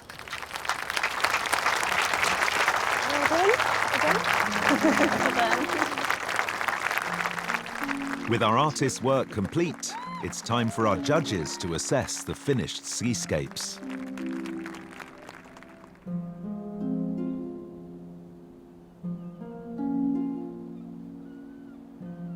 I was very concerned that James would overwork this, but I mean, you still even see the raw canvas coming through in the sky that was there this morning. I think the cool tones of the water in the sky against these kind of very warm earth patches of paint, almost sort of shiny and luscious, all hangs together very nicely. It's a fantastic technique, and all credit to her for sort of having discovered it. The sky and the water are extremely beautiful. I love the land in Tony's piece. I love definitely the dark blue receding land. I don't love the tiny little details in the foreground of the water. This is the second of his too. I think he took a public vote, asked everyone to decide which one he should put forward. I find this scene incredibly moving. Pavel has absolutely captured the atmosphere that he was trying to capture this morning, about the sort of the desolate corner of some forgotten harbour. She's used a really charming shorthand, particularly there with all the detail on the promenade. We really do feel like we're headed far out to sea with those clouds. What I really like about Mike's work is this sort of bird's eye view that we have, and this wonderful sort of vignette here, and this thrusting frigate, or whatever it is, coming into view on the left-hand side. I really like Paula's sense of composition. The sky is fantastic. I think the headland and the island are beautifully done. The water, I have a problem with. I can see she was trying to do something with the dynamics of the currents, but it looks like it's not a flat surface here. It looks like it's folded.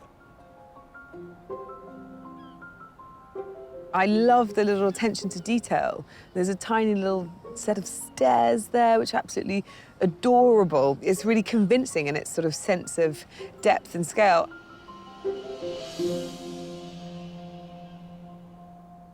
The judges can only pick one artist to send through to the semi-final. To help their decision-making, they start by reducing the selection to a shortlist of 3. I see 3 who are very realistic or traditional in a sense.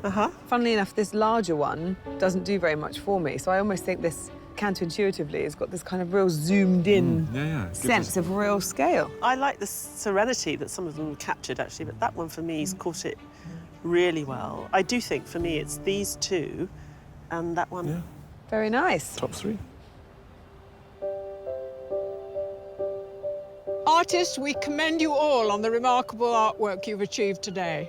But of course, this is a competition, and the judges can only select 3 artists to shortlist.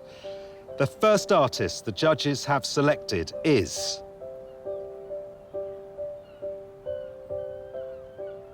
James Murch.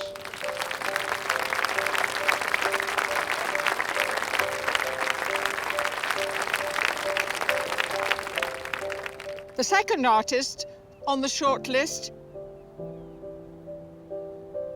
is Lisa Takahashi.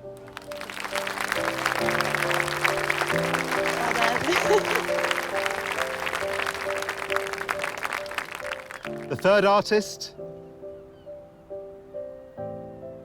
is Pavel Isupov.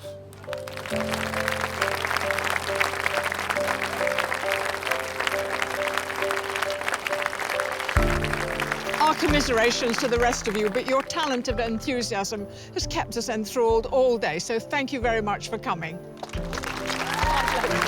done. Hard luck. So much. You've had a good day. Lovely piece of work.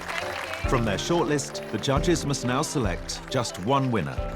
To help them, they take into consideration the selected artist's submission artworks.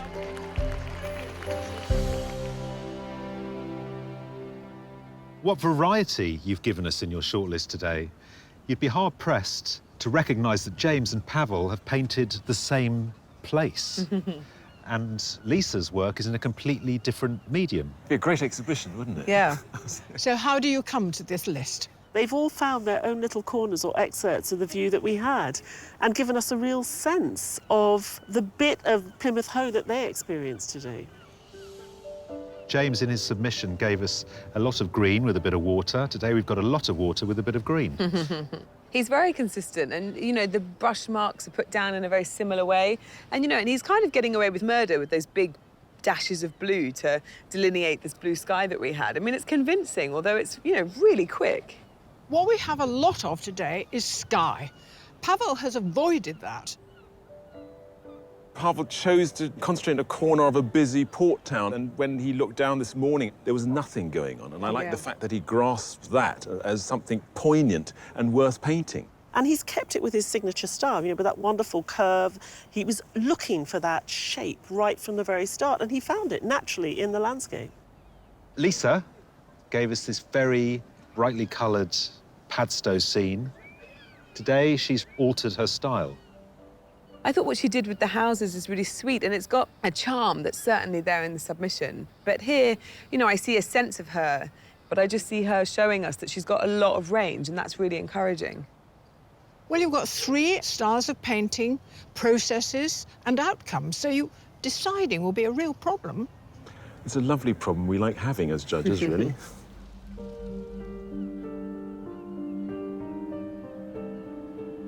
James, Pavel, Lisa. Well, it's clear each one of you has impressed the judges, but then only one can be a winner. The artist who will be going through to the semi-final is...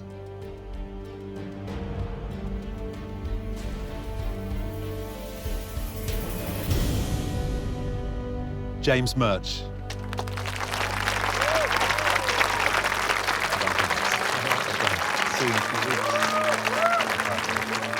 I feel amazing to win, a bit dazed, and it feels kind of surreal. Massive confidence boost. Really means a lot, and it means that I could potentially justify spending a lot more time painting and less time working. James is really exciting to watch today because he was able to give us a sense of distance. There was a real energy in the paint marks. They were believable, but there was such brevity. He didn't need to put much down. He was masterful at telling us the sun came out with that one blue dash in the sky. So I'd like to see more of that. I hope he's as confident today, if not more so in the semi-final.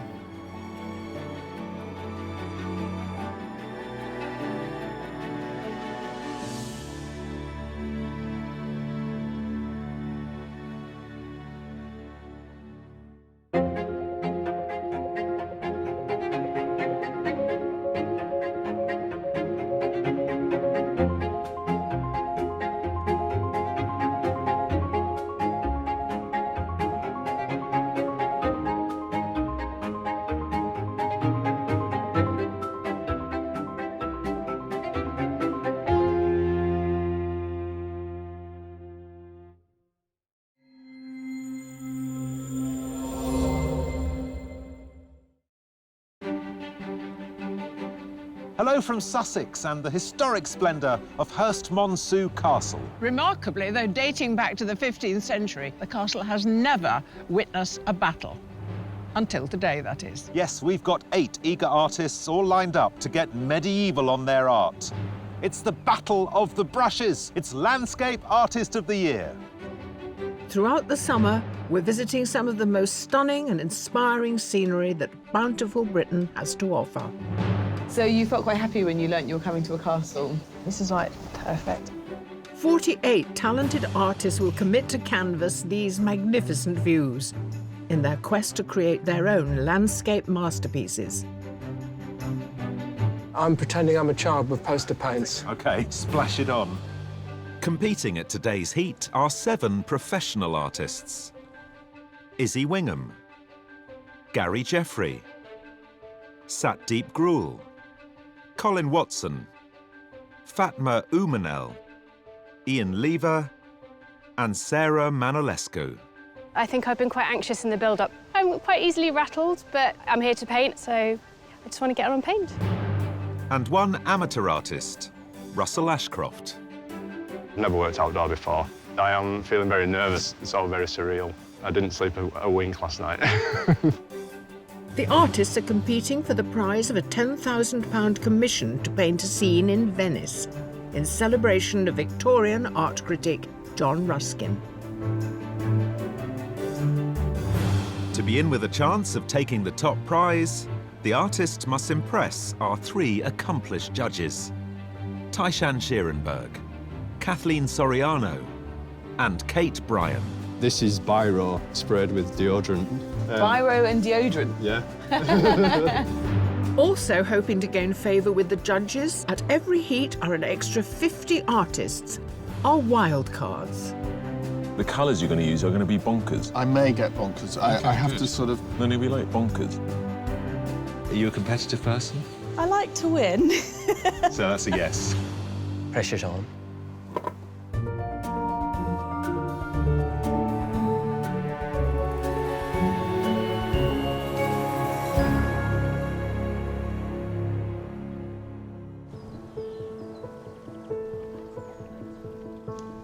While the 8 artists prepare for their challenge, the judges review their qualifying online submissions.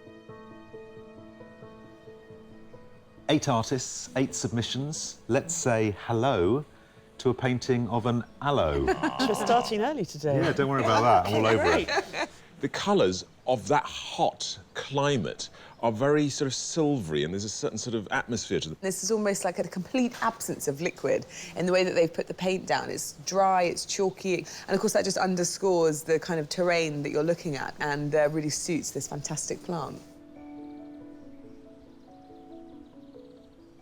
There's a lot of stamping, printing, and it feels like a sort of gritty urban scene. They've somehow elevated with pattern and with colour. Yeah, I mean, I really like this. It's a very strange way of putting textures and paints down. But at the same time, I think they've struck a nice balance between being realistic and being a bit experimental with their process. As soon as I look at this, I'm taken right through art history and lots of paintings where out of the background of some scene, Icarus falling or Bruegel's walkers through the forest, you have this town in the background, and it makes it so powerful. And such attention to detail. You just know that they haven't missed a single roof tile. I love this because it's so surreal, and I think the crab is a complete tour de force, and these fantastic patterns that they've created, and it's still really believable as crab shell. Come on, it's bonkers. It's brilliantly bonkers, though. The sort of 50s horror movies, and I'm quite intrigued of what they're going to bring today. It's a really interesting clash. So, from killer crabs to a slice of London suburbia. Very beautifully caught, the way the street runs through the picture. They've found an interesting sort of composition which keeps the whole thing alive, really. But also full of story. You know, I love it when you can see things like net curtains and then you start to think about the people who live there. That sort of presence of humanity. It's a powerful little piece. It's very unconventional language they've used. And it's done very cleverly with that sort of the softness of the water, and then the graphic element on top gives us the sense of the surface of the water. So they've created a language in which they create space and volume, which is very effective. It's almost like a little vignette of an old movie. Maybe it's because of the sepia tone that's being used. And the only real colour is the green of the new shoots. This plant winds its way across the canvas in a way that sort of guides your eye as well. A very clever composition. I really like the brevity of the paint. That sense of heat is made real by the shadows, and if you look at the steps, that's where I feel the heat, is walking down those steps. It's so impressionistic. I can hear the kids screaming in the surf. We're really there. And so to do that with such a shorthand is pretty impressive. Well, what a mixture of styles. See what they produce.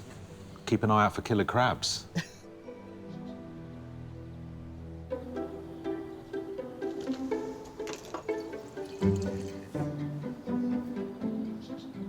Artists, I hope you're feeling inspired because the time has come to put your creative skills to the test.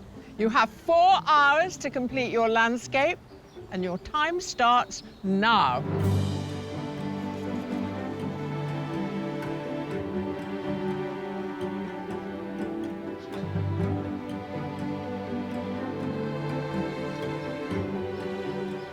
Today, we've placed our artists on the banks of the medieval moat, surrounding majestic Herstmonceux Castle in East Sussex. Britain is populated by these incredible castles that sort of march across the countryside. And here we have a fantastic version, which is really going to challenge, I think, our artists today with the level of detail that's presented in it. They need to embrace the castle, and that doesn't mean necessarily that they have to show all of it, but they have to give us a really strong sense of it and its detail, and also this luscious landscape that we're sitting in.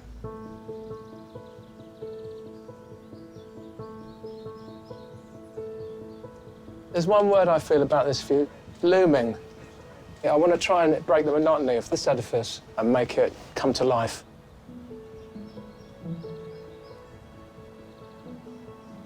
There's a lot to take in, but I'm going to try and capture as much as I can of the castle, the trees and the moat, and I might add some little sneaky things in here as well.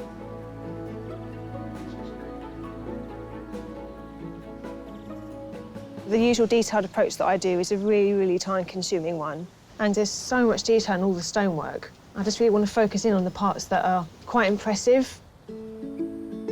When she's not working as a teaching assistant, Norfolk-based professional artist Izzy Wingham is a passionate history buff who loves to capture historic sites in graphite.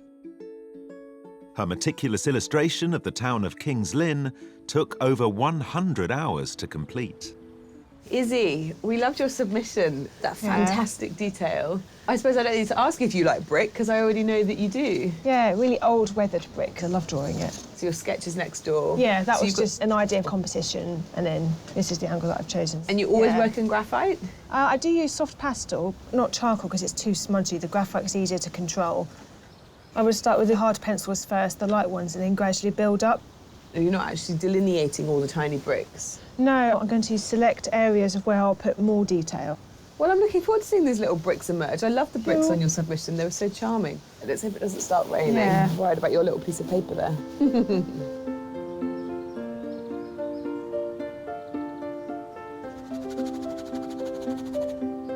My philosophy for today is to take my time, because normally I paint over a 2.5, 3 hour window, so I've got time, but I don't want to overpaint it. So it's keeping myself in check to make sure I don't do that. Professional artist and mum of two, Sarah Malolescu describes herself as an impressionist with a love for figures, colour and light, as demonstrated in her Wimbledon street scene. A seasoned plein-air painter, Sarah's familiar with tight deadlines, managing family life around her artistic working day. Sarah, you really dashed down with enormous brio a huge amount of this picture. Yeah, it's so important to get everything in the right place before I start putting on the colour. And you have actually noticed over here a staircase. Yeah, I really like that line coming down and the bit of sky poking through that archway. You're used to working in the open air. I am. I have to be in front of my subject. You're absorbing everything. Everything you hear, you smell, you see, you experience, it all goes onto the board, and it just makes for a much more energetic, lively, emotional piece, I think. Great. Yeah? Thank you. Go for it. Also invading the grounds of Herstmonceux, 50 wildcard artists are taking up residence in the castle's orchard. Most of my studio with me, really. All my big brushes. I was on a 12-week course for this. There you go. Look at that, isn't it marvellous? I was such an amateur. My husband dropped me off and all the children stayed in the car with him and enjoying the calm. I'm nervous. I also get my dissertation results today, so I'm nervous about a lot of things. If you see me crying in the corner, then you know why. I can't really see much of that to make it look good, so I'm going to do something a bit different to everyone else with the little trees. And if any of their landscapes impress the judges, they could win a place in the semi-final. The kind of Van Gogh-y kind of feel to your drawing. Is that any That's interesting you say artistic influences? Well, if it is, it's gone wrong, because I'm trying to channel Kandinsky. Kandinsky?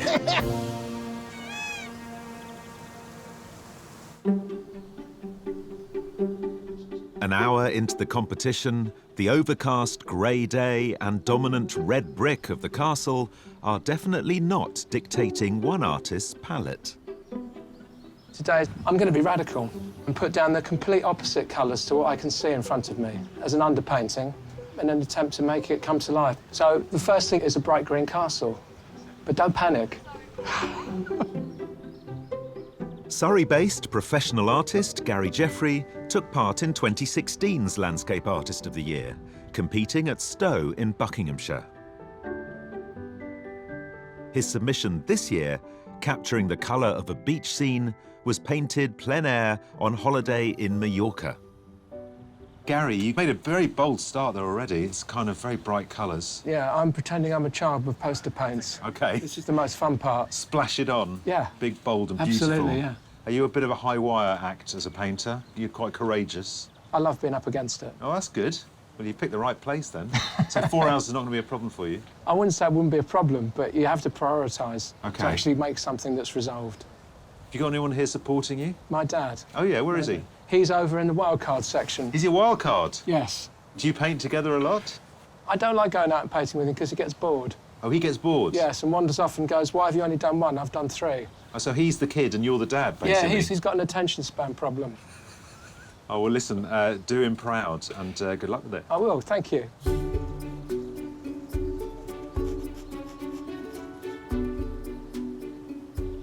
I use a lot of like yellows and browns just to kind of sketch in where everything will be.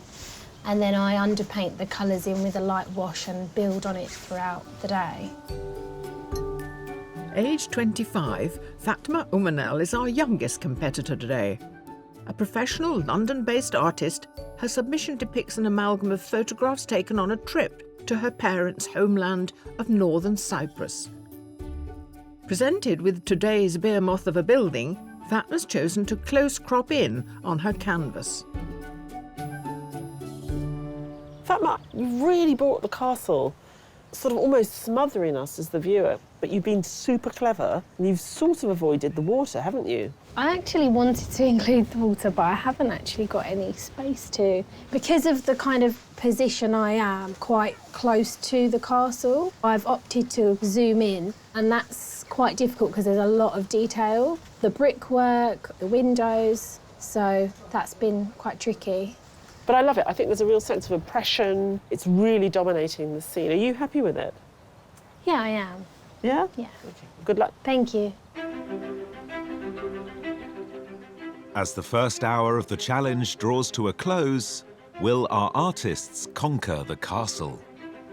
Because it's so big, I don't want to give myself too much to draw. We'll have to keep a very close eye on the time. You're quite methodical, aren't you, as a person, I see? Yeah. Yeah, my pencils are all in order. It's all in order.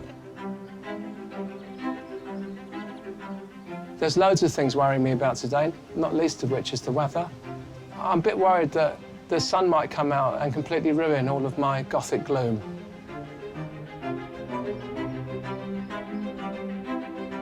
I never know how a painting's going to go. It's always an experiment. So I really hope I produce something that I'm happy with, because if I'm not, then that'll really suck.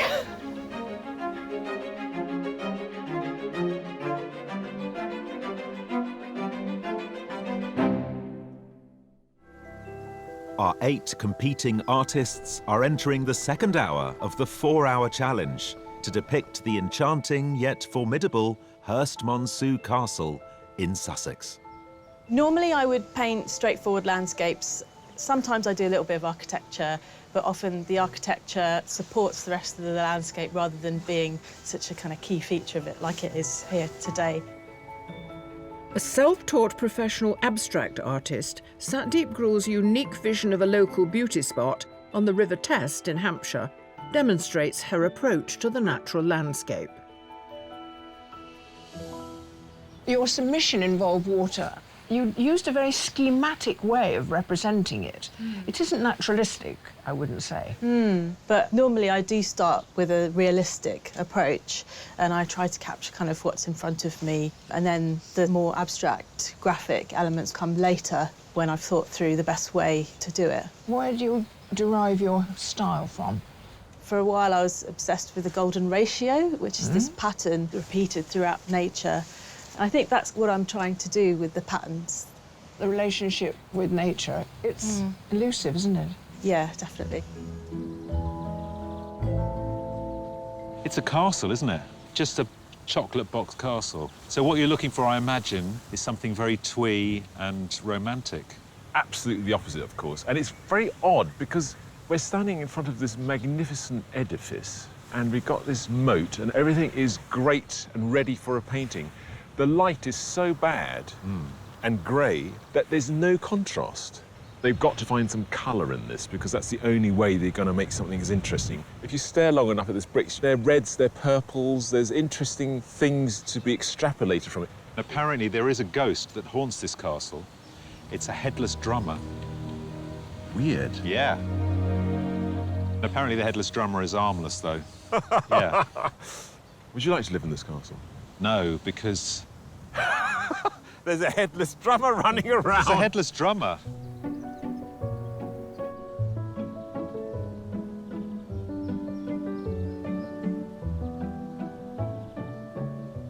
My style is a B-movie type of painting. So seeing famous landmarks and then adding some sort of creepy feature into it. I know they've got a headless drummer, apparently haunts the grounds, so I might sneak something like that into the picture. Professional artist Ian Lever's submission pays homage to two of his favourite things, Brighton and vintage B-movie posters. His work incorporates his love of pop art and sci-fi, inspiring him to paint landscapes with a twist. So what are we going to get today? Godzilla, crabs? What's happening to the castle? I've been sneaking in a drum because of the headless drummer. Nice, OK. It's very flat at the moment, but of course it's that B-movie vintage poster look that you're going for again. But I'm trying to add different textures and bring it out a bit more because it is just really base coats at the moment. Yeah. I really hope I can make it pop out. Well, I think it's going to be great. I really hope we see the headless drummer as well as the drum. OK, I'll try and fit them in. Enjoying the pastoral pleasures of the castle, our 50 wildcards are vying for the chance of just one place in the semi-final. So we've got two canvases here.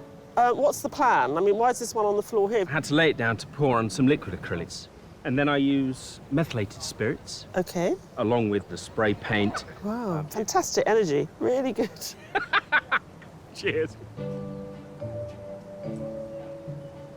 Are you staying with this cool palette? It actually looks like snow. Are you feeling that Very cold? It is a bit chilly, yeah. My hands are getting a bit... Do you know a painter called Gary? I do, my son, yes. Are you competitive with each other? No. How will he cope if he doesn't do as well as he hoped? He'll cry all the way home. Will he? Yeah, and I'll have to probably stop. What? And take him in my arms and stop him sobbing. OK. Yeah. God, we should get a camera on that. That sounds like great telly.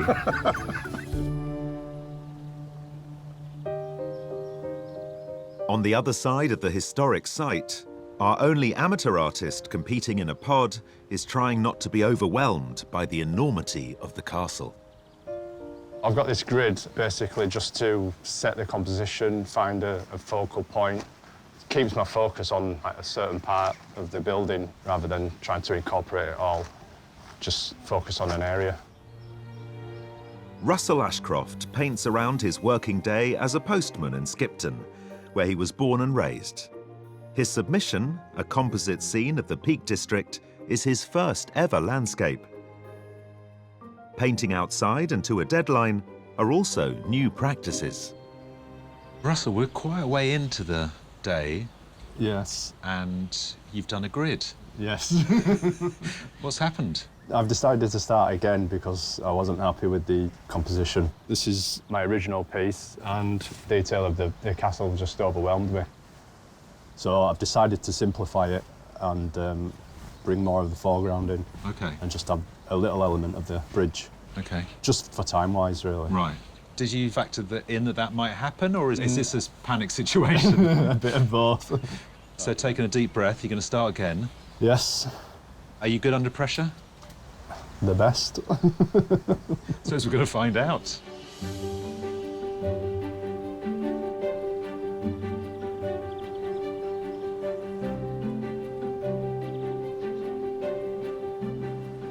I've just blocked in the main sort of fundamental shapes. At this stage, it's quite open, and so I'm moving things around, pushing things around until the whole thing locks, and then I'll start refining. But at this stage, I'm just really trying to get the colours, the tones and the shapes right. Colin Watson is based in Belfast, but a frequent visitor to his wife's homeland of Morocco, which inspires his artistic professional career. His submission of an aloe vera plant is painted in his homemade blend of treated oils.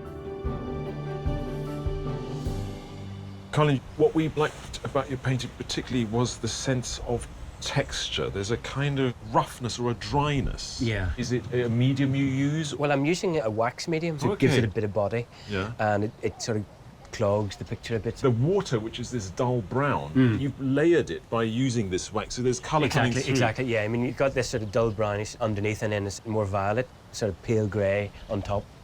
I think that helps to give it a bit of life. And that sort of visual mixing, in a sense, that's what you're doing, isn't it? It's Yeah, sort of yeah, mixing yeah. the colour, you're mixing it on the canvas. Exactly, yeah. Same with the castle itself. It's not made of one flat colour, so there's a lot of colours there. So I think it helps you to breathe a bit by layering. Yeah, it does, and it creates atmosphere as well. I mean, you've seen colours in there which I haven't even imagined. So well, maybe they're not there. It works. Well, you have to keep the thing alive, hopefully. Well done. Thank you. As the second hour of the competition winds down, the wind picks up, along with the artist's kit.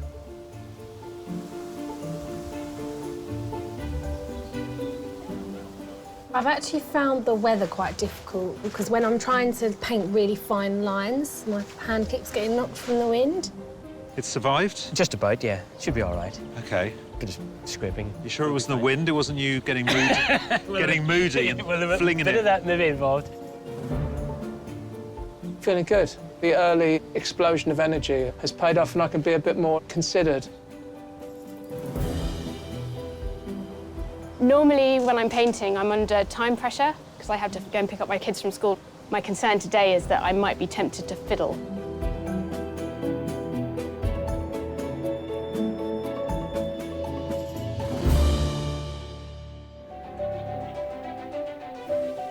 Our 8 competitors are halfway through their challenge at Herstmonceux Castle in Sussex. With just over 2 hours left, the sheer scale of the building continues to test the artists. You've gone quite close in. Yes, this is bigger than I normally work on.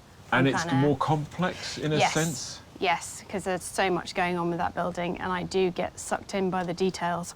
I mean, the brickwork is hard because there's so much going on within it. You know, certain parts look almost sort of pebble-dashed in a way. Yeah, I'm quite intrigued how this... Me too. No, sorry, I sound... I'm quite intrigued. I'm in the go? most positive. I'm intrigued and quite excited to see how you develop this.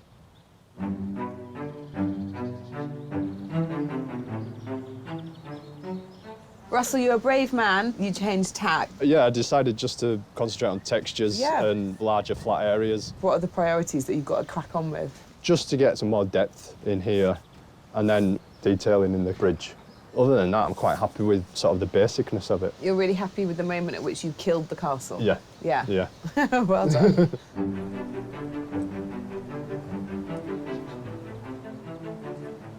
Gary, come on up. I found someone you might remember. Oh, no. How are you feeling about Gary's painting so Needs a far? little bit more work, I think. Right. What would you suggest? Well, you don't want to start again, do you, really? No, I think you need to start putting some lines in, some linear work onto it. All right, Father. Yeah. No, you'll be all right, mate. Parental advice is one thing, but today the only opinions that really count are those of our judges. So it's halfway. And what overall impression have you got? The view that we're asking our artists to paint is almost too close to them. So some of them are not picking up on some of the subtleties. The ones who stick out for me are the ones who've overcome the problem of lack of light and lack of tonal contrast and found colour. OK, Satdeep, has she pushed it too far? I think Satdeep's style of painting is very particular. You know, she is giving us her own voice. I think the thing we're missing with Satdeep is that bold outlining that she did on her submission, which made it more like graphic art, and we haven't got that yet. There is something there that sort of interests me. I think it's the pools of colour, and I'm hoping that it'll all resolve itself as we get towards the end of the day. Colin, very keen on colour. Colin's skill is, of course, the way he applies paint and finds colour, and the way he's used wax and how the paint is very dryly sort of overlaid. I think it's very atmospheric and very beautiful painter. I think it's gorgeous. I also think that Colin's given us a little bit of context. There's a rather lovely tree that's appeared on the left-hand side of the castle. There's almost dappled light coming through it, and I'm hoping that that will push the castle back a little bit, maybe. Let's consider Gary. I liked his very counterintuitive way of painting the castle, of taking every colour that he could see, and what we've got is this kind of fauvist, wild beasts, warm, saturated castle. He's working quite small, and it's very sort of almost symmetrical version of the castle, but the colour he's bringing off. Russell. Bold to start a second picture halfway through the competition, isn't it? I think Russell made such a good decision to stop when he did, because he realised he had too much castle. And there's something rather beautiful happening. He's running a bit behind, but what's there, I think, is really interesting. Sarah, happy as a lark in the open air. Sarah's given us a confident approach, a confident composition, and I'm looking forward to seeing her give us a bit more mood, a bit more texture. At the moment, it works, but this grey-brown that she's used for the bricks is rather underwhelming. I really like it, but actually I'm worried that Sarah will have too much time. It's got a real impressionistic, fleeting aspect to it, and actually she could overwork that. Yeah. So we'll see how they do this afternoon.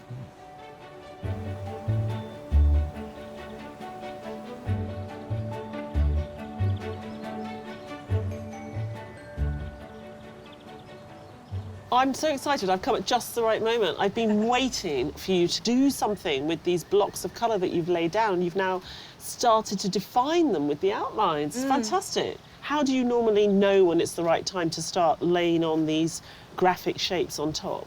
It's usually when I've had about a week to decide that I'm happy with the underpainting, which I don't have today, so that was the kind of most difficult bit. I can see how you've got these sorts of circular flumps, or whatever you want to call it. If you look at the tree there, it's a perfect sort of circular flump. Yeah, there's a direct relationship between what I'm painting and what I'm seeing, but there's also obviously something else going on in my head. Well, I look forward to seeing how it all pulls together at the end. Thank you. The stately Herstmonceux castle our artists are painting today was the creation of Sir Roger Fines, aspiring Sussex landowner and Member of Parliament during the reign of King Henry V. Roger had inherited what was then a modest manor house from his father in 1402. It was the time of the 100 Years' War, with the ruling families of France and England engaged in a bitter struggle over French territories. With fame and fortune to be made on the continent, Roger had big plans for his family and for Herstmonceux. Roger himself was very ambitious. He fought for Henry V in France, as did his brother. They seem to have been very popular with Henry V, and they were rewarded with lands and important posts. When Roger returned from France, he was determined to build himself a home in keeping with his new status as war hero and royal favourite. Roger was given permission to enclose, crenellate, embattle and entower his manor of Hurst, but you could say that what he builds is like the missing link between the really defensive castles of an earlier period and the later Tudor grand stately home. Inspired by a chateau he'd seen during his time fighting in France, Roger's castle was a huge edifice of red brick, a building material almost unheard of in Britain at the time, and it looked every inch the medieval fortress. And yet on close inspection it would hardly have withstood a marauding army. The windows were too large, the gun ports too small, and the walls would have been no match for a barrage of cannonballs. By the time he died in 1449, Sir Roger had reached the office of Treasurer to the royal household of a new king, Henry VI, with the splendour of Herstmonceux Castle standing as testimony to his wealth and status.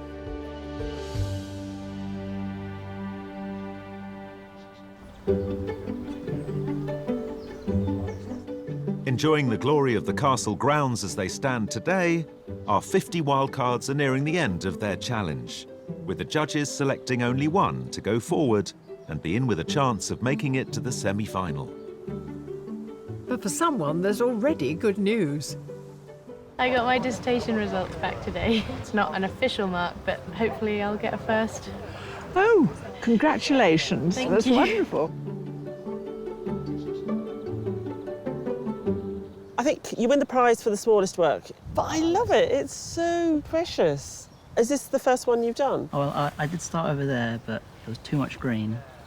So I thought I'd get everyone in so I could put a bit more colour. You could have put a bit more colour in if you'd used a bigger piece of paper. Yeah, I do.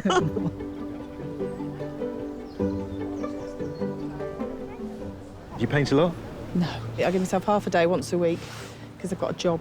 Oh, right. What's your job? I'm a GP. Are you? Yeah. Oh, that's good. So I've got a little thing on my eye. Well, it's fine. I wondered if you could have a look at it. Just at. take your top off. So which of our wildcards has flourished today? What about the guy who's slightly up the hill? You just did the foliage and the different sort of textures. So yeah. much richness in the really. colour. No. But, you know, they're mainly looking at the trees, aren't they? No, that's fine.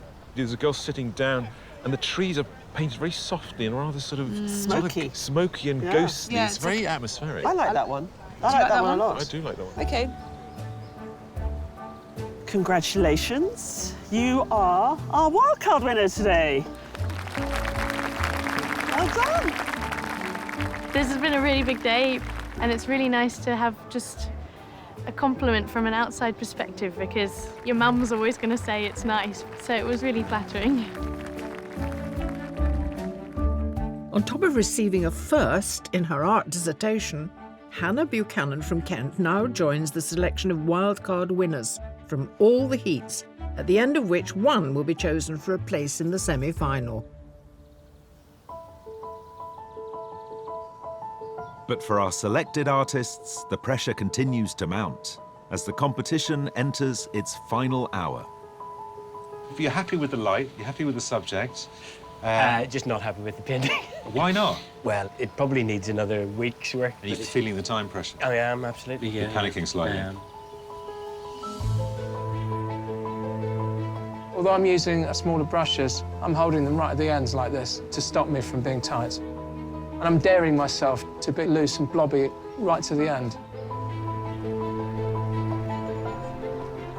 Time-wise, I'm doing better because of the foreground. It's more area of texture rather than detail of the castle.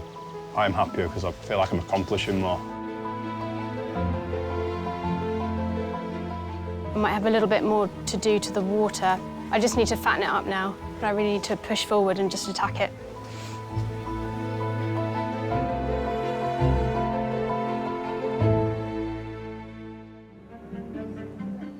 Here at Herstmonceux Castle in Sussex, our 8 competitors have only minutes left to resolve their landscape works of art. At this stage, fatigue sets in, so pressure's on. The quandary I have is how dark to make the shadows. And I have to make sure I don't veer off on the wrong path.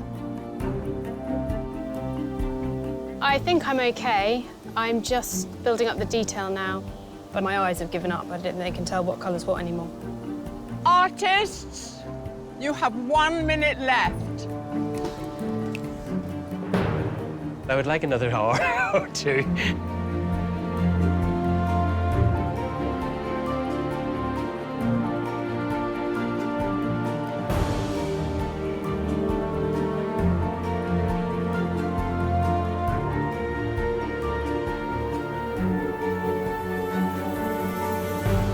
Artists, your time is up. Put down your equipment and stand away from your easels.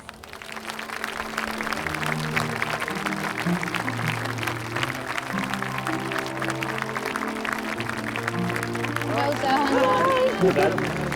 Well done. With the artists retired, it's time for the judges to review their completed landscapes. I think Gary did rather well today. There's a subtlety in the drawing which makes you aware of where you are looking at the castle from, how that bridge leads over. Is a brilliant colour use. But it's not as vibrant as it was. He's toned it down, and he's toned it down with accurate tones. And I think the result's excellent.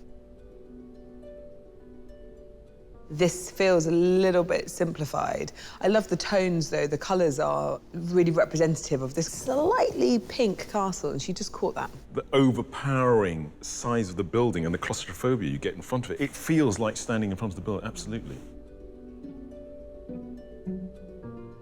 I really like the way in which Ian has taken that lovely view down into the channel of the moat. I suppose I'm a bit disappointed that it isn't as surreal as his submission. You're just sad you didn't get Godzilla. I wanted Godzilla. I mean, I would have taken the crabs. I really like Izzy's drawing. She's really caught a sense of the ancientness, even though it's small and even though it's only done with, you know, a million different graphite pencils. I think it's got a punch. In that sort of long slice, it brings the sky sort of over us, doesn't it? So you're really immersed in the landscape. I love the way Colin puts paint on and that atmospheric way. And I look at it now and I think he's just gone a bit too far. The paint surface has lost its luster for me. But there's a complexity to this work, actually, that shows a sophisticated and experienced painter. I thought Satyajit was really good at observing nature and the natural forms and then reducing them into some sort of abstracted language. I think the graphics thing pulls it all together. I was really pleased when these thick lines went on because they kind of made sense of what her vision was, although I'm not mad on the lines that she used in the water. I love the reflection that Russell's been able to suggest in that water and also the texture of the grass. I'm more concerned with the stippled nature of the tree. It doesn't sort of sit so comfortably with this lovely rough texture that we have here. Almost looks like a Japanese woodcut. And to end on that sort of accent of green, I think is very sophisticated. I like Sarah's understanding of colour in the sense that in a subdued way that she's got these browns working against the silvery greys. I do find the composition a bit oppressive. I'm really pleased because she didn't overpaint it. I think this painting has got the best water today. You know, it's really beautifully observed. But no, some good stuff today. The way we set it up in front of the castle, I thought some sort of kind of succumbed to that kind of overpoweredness, and others sort of grappled with it very well. To help with their decision-making, the judges pare down the artists to a shortlist of 3. The light was bad. I'm interested in the artists who found a way around that to make interesting paintings. You know, they did something with the colour or did something the way they put paint on. My favourite 3 are ones that, you know, you have a bit of the castle, but you also have a lot more in nature. Yeah, I agree with you. We want a lovely composition and some interesting, painting. Artists, it's been an amazing day, and it's been wonderful seeing you create this fantastic work. But the judges can only pick 3 of you to shortlist, and they have made their selection. The first artist on the shortlist is Gary Jeffrey.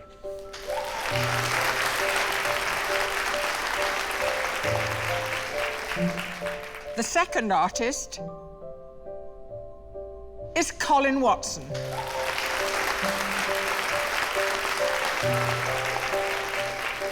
The third artist is Sarah Manolescu.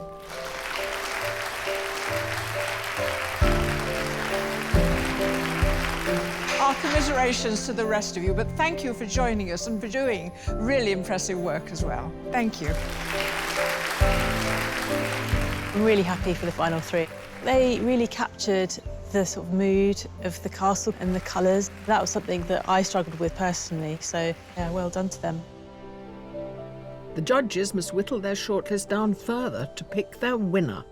To help them, they take into consideration the selected artists' qualifying submissions. This castle is a kind of cliché castle, isn't it? Difficult to avoid a cliché painting. Somehow they brought their own style to bear, and it seemed to avoid that totally. I think all 3 of our finalists today have embraced the dominance of the castle and nature itself. Gary showed an interest in his submission in colour, and he showed an interest today. We've got a very colourful castle. Yeah, and I think there's a lovely perverse logic to how he painted today, where he said he was going to give us all the opposite colours that were there. And then he sort of took that experimentation and turned it closer to reality. It's easy to use colour when you're using it as an impressionistic device, but to make something solid and believable using colour as well. It's a step further, and that he can do both is pretty impressive. Colin can convey a sense of mystery, I feel, in his paintings. Colin's got a dry way of applying paint, and I think the way the light bounces off the surface of the paint gives us a sense of the air between us and the object, and that is the atmosphere you're talking about. And he's been able to create in both his submission and what he did today, and he's very believable. And I think the balance in it is really effective, the way in which the tree almost has an equal weight to the castle. So Sarah really took on the castle, didn't she? She really took on the water. Particularly under the bridge. It's so convincing. Sarah loves her paint to be sort of oily and gelatinous, and that's complemented the reflective surface. I think Sarah's very good at lots of small, intricate elements, and there's a lot of windows and crenellations, and she was totally unfazed. I think she's a very good painter. So, who will be king or queen of the castle?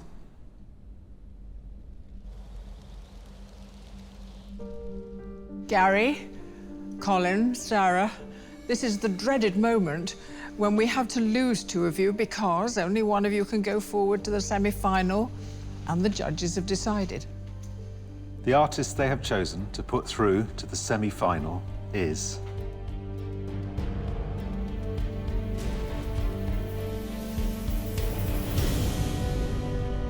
Gary Jeffrey.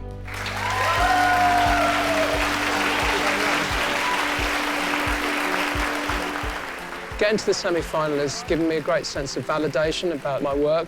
It means the world. Gary's a great artist, he's a great colourist, he puts paint on beautifully, but above all, he won because he took risks.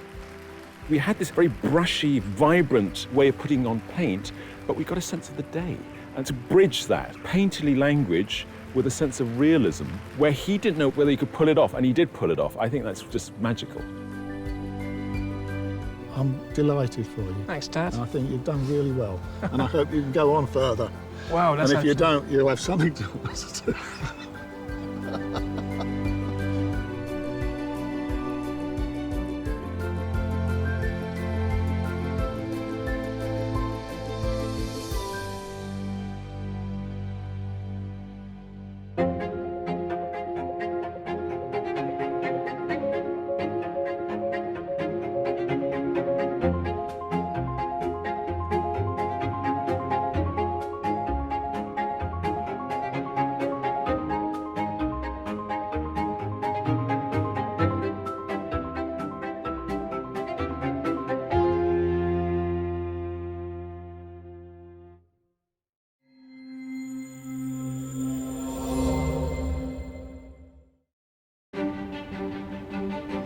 Hello from Newcastle Gateshead, where we're about to step on board HMS Calliope, regional HQ of the Royal Navy Reserves. On the south bank of the River Tyne, we've mustered a fine crew of 8 artists, ready and willing to serve in the name of art. All aboard and prepared to launch, it's Landscape Artist of the Year. Over this series, we're challenging 48 talented artists to capture some of the most spectacular and striking scenery Great Britain has to offer. From the ancient to the modern. Today's clutch of competitive contenders painting a view of Tyneside comprises 5 professional artists. Andrew Hurd, Camilla Dowse, Fujiko Rose, Troy Stewart and Ronwyn Hayes. Really looking forward to getting stuck in. I'm a little bit anxious that we get a little bit of blue sky. And up against them are 3 amateurs, Kate Langley, Keith Tunnicliffe and Paul Graham. I'm petrified. I'm feeling petrified this morning. It's been a few weeks of nervous anticipation, so I'm just dying to get going now. They'll be working under the exacting gaze of our judges, Kathleen Soriano and Taishan Schierenberg. Nothing feels right. This is too thick. Yeah. Look, you're here because your submission is lovely and you're a good painter, so get on with it. All right. Sound like my husband. No, oh God. The artists are all competing for a sensational prize, a £10,000 landscape commission of Venice to celebrate renowned art critic John Ruskin. Also aiming to impress at every heat are an extra 50 artists, our wildcards. So do you normally work sitting cross-legged on the floor? I forgot my chair. So who will make a meal of it? Not happy at all. And who's hungry for success? I keep imagining an enormous boiled egg just being sliced. That's why you're hungry. I mean, I must be.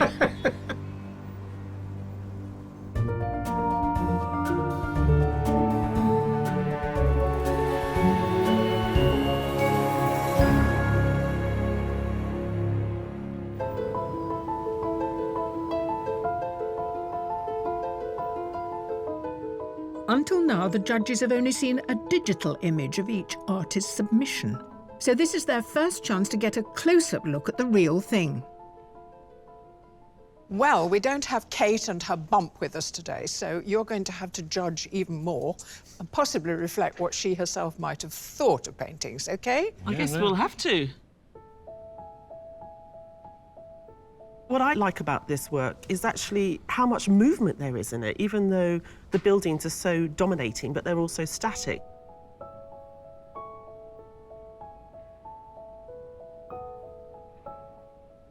In this abstract jumble of shapes, our eye is able to travel across space and make sense of it. It just is a beautiful symphony of grey, really.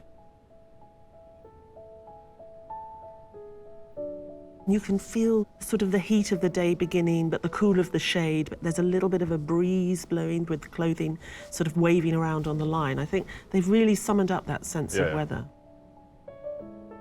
I love this. I think it's an extraordinary bit of ink drawing, mark making, and also an interesting way of breaking up perspective into this kind of cubist way of looking at space to give us a sense of a location. What I found interesting are the different painting techniques. So you've got this sort of wobbly painting technique, which you see on the barge and then you see in the water, which is really effective. And then you've got the precision, the blockiness even, of the building. It's a strange use of lino cut, is it? It is lino cut. To then cut a window into a scene that you've almost finished and put in a sort of bit of engineering detail, because it looks like the wires holding up a bridge. So it's almost saying this is an urban scene, and underlying it all is this sort of engineering stress. I find it a little bit spooky. Yep. It makes me think of the house in Psycho. All the colours are slightly turned up, and I think that's what gives it this sort of powerful narrative. What are you to make of this one, I wonder? It is, in fact, reflections in water. Yeah. You can even smell the dankness of the pond edge. It's a beautiful piece of organic greenery. Well, it remains to be seen how all the artists handle the bridge over the Tyne. Artists, it's time to look lively and shake a leg as the competition is about to begin. You have 4 hours to complete your painting. Your time starts now.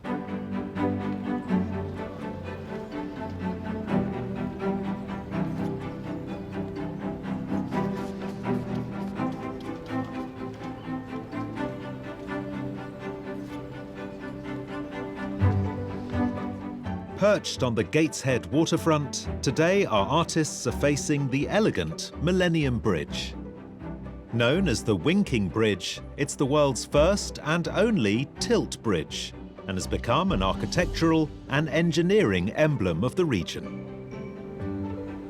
So we picked this incredible view with this wonderful bridge because we wanted to give the artists something sort of technical and meaty to get their teeth into. But there's a lot more there which they might pick up on. There's a reflection of the water, the buildings in the background, and the area is quite animated. So today we're interested to see if the artists can actually capture that sense of the iconic that this bridge gives us and to do it effectively and powerfully in the work that they produce. It's a bridge that just seems to float, so there's an awful lot of air to paint. Unlike the other bridges in Newcastle that were quite Victorian and solid in structure, this one's all about what's not there rather than what's there. A professional photographer from Glasgow, Paul Graham specialises in photographs of houses. Paul often carries his paints in the boot of his car, so whenever he sees a view he likes, he can instantly capture it, which is how he came to create his submission of a local restaurant, which caught his eye. Now, you have not wasted time. Look at this marvellous charcoal all over the canvas. Well, I'm just trying to get the shape and get and make sure I'm happy with the composition. Are you happy with this line of the buildings? I think so. It's more the gap that the bridge leaves, because this bridge is all about how it floats in the air. So it's going to be a painting of the sky? There's going to be a lot of sky in it, yeah. And the sky's changing all the time? It is indeed. You know it's treacherous, don't you? Yeah, but I've got a wee trick. I've got a Polaroid camera, so when the sky's right, I'll take a Polaroid and hang on to that. And what are you waiting for? You're waiting for the sun to move? I'm waiting for the sun to come out. Which it just has. Seize your moment. I'll do it now.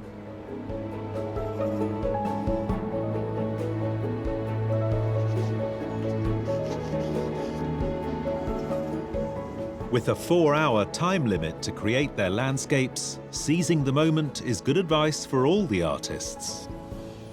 My biggest concern is that I won't finish it in time.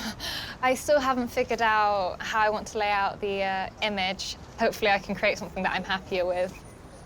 Cross fingers. Fujiko Rose is a self-taught fine artist and wallpaper designer. She took part in 2018's Landscape Artist of the Year, drawing Fountains Abbey in North Yorkshire. This year, her submission shows foliage around the front door of her Welwyn Garden City home, made in her customary medium of Indian ink. Starting with small sketches, what are you trying to work out? It's quite a complicated scene in front of me. You have to kind of edit things out as well. I'm sort of trying to get a slightly old photo feel merged with a bit of a modernist meets a bit of a wood block. That's good. Of the 3 squares you've drawn for your sketches, you haven't filled out the 3rd one. Have you arrived at your composition, do you think? I think I might flesh out the 2nd one a little bit more, and I think I'm going to have to move around a little bit. I might try and get a slightly different angle of the bridge, actually. OK, good. Well, look, I'll let you get on with it. I'm quite intrigued how it's going to look on here. I'm also quite intrigued. Don't say that.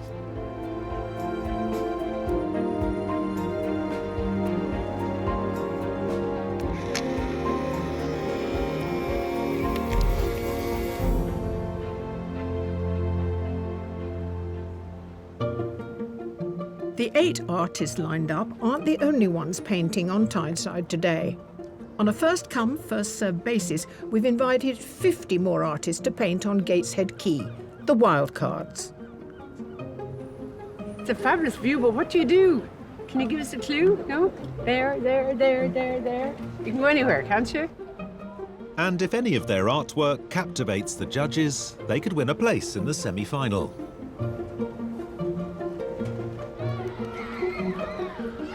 So yeah, I'm going to inject green in here. There's a tree growing out of the thing back there, so I'll put it there. Put Growing some out trees. of what thing? Do you see here? Down there, there's a tree growing out of the ditch in the water. But you're facing this way. Yeah, but it's called artistic license. I can put whatever I fancy. Excuse me. Yeah.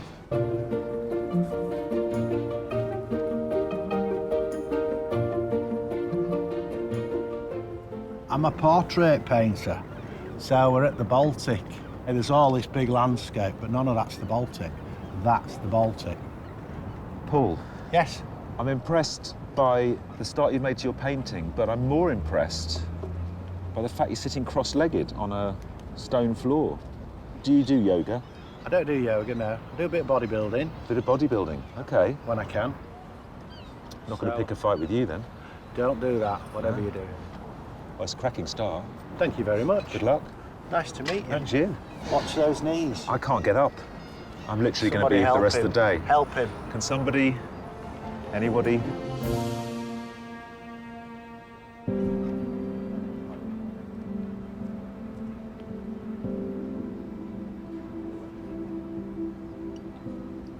My gosh, Keith, you've made an incredibly vigorous start. It's all sort of swooping lines and energy. Well, is that how you That's read exactly it? what I want. What I try and get is a feel of something. Yeah. This isn't going to be a really accurate lino cut. So it'll be more like a painting, really.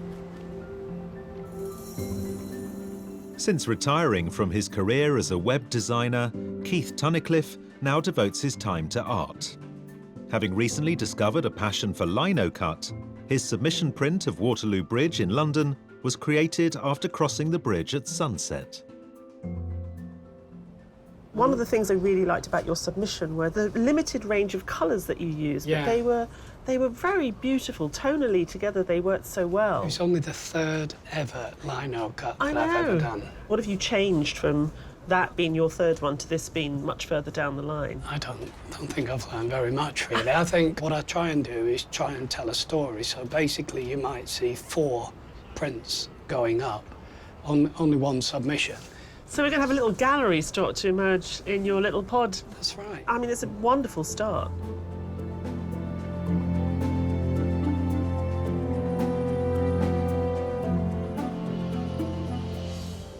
Right now, Camilla, you've done a very small, very beautiful little sketch, and it's lovely. Is that towards a bigger picture? I just need to work out the composition, really. I could have brought the bridge in from the side, but then it wouldn't be about the bridge, and I want it to be about the bridge. I mean, you can see here what the big one will start looking like, because I do a lot of drips. I let the paint do what it wants to do. We love drips. Okay. We love drips. Camilla Dowse from Henley-on-Thames has been painting professionally for 5 years, since giving up her job as a picture editor in publishing. Her submission, painted in acrylics, was inspired by the evening light falling on the waterfront of a boathouse on the River Thames. Now, what do you make of this medley here of sort of neo-modern, strangely reminiscent Byzantine architecture? Yeah, well, they've tried, but well, I must admit, I don't find it very attractive, but what I will probably do is just look at the shapes and screw up my eyes and try and not see the detail, because that's where I'll fall down if I end up putting too much detail in. So I just want to concentrate on the bridge. We'll be with you all the way. Thank you very much. The artists had been painting the Millennium Bridge for 1 hour. But even at this early stage, every decision counts. With lino cut, there's no looking back. If you don't get the cut right in the beginning, then really you've got to start again. It's not as I imagined in my head. You have an idea, and then as you're drawing it, it's not as you pictured. So how to fix that is the current problem. I'm probably at quite a crucial stage, because I've used masking tape to mask off the area of the bridge, which I'll reveal, and if it doesn't look right, I need to start again.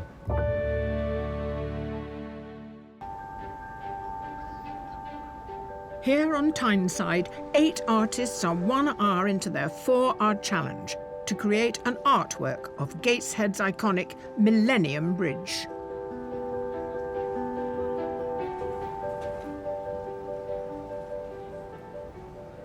Bronwyn, you've got lots of masking tape and lines. Have you worked from something like this before? Not really, no. I make it up as I go along, really. You just have to kind of respond to whatever's there. And, you know, I start to draw lines and I went, ugh, lines are too tedious. It's going to take too long to draw.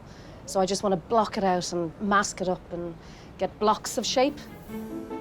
Bronwyn Hayes from County Clare in Ireland went to art school in Dublin. But landscape painting has had to take second place to raising her children and her job as a film set painter. Her submission, inspired by a visit to Monet's garden at Giverny, was painted over several days in oils and acrylics. So you've got this beautiful sky stain, and you've already caught the colours of the river. I mean, is it about applying paint in a transparent way again and again? Yeah, it's building it up and building it up and building it up. And then I'll probably put a whole wash over the whole thing that pushes it completely back. Bloody I'll put a hell. glaze over it, and then I'll probably paint some oils, and then it changes completely again. I mean, you said you don't really have a plan, but it seems to be working and looking quite exciting. So as long as you're quite gestural, and I've got to be very careful about my clothes. I'm nervous of that. I continue.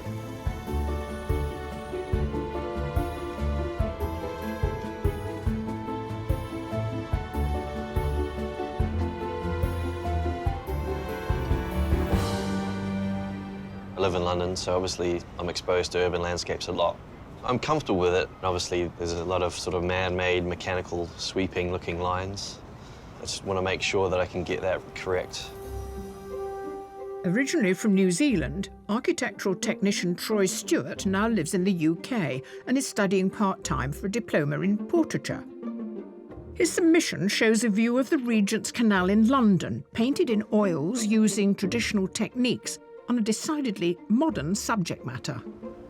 One of the things that impressed me in your submission was that it felt to me like there were almost two styles of painting. One was sort of like wibbly-wobbly, almost impressionistic, and the other was sort of blocky and formal. Yeah. I mean, are we going to see those two different styles here today, do you think? I come from a drafting background, so I try and get the proportions right, but I'm trying to be more expressive. Yes. So I want to do the wibbly-wobbly effect on the front rail here. What's next? Have you got a game plan with the hours that you've got left? 3? Yeah, I think the curve of the arch is quite important, so I want to sort of lock that in now. But you'll be okay for time, you think? I'm going to have to be. The bridge over the River Tyne. It's not without its issues to paint, I'd imagine. Is it technically difficult to paint something like that? Yeah, that elliptical shape, I would find it very difficult. I mean, what's harder is a circle on its side even, and that's what we have in a sense from the view. But we're not even directly under this elliptoid, we are to the side of it. So you've got to make it a believable shape. Actually, the only nice thing, or easy thing, I think the artists will really enjoy is the water itself. Right. But some of them even complain that when it gets windy, of course, it gets choppy and you can't see the reflections. So this is a right old handful. Complained? I This is know. Landscape Artist of the I Year. know. How What dare have they they? got to complain about?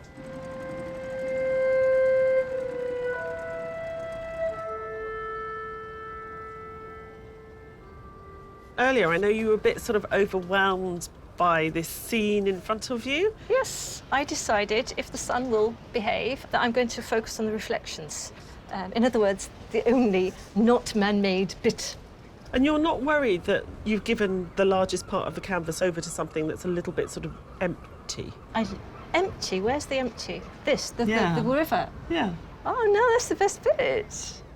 When amateur artist Kate Langley first moved to Scotland with 4 young children, the cold, wet climate prevented her from painting outdoors.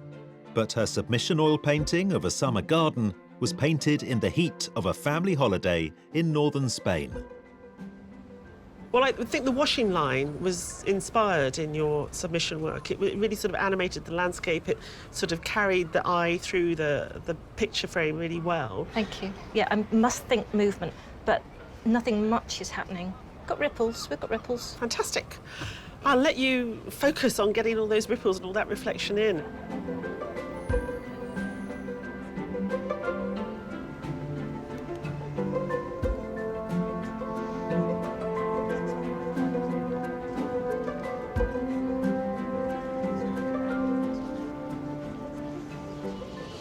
A lot of my work is quite structured. The horizontals and verticals, I feel quite at home with that. I do paint water quite a bit, so again, having the river in front is quite sort of reassuring. It's something to sort of ground me a little bit in terms of having the reflections as I like to work with. After selling his haulage company a few years ago, Andrew Hurd took early retirement and relocated to the Isle of Wight, allowing him to paint en plein air every day.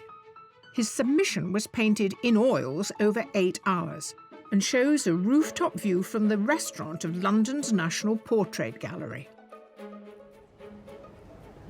Andrew, that is a really beautifully balanced composition here. Quite a few of the artists are having a problem fitting this crazy bridge in. That was my big worry, really, yeah, how to get all of that in and sort of cope with it. So I thought I'd just have a little bit of it to suggest it's there, but at the moment it looks a little bit sort of abstracted. What is interesting, I love the abstraction, and in a sense, this block of buildings that you just blocked in with some very zigzagging marks is a kind of, it's rather beautiful way to paint buildings without getting bogged down by detail. I mean, are you going to have to adapt to the time frame? I'll reduce it quite a bit, but really pick out the pieces that are important, and some I look back at paintings when I finish them and think it was better 2 or 3 days ago. No, I mean, So I think the 4 hours really might stop me before it goes wrong.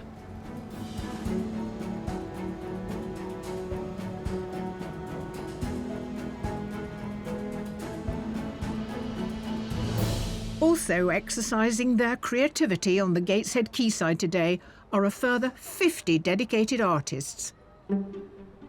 are wildcards. I work in this building, I get to see these views all day, every day. I like the geometry of the steps here, and I think that deserves a mention in its own way, doesn't it? Obviously, I'll put an ode to the Tyne Bridge and the Sage itself, but that's not going to be the focus.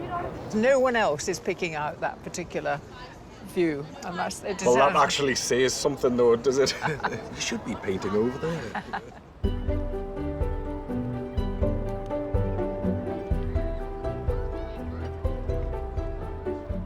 Sort of France in the 19th century feel to this. I'm not really sticking to any colours, I'm just going for the shapes. You're not sticking to any colour, you're sticking to all the colours. Yeah.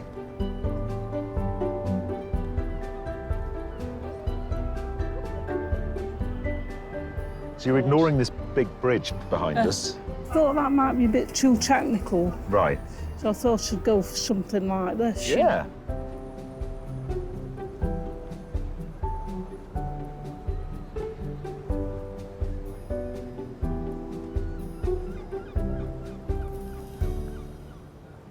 Of course, one of the difficulties of painting a famous tilting bridge is just as you're halfway through, the bridge begins to tilt.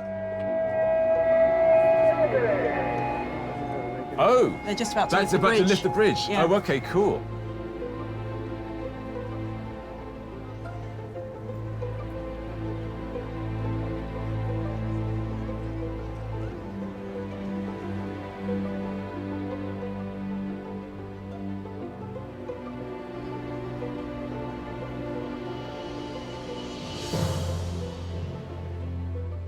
And a moving view isn't the only difficulty our artists are facing. Yeah, the change of light's getting really hard now because it's so much brighter, clear blue sky. So everything has changed considerably from this morning, and the water is ever shifting. Every time I look at it, it's different. But I think for something so big as this, it needs just nice marks rather than playing with it. I think big brushes mustn't go small brushes. I have problems. There's lots of sludge, there's lots of mess. Hopefully we'll get there. I've got to put in the cables that are holding the bridge up, and I'm a wee bit concerned about that, but we'll cross that bridge when we come to it. On the banks of the River Tyne, 8 artists are halfway through their 4-hour challenge to depict the Millennium Bridge. The judges have been keeping a close eye on them all morning. So what do they make of their efforts so far? Glorious sunny day in Gateshead. Andrew has looked at what's in front of him at the various angles of the river and the bridge and the buildings, and he's shifted his perspective over. Are you happy with what he's doing? I think Andrew was super clever to identify that he wanted all the lines to converge really on the Baltic. We're not close enough to the end of the day to see how he's done that, because every line, including the wires on the bridge, are going to help him achieve that, I think. Fuji's submission had an elegance to it. Are we seeing that elegance in what she's produced so far? With graphic art, the sort that she makes, there is an elegance, isn't there, inherent in it, and you've got to be careful it doesn't tip. And the slice she's picked is very beautifully balanced. Ronwen is approaching this view in a completely different way to everybody else. The only solid bit of structure so far is the arch of the bridge. I'm absolutely terrified at the moment, because she told me this was going to happen, that we'd see the form, we'd see the composition, and then it would disappear. And it has completely disappeared. Yes, it sort of went. Yeah. But now she's starting with oils. I think she's bringing the whole painting out again, but it is a bit scary at the moment. Camilla did a very small sketch which has sent you into raptures. Oh my God, Kathleen. I love Camilla's little sketch. I just think it's so beautiful. And as she scaled it up, I just think it sings. Actually, the way Camilla's working it up doesn't add anything new. Okay. Sometimes paintings work because the mark making is of a certain size within the framework. In blowing it up, the size of a brush mark stayed the same, and it's lost that kind of vivacity. But, you know, it's early days. Well, I don't remember a heat where I felt the artists had so much to do. So we'll see if they can pull it off.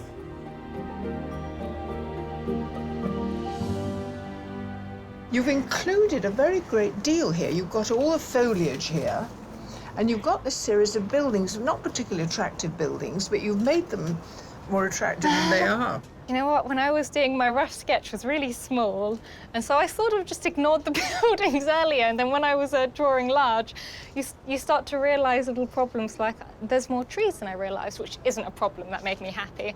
But yeah, I couldn't really block off the building. It's larger than I expected, so you had to put a bit of focus on it.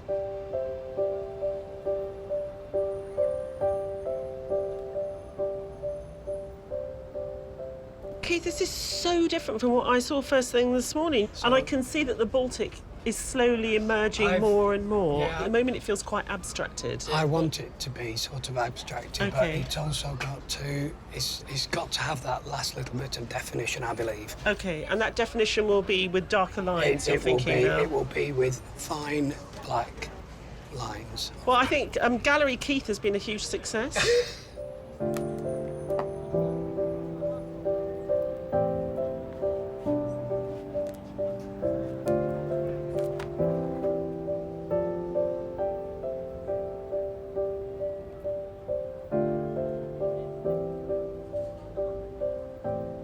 So about an hour left. How am I going to avoid overpainting? Yeah. Is there a bar? Is there? Do you need to be physically dragged away from your paintings at a certain point? Normally what I would do, because I would be in my studio, I'd put it on my easel, my big, huge easel, so I live with it for a couple of days, and then I might go and tweak. But that's probably, obviously, I don't have that luxury here. No. No. No, you have an hour, and then No, the painting so- will be judged by two fearsome judges. Yeah, thanks for that.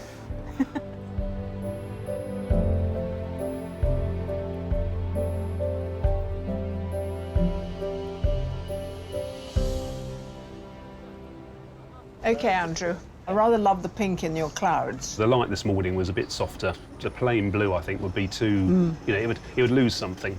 The Yeah. water is changing, Mm. and you're changing with it here. Yeah, the water won't necessarily match the sky, but... We won't I let on about that. No, we won't tell anybody about that. Water dominates our artist's view, so it's appropriate they're working in the shadow of HMS Calliope. Despite the HMS in her title, she's what's known as a stone frigate, a naval base on dry land. In the past, there've been 5 actual ships named Calliope, one of which was the star of a famous 19th century story of seamanship and daring do. Commander John Galpin served on the ship many years later, as she neared the end of her working life. I joined in April '49. It was the old ship. You saw straight away that this was something pretty special. In 1889, she'd been stationed in Samoa, protecting British trade routes in the Pacific. In charge was Captain Henry Coe Kane. On the 16th of March, a major cyclone hit the small harbour of Apia, where Calliope lay at anchor. Hemmed in by the reef and jostling for space, many of the ships nearby began to run aground. Captain Kay, with the ship literally 6 feet from the reef, felt there was nothing he could do where he was. If he stayed there, he would be lost. So he ordered maximum steam and ordered full ahead. Captain Kane tried to steer Calliope out of the harbour, but one of the other vessels, the American ship Trenton, was in trouble. As Captain Kane put the helm over, Calliope's boom went over Trenton's stern, and then they were away. And the Americans cheered them as they went out. The captain and crew of Calliope returned to a hero's welcome. Now, over 100 years later, the name of the famous ship lives on here in the Royal Navy Reserve's Training Centre. Filling the Gateshead quayside, our 50 wildcard artists have spent the day capturing their surroundings in all their diverse styles. This building has just been amazing. The reflections, the colours, the tones, the shapes. I love the shadows and the darkness, and it's forever changing. I'm actually quite pleased with how it's going. I'm really into skies and things like that, so it's perfect. I don't usually do bridges and things like that, but it's quite a nice challenge. But have any of their paintings captivated the judges?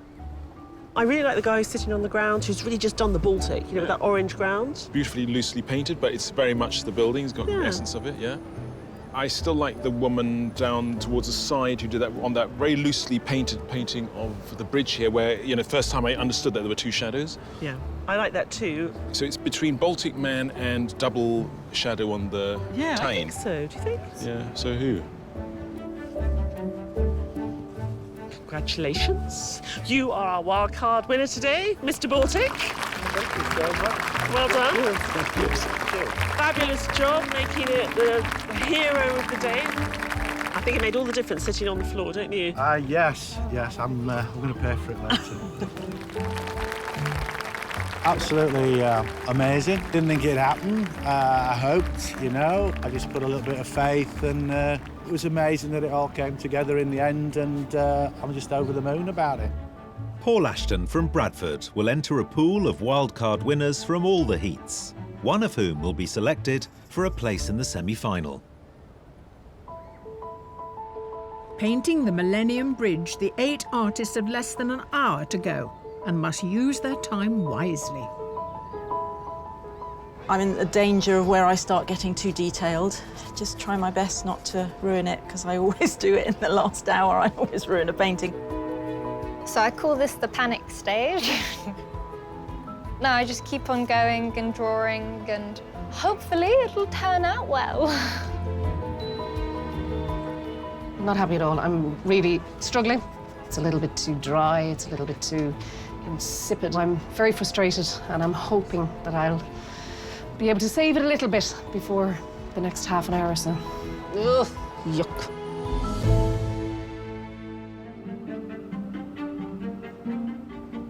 Here in Gateshead, our 8 artists have just minutes left to complete their artworks of the Millennium Bridge over the River Tyne.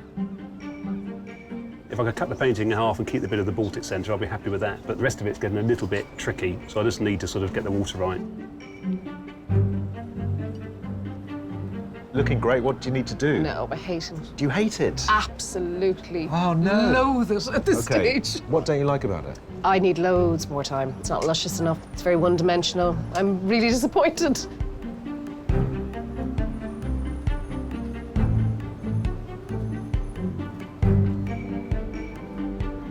Kind of glad it's almost over. The swathe of kind of brown buildings, I wanted them to go back a bit, and I'm not sure, maybe put a bit too much detail in. I actually just don't know at this point.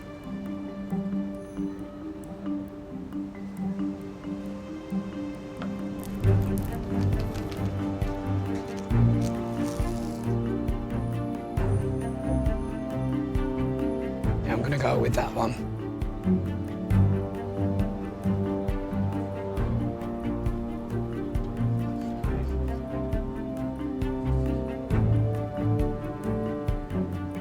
Artists, you have 5 minutes left. 5 minutes.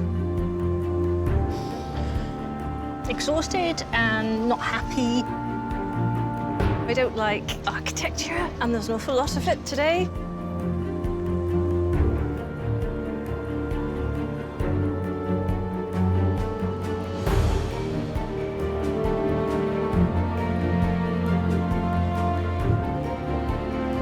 I wish I had another power, so I could scrape it all off and start again. That's the way I'm feeling right now. But yeah, I've done all I can do.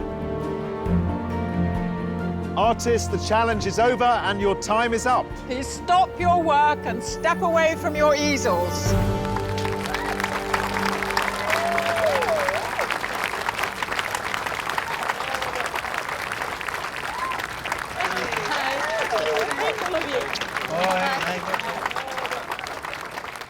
Our artists have done all they can. It's time to hear what the judges make of their work. It's been a good day. I think Troy did very well. I get the sense of where he was standing, so you got that river taking, going off in the distance. I think Fuji did redeem herself from the slight prettiness. There's more of this lovely wash.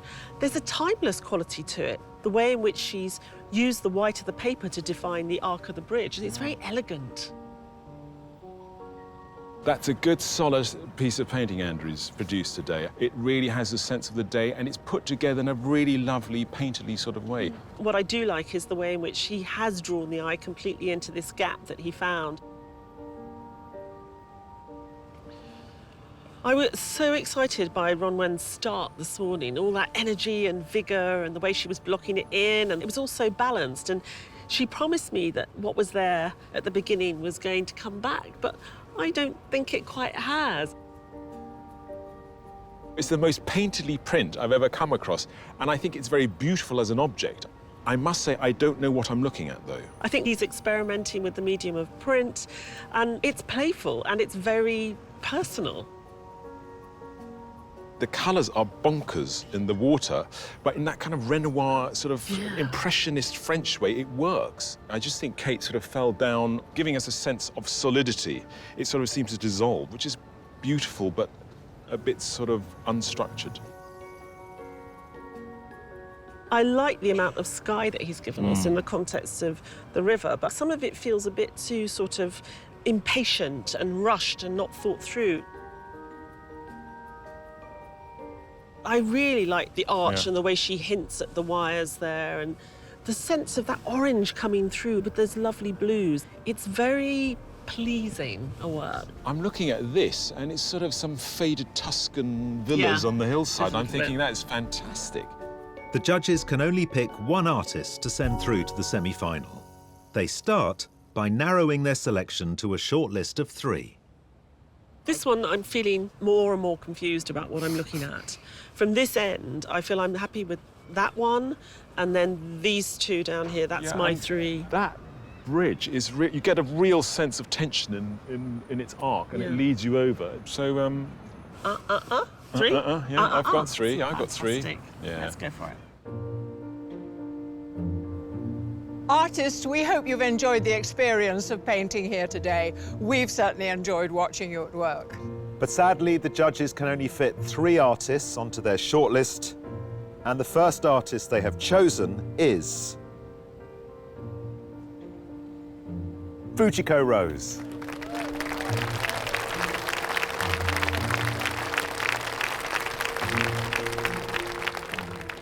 The second artist on the shortlist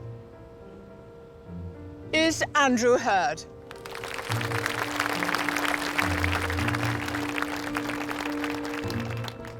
The third artist is Camilla Dowes.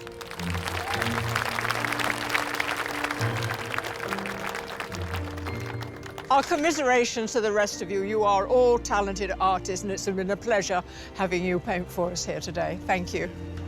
Thanks very much. Very well. I thought more highly of your work than you. Thank you. Now the judges must whittle the shortlist down to the day's winner. To help them, they take into consideration the selected artists' submitted artworks.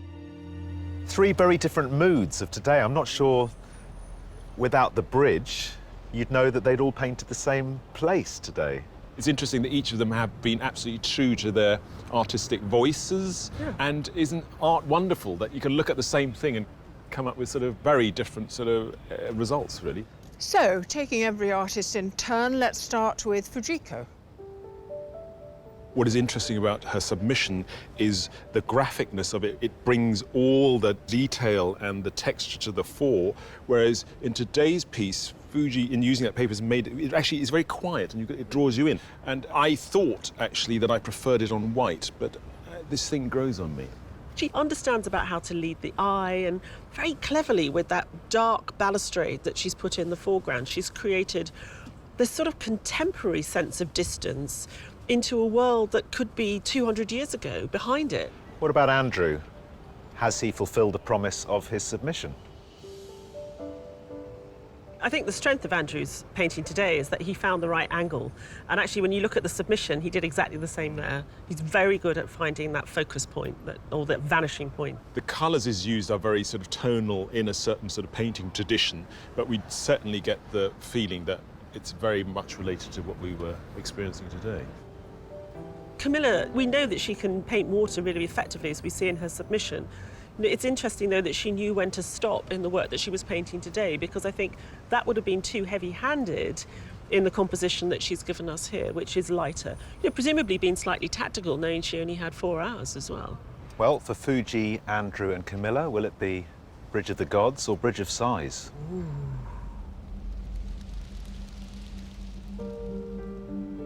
Fujiko, Andrew, Camilla, the judges have been impressed by the work that each one of you have done today, but there can only be one number one. After much deliberation, the artist they have chosen to put through to the semi-final is Fujiko Rose.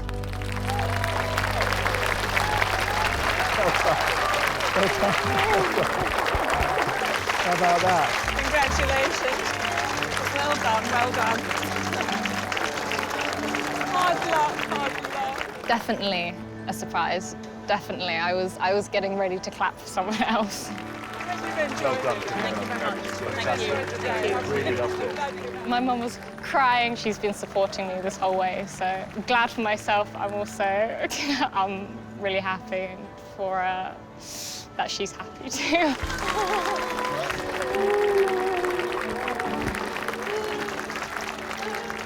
Usually when we have a graphic artist win, somebody who works in black and white and paper, there's always this discussion, it's got to be really good because it's up against painters.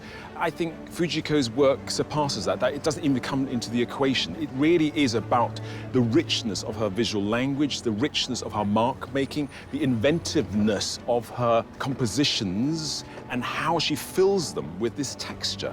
And I've never seen anything like that before.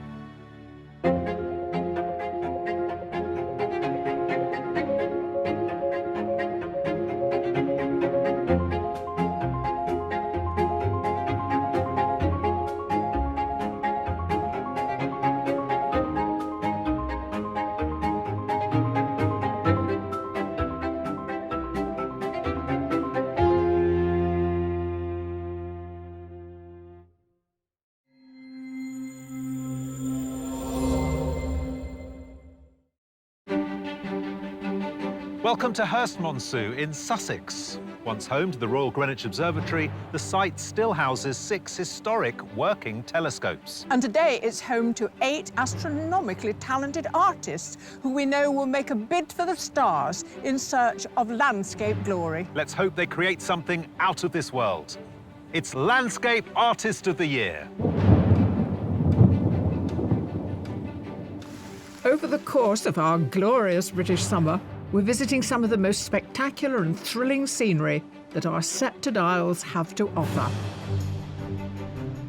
48 talented artists will be challenged to capture these magnificent views and turn them into their own landscape masterpieces. Come rain or shine. The weather is crazy, but it's still a beautiful landscape. The artists are competing for a sensational prize, a £10,000 commission to paint a scene in Venice to celebrate the bicentenary of the art critic John Ruskin. To be in with a chance of winning, they'll have to impress our 3 exacting judges: Kathleen Soriano, Taishan Schierenberg, and Kate Bryan. Have you been practicing doing a painting in a day? I've got different speeds, so I'm just gonna... Oh, okay. Yeah, just... Or put yourself on turbo speed to do. Yeah. And at every heat are an extra 50 artists, our wild cards, just one of whom will make it to the semi-final. So sit back and enjoy as the search for the Landscape Artist of the Year takes shape. I do landscapes in triangles, I do lots of things in triangles, everything is triangles. Not literally, I mean... Not literally. You don't see me in a triangle. I can, yes. Oh, you can? Yes. Okay.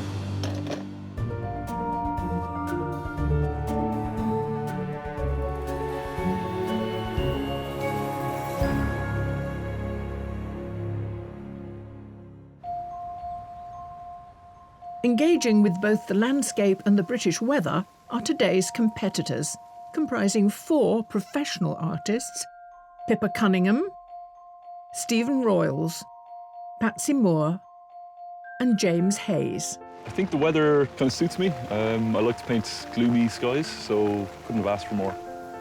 Joining them are 4 amateurs: Drew Carr, Tamara Savchenko, Chien Snow, and Roy Carlos. I have painted in rain before. I don't think I'm worried about anything, except maybe lightning. All of the artists were selected from a piece of artwork they submitted online. So today, the judges get their first chance to scrutinise the art in person.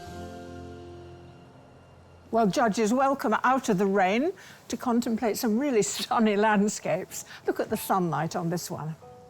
There's such an intensity of colour here. You really feel bathed in a warmth. I really like the way the paint's put down. I mean, they're really clearly delight in these big, bold brushstrokes that sort of dance across the canvas.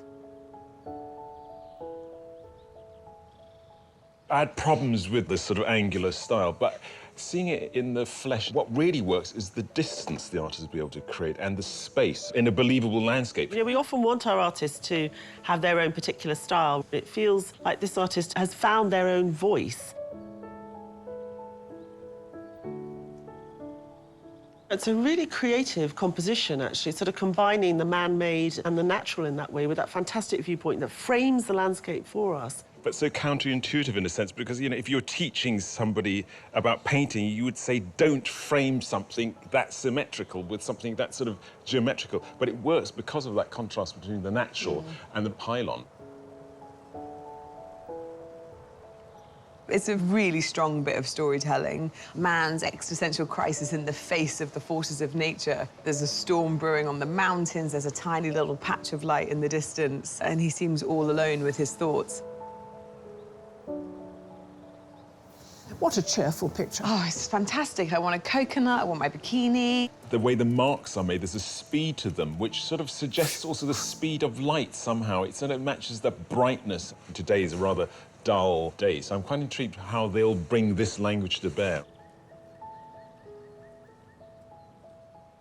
This is very gritty, it's very industrial, but at the same time, well, it's really quite cute with all these lovely colours. I mean, I don't think you look at this and feel kind of weighed down by industry. I think you feel intrigued by it. Again, a fantastic composition. The diagonals are pushing us out to the edges of the canvas, and a small work is telling a huge story within it. Water in a landscape. Water's always wonderful and refreshing, but it must be hard to paint. Very difficult to paint, especially in this way. I can hear the water rushing, you know, it's very well done. I mean, it leads your eye through the landscape in such a way that it becomes very abstract. And I think it's a fantastic bit of painting. I love the colour palette. Everything's got this really lovely kind of yellow glow, so you don't know whether or not it's like a kind of sandy scene and that's echoed into this glowing yellow sky. The way in which they've sort of created these lovely blocks of colour with the different buildings and distant mountains, you know, and I think it's quite an interesting, not an obvious colour palette. So here we are, 8 extremely talented artists, all very different. Rain coming and going, how will they handle that? We wait and see.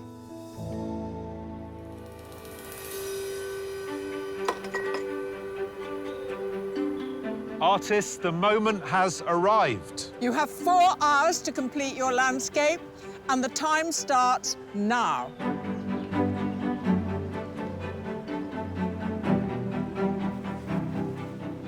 Assessing their surroundings, the artists get underway, each with their own particular technique. Their view is of Herstmonceux Observatory, once home to the Astronomers Royal and still in use today, albeit by less august stargazers. Mirroring the domes of the telescopic housing, we've dropped in some rather shiny celestial objects of our own. We're looking for the artists today to really respond to what we've put in front of them. You know, how do they deal with that traditional English pastoral scene and this very kind of modern geometric form with this amazing reflection, actually? There's good storytelling here. I mean, they could do something quite moody. We could have something quite strange. We could almost have like an alien landing landscape artist of the year. That would be fun. I think the view is incredible. When we arrived, I actually shed a tear of joy because I love round things I've never painted round things, but I love round things. I usually go for kind of distance and horizons, and there's none of that today. And the silver balls certainly add a bit of complexity as well, which I try not to panic about. For one artist, panic may actually be setting in. It's not a view I would pick. It's really difficult. I mean, normally you pick things that have some sort of connection, you know, there's a feeling that you want to paint. And this is like quite challenging for me because I don't have any of those sort of feelings towards it. Local artist Pippa Cunningham studied fashion and textile design. During her career, she's been commissioned by high-end fashion houses and national charities.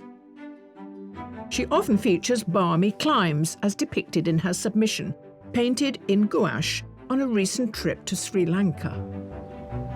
Now, your submission was the beach scene. Yeah, I like sunny, hot places. Sunny, hot places. Yeah. It's not. No. It's also quite a challenging image, isn't it? It is, yeah, it's quite hard. So you've started with a wash. Yeah. We've got this huge, bold splash of green. Yeah, I'll be splashing out for the next 4 hours, I think. Where are you going to focus? Probably just sort of, I don't know yet, exactly. Do you know, I think this is the hardest landscape we've ever presented to anyone. Really hard. But don't let me discourage you. No, thanks. Because everyone else is in the same boat. Yeah.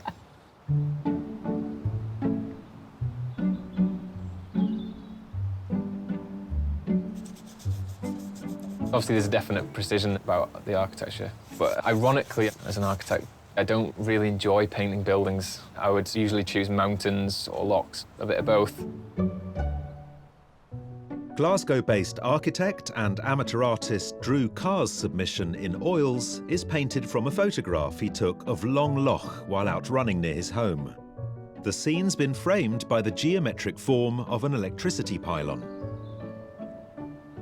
Drew, you've sketched it in a sort of a kind of blue underpainting. Yeah, I always kind of do a quick wash, mark like 9/3, as it were, trying to figure out where the composition's going to sit. Is that because it makes for a better composition, or it helps you draw out the scene in front of you? It's kind of like a really lazy way of gridding up. Once this is done, you start applying realistic colour? Or? Yeah, so I kind of always get the sky in first and then kind of just work my way forwards, basically. Oh, OK. So, actually, the paint is physically coming forward as well? Yeah, I just did that when I first kind of got into painting. I kind of learned that the hard way. Like, trying to do the sky last was a nightmare, just trying to paint it around everything you'd done. It's a very beautiful start. I would like to hang that on my wall, but I think it needs to go on, so I'll let you get on with it. All right, thanks very much. Also experiencing the volatile weather at Herstmonceux today are a further 50 weather-proofed artists, our wildcards. They're pitched directly in front of the historic castle, an army of umbrellas on manoeuvres, deploying tactical measures regardless of the rain. I've got 2 easels because I've got a metre-wide canvas, and then I'll have good firm, and I won't wobble at the end. It's fun, isn't it? It's day out. Be a nice warm bath later, I think. I'd sit down, but my seat's got a puddle in it. Should their landscapes catch the judge's eye, they could win a place in the semi-final. But some don't want to just catch their eye. If you come right back now and tell me what to do next, then I'll be very happy. Yeah, right. You've got a plastic bucket, you've got a broom, you've got a mop. We've got it all here. Was the art shop shut? I just wanted to cover this large canvas. Much quicker, you see. Is this... Didn't need any of those little tiny paintbrushes. Turner didn't know what he was doing, did he? Who needs paintbrushes?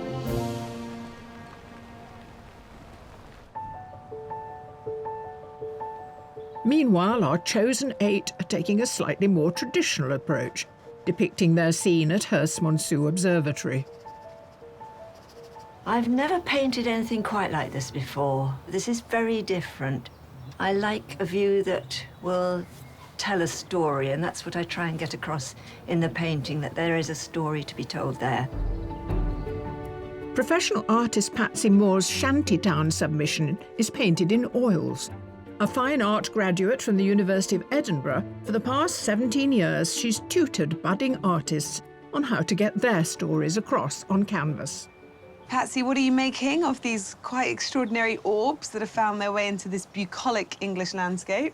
Fabulous. Oh, you like them? Good. I I'm do. pleased. They're reflecting. I mean, it's all about the sky, this view anyway, I think, isn't it? The story is about the sky.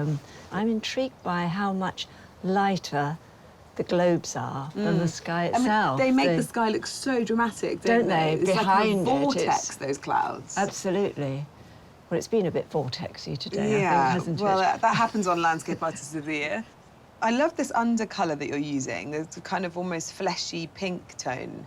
I think it has advantages because there's warmth in the atmosphere, and that can come through if you leave a few crackles of the dusky pink underneath. Yeah. OK, good. Well, let's see where we end up with the day. All right.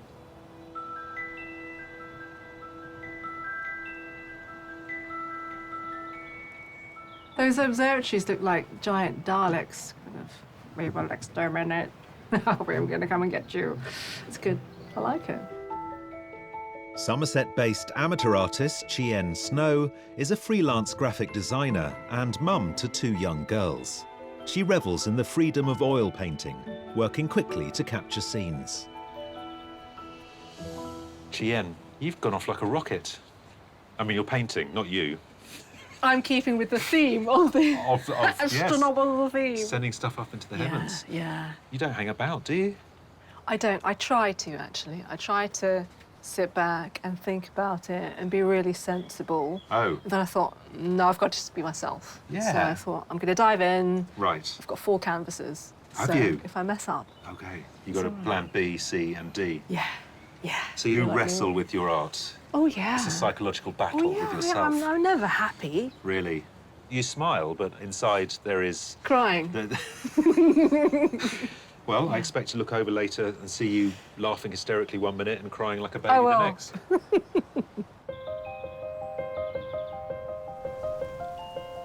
With an hour of the challenge gone, is the view still to everyone's liking? It's just getting everything coordinated. There's an order, chaos, order, chaos, order. I'm at one of the chaoses.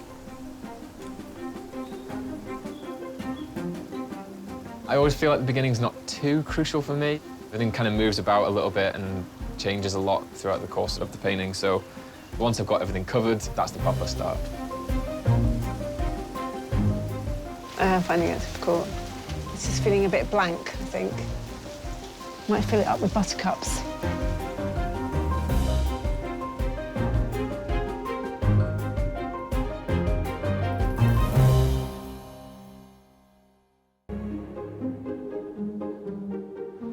At Herstmonceux Observatory in Sussex, our 8 artists are into the second hour of their 4-hour challenge to capture the cosmic view.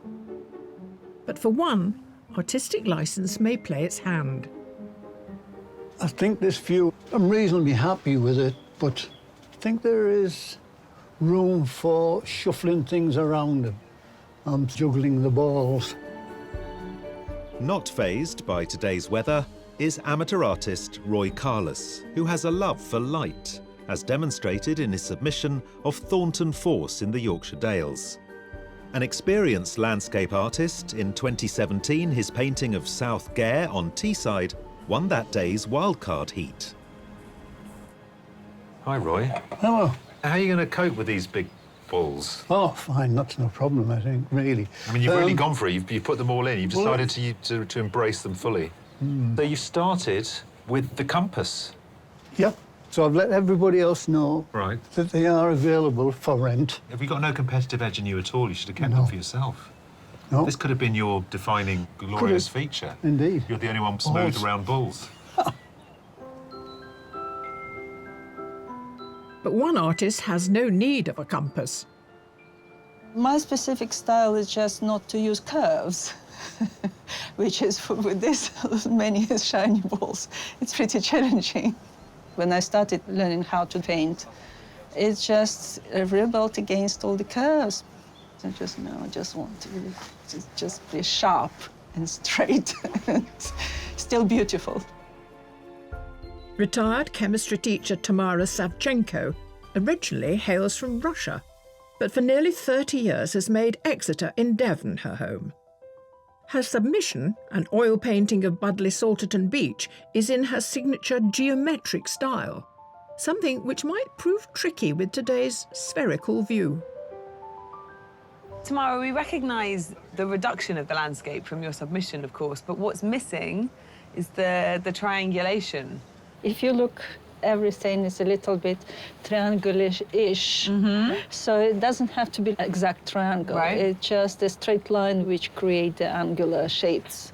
There's a looseness here that I'm really enjoying. It gives it much more texture. I just actually want to make a landscape which is more or less realistic, and on the other hand is chopped into my shapes. And I think you've done that really well.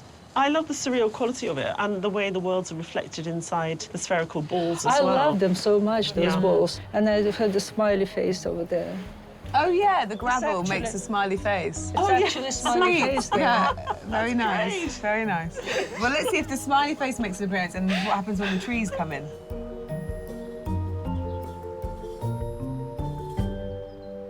Our landscape. Trees, grass, 6 copper domes and a lot of silver balls. A weird one today. It looks a bit like a prog rock album cover, don't you think?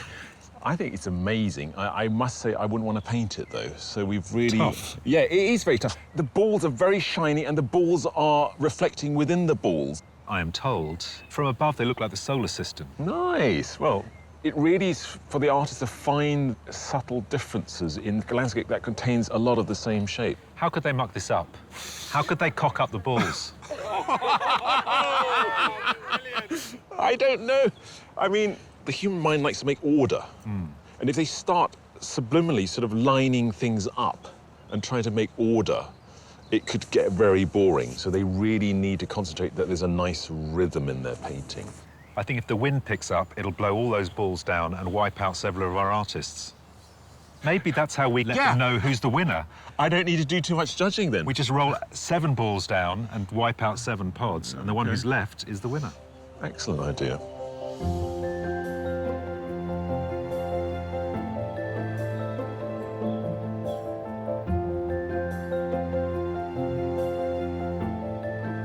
Trying to do justice the roundness of those spheres.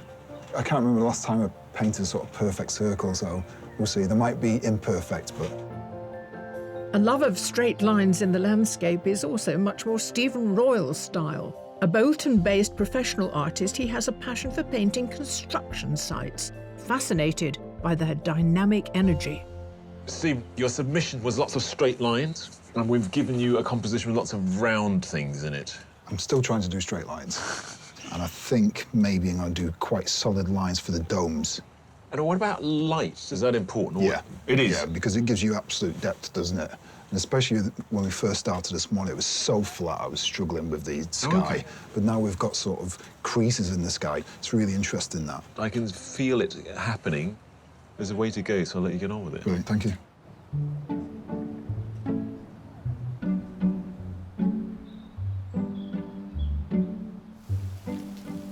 Like all these domes and all these spheres, and there's a lot of competing elements.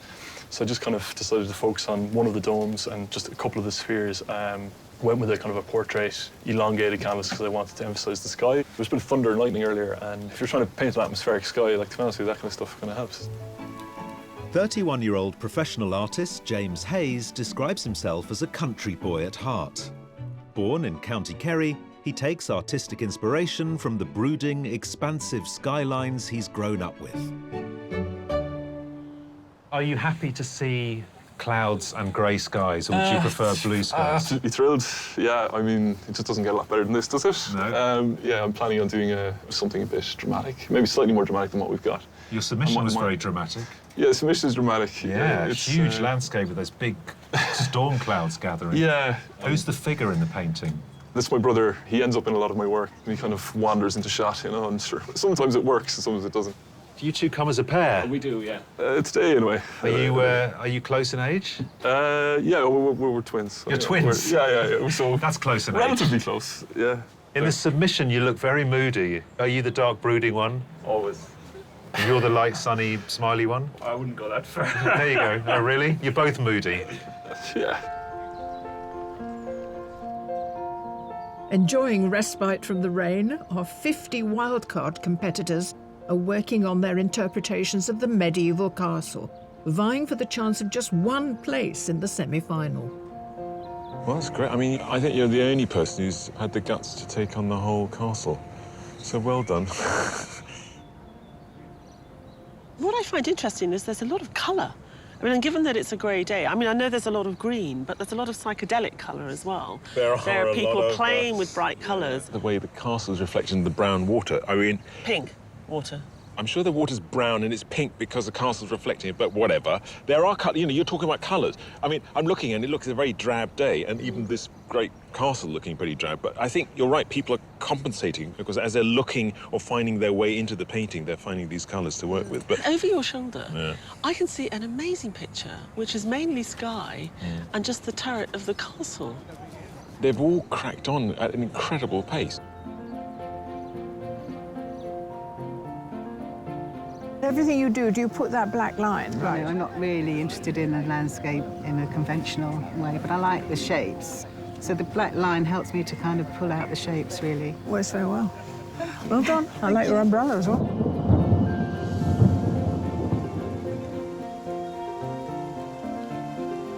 The fact that water's running down your painting, you know, adds to it somehow. Basically just got your back to this castle. You're bossing the castle out because you're saying, I'd rather not paint the castle. We've got the tiniest sliver. I don't particularly like the building, but I think it works reasonably well the way I've just put it on the edge like that.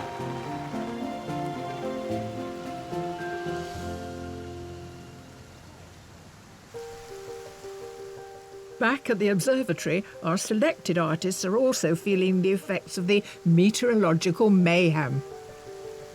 The weather has been so crazy. I've changed the sky a million times. You kind of hear claps of thunder and you think, oh yeah, and they kind of try and get the dark clouds in, and now I might as well just catch the rain on my canvas and see what happens. As the weather is changing, so are the colours, so are the tones, and you have to adjust to what I saw earlier as well as what I see now. Every time I look at the balls again, they've changed in colour or pattern. And of course, the sky's done the same. I'm going to have to rework that. Plenty to do.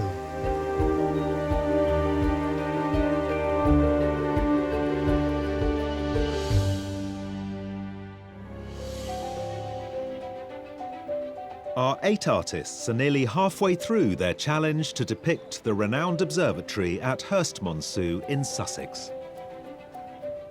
With just over 2 hours left, one artist is still struggling with her composition. Pippa, here, I'm looking at the centre and there's an emptiness to it. You still need to give your work a sort of a focus, don't you? And so, I mean, where would you say the focus is at the moment? I don't know, that's the problem at the moment. Might you introduce an object or a thing in this middle ground? I was thinking of painting the... Oh, the camera? Yeah. And totally uninterested in that copper roof of the observatory. It doesn't appeal to you at all? Not really. What is it that put you off it? The shape of it, the colour of it, where it is, I love that you're screwing up your nose at this observatory. You're just absolutely not having any of it. Well, good for you. I mean, we want you to paint a version of what's in front of you, and you've chosen your very particular, quieter corner, so good for you. Clearly not at a loss in the landscape is Chi Yen, who's already completed one canvas and is now working on another. Chi Yen, you're on your second painting. I am. It's a different composition. Tell me why you got bored. This was more of a study. This is me having fun. Like sitting an exam, you do your best very early on, make sure you get everything done, and then you kind of go, ah. Also having artistic fun is Roy. I love the way that you've got the echoes of the silver balls in the sky. I love that. I don't know whether they're going to stay in there or not. OK. I'm not averse to pushing a bit towards the abstract. OK. I don't know. I think we'll have to wait and see. Oh, so even you don't know? I'm really not sure. So, what do the judges think of our 8 artists' progress so far? Is there anything nicer than coming to the British countryside in the summer? I think it's the worst. It's definitely the hardest rain. But possibly the best quality of work in the pods Yeah. that we've had. The complexity of the vista that we've given them has actually made them all put a lot more thought into it. How is Patsy coping? What is beautiful is the red ground she's used that's still coming through. I think what we liked about her work was a sense of her colour palette being slightly off. And at the moment, I'm not getting that enough. Roy's been here before. Is his experience telling? So the way he puts paint on is consistent and it's very beautiful. Very strange, the orbs are reflected in the sky, which I don't think is necessary. But I quite liked seeing him this morning with his compass, you know, making sure he got everything right. And then as he paints, he sort of paints a lot of life into it. Pippa's not interested, it seems, in the spheres or the observatories particularly. Is that a problem? She's struggling, but in this struggle, she's reduced the whole thing down to just a field of green and one orb, and I think it's looking rather elegant. I worry, though, that it's a bit dull in colour. It just seems a bit flat. I love the colour and the density of that colour, the sort of chalkiness, the opaqueness of it. The palette that she's chosen today is really attractive. Cheyenne's interesting. She's on her second canvas. Very vivid, her painting. Very vivid, and she uses colour really well. She plays around with the paint on the surface, lets it skid around, different brush marks. There's very little drawing, and a lot of it is done through this big gusto act of painting. The second composition, I think, is slightly stronger, but she works so fast, I think she just needs to back off a bit and slow down and really sort of tighten things up a bit, because at the moment, I think it's too energetic. How Drew do? He starts with what's furthest back. Right. So when he paints something over the top, it is physically in front of what is behind. So the actual paint is following the same regression as what is... Rather than just sitting side by side. I don't think I've had anyone paint like that, really, on this programme before. But I think it's quite an interesting way of doing it. Some fine work out there. Let's see how they get on before those orbs hatch and our alien overlords rule the Earth. The view of the observatory our artists are painting today only came about in the 1950s. The original Royal Observatory was based in Greenwich, founded by King Charles II in 1675. By the mid-19th century, light pollution in the capital prompted proposals to relocate the observatory to a rural location. In 1957, it moved here to Herstmonceux. Individual domes were constructed on the site to house 6 large telescopes, their green copper cladding designed to blend in with the Sussex landscape. At its busiest, 200 astronomers and support staff were based at the Herstmonceux site, monitoring the night skies. The 7-metre-long Thomson refractor is one of the largest telescopes in the world. In 1969, it was used by a team of astronomers assigned by NASA to map the surface of the Moon ahead of the Apollo mission, and it's still in working order. Every night, the Herstmonceux astronomers mapped the position of the sun and stars and were even responsible for generating the Greenwich time signal, more commonly known as the BBC Pips. In 1990, the Royal Observatory moved again, this time to Cambridge to be close to the university. But the old telescopes and their iconic green domes remain here at Herstmonceux. The site is now a science education centre, inspiring the next generation of stargazers. Today, down the hill from the observatory, 50 wildcards have spent their day dodging the downpours, capturing the castle on canvas. Only one will be selected to be in with a chance of making it to the semi-final. 2 ladies in purple. Did you deliberately set out to match? Totally accidental. Except we both like purple. We both like purple, obviously. But, yeah. Now, yours is not purple. No, but there are elements of purple there. So this is yours. It is. What do you say she should do now? Scrap it and start again.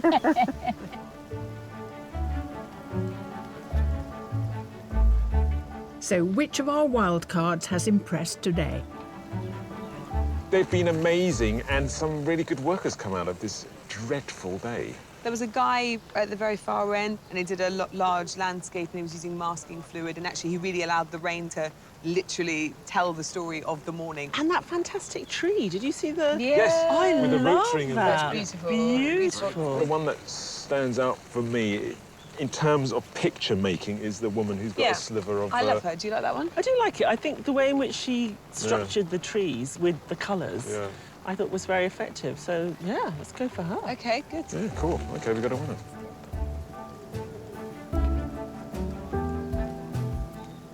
We really like your painting. It's caught enough of the castle to get away with it. Well done, congratulations. Absolutely delighted, thank you. It's always a boost, really, to know that somebody else likes what you're doing. It's an absolute thrill.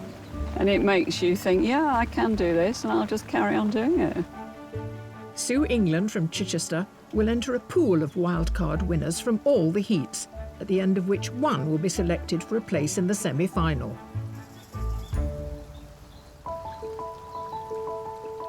Back at the observatory, our 8 artists are into their final hour. The only thing that's worrying me at the moment is, will I get it finished? But it's an interesting challenge. I'm not defeated by it yet. Right now, I have no red brickwork in and rusty red doors. I've got those to do. If I don't get those in, then it's going to look weird, so I must get those in. There's a couple of things that I can't quite write, which I'm kind of just going to run with. Domes haven't been easy, but it's too far on to undo them now.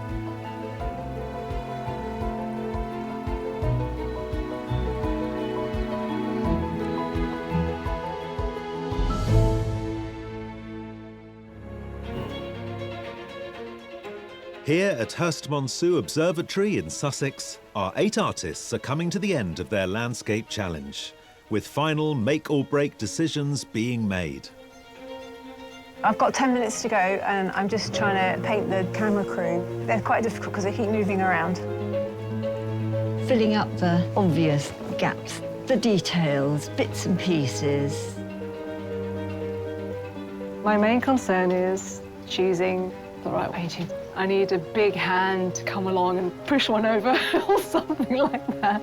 Can't make a decision. Artists, you have 1 minute left. Another half hour would have been nice, but done what I can, I think.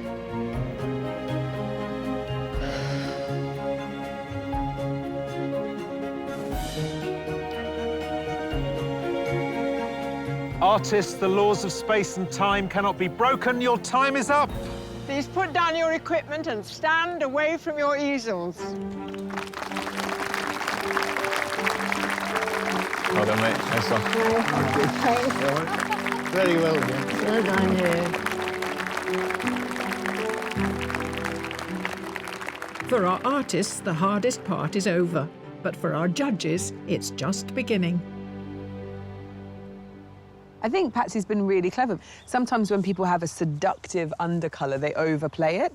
And I think she's just given us enough of that fantastic deep rose pink. There's a kind of distance also in Patsy's painting, as though you've come across a very strange scene. Because the circus tent is, you don't know what it is from a distance. It gives it a certain mystery. What I particularly like about Roy's painting is the colour of the copper. It's so well observed. You even got the sense of its age, but also its wetness from the rain, and he's just caught it perfectly. Yeah, and that echoing of the spheres, the whole thing is just wonderfully weird, really, but also precise and accurate.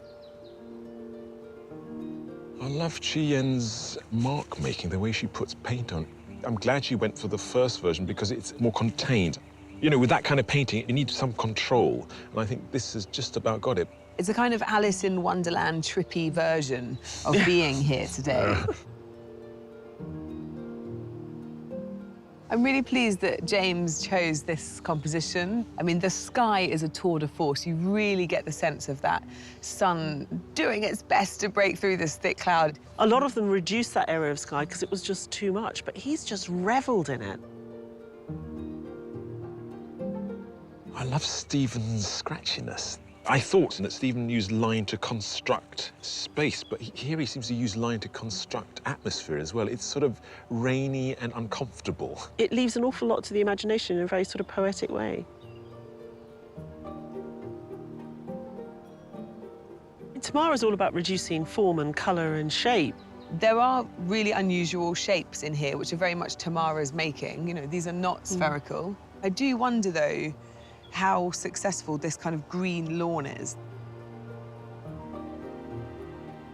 Finally, the unsung heroes of Landscape Artist of the Year, the valiant camera team.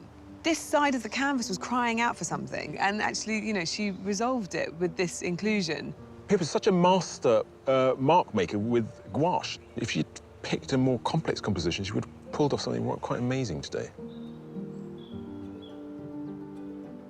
Drew's made a very quiet, honest painting about today. He might be one of the most successful artists to deal with the orbs. The way that he kind of swirls the paint inside. I like it. It's got a freshness. I could spend a lot of time looking at it. The judges can only pick one artist to send through to the semi-final, so they initially narrow their selection to a shortlist of 3. It's all about the balls today, isn't it? And the 3 that I feel have been most successful in dealing with that sort of luminescence that you get from them, those 2... Yeah, they're great. And that one. And those 3, which really stand out, for me, used the orbs to their advantage. The ones that we've picked are believable, and I think if you took the painting away from here, anybody seeing it would understand what's happening. OK, good day painting.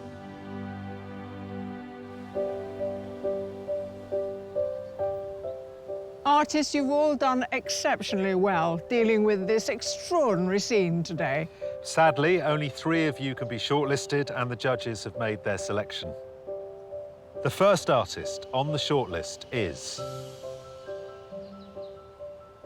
Roy Carlos.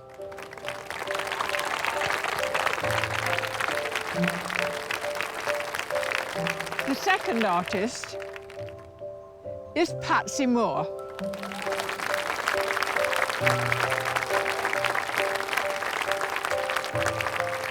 The third artist, Drew Carr.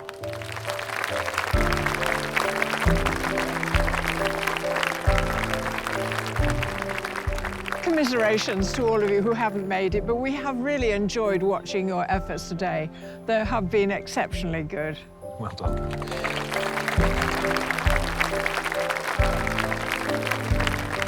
It was an amazing experience. I will keep painting in my speed, with the same vibrant colours. I feel very encouraged. Taking into consideration the artist's submission paintings, the judges must now make their final decision. Well, our painters today struggle through some difficult conditions. All these 3 have really risen to the challenge, actually. So let's talk about each artist in turn, and starting with Patsy here. I think I like Patsy's work today more than I like this. There's something about her submission that is very sort of staccato and precise. There's a more organic nature to the work that she made today. The choice of the ground is really, really sensible, and just the way that it comes through, just enough. With that beautiful red ground coming through and that sort of the purple in the sky, she's a really great colourist. Ty, earlier in the day you were worried about Roy's reflecting the orbs in the clouds. Yeah. But has he resolved that for you successfully? It seems to make sense. I got some sci-fi soundtrack coming through the clouds there, and I think those vibrations that make the painting more interesting. And I'm pleased to see that he's just taking one step into something a bit more surreal, and I think it really raised his game for us today. Drew? Drew came through. I think Drew's painting has a language that makes sense, and the subdued colour and simplification works very well. But I would have liked a more vital surface. He didn't put a contrivance on top of the work. He didn't just have a trick of seeing something through something else. He really painted what he saw today, and he's got this fantastic sense of distance. I think all 3 of these artists today didn't just really nail the orbs, but they really thought carefully about the kind of sky that we have. This is not a characterless sky. Well, the English summer's finally arrived, a few hours too late. You needed to pick a winner. I'm going to go and get my Speedos on.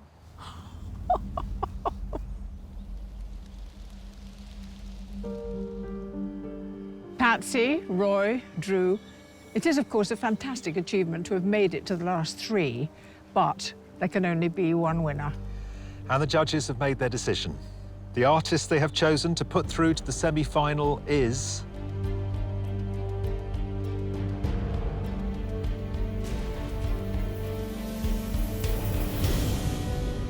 Patsy Moore.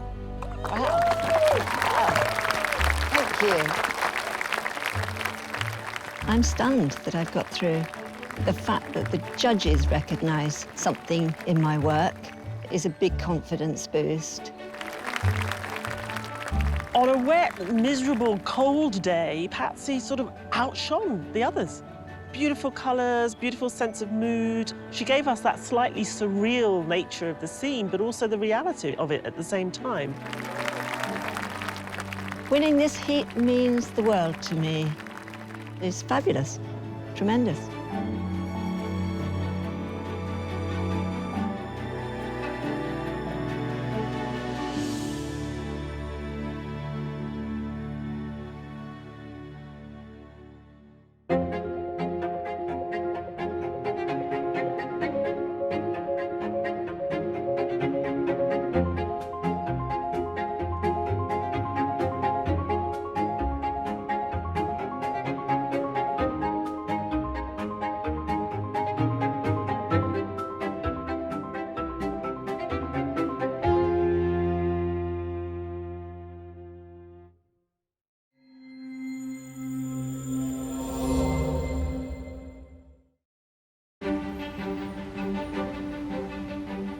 Hello and welcome to the Royal Institute of British Architects in London, where you find us in a state of excitement and anticipation. Yes, because the winner of Landscape Artist of the Year 2019, Fujiko Rose, has completed her prize commission to create a work of art, the city of Venice, and it's about to be unveiled for the very first time. As a keen crowd of family, invited guests and our own esteemed judges gather, it's almost time for the moment of truth. We can't wait. This year, over 1,000 talented artists applied to compete for Landscape Artist of the Year. Just 48 were chosen to take part. The prize, a £10,000 commission from the prestigious Royal Institute of British Architects. Across 6 heats, they've pushed their artistic talents to the limit. But one artist consistently stood out from all the rest. The Landscape Artist of the Year 2019 is Fujiko Rose. Wow, it's one of the best things you can really ask for, isn't it, being an artist? It's a bit of a birthday present for me, since my birthday's in 3 days. Now Fujiko is on her way to Venice. It's so different. I've not been anywhere like this, so it's exciting. She'll be following in the footsteps of 19th century British artist, writer and lover of Venice, John Ruskin. He says that buildings are like old people and we should take care of them. And facing some particularly Venetian artistic challenges. I'm getting myself confused about all the proportions. This is all going to be really wonky. Along the way, she'll be meeting up with some old friends. Actually, if mankind has the audacity and the imagination to create this, then we're not doing too badly. You don't know where to look, do you? There's so much to see. And she'll experience at first hand the environmental dangers facing the city. Water is sort of the friend and the foe of Venice. It's what makes it so special and different, but it's what's damaging it. Can you swim? The artwork will be the first major commission of her career and will be unveiled in front of an invited audience at the Royal Institute of British Architects. I loved her work throughout the competition and how it evolved. Fujiko loves a challenge, and so I really can't wait to see what she's done this time, because I think it's going to be brilliant. I think when the red cloth comes off, I'll be staring at my shoes. Are you ready?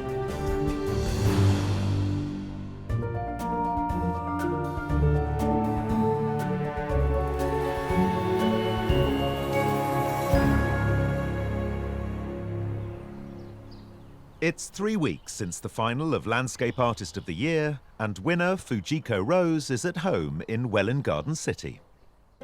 Although it's business as usual in the studio today, the past few months have been something of a roller coaster.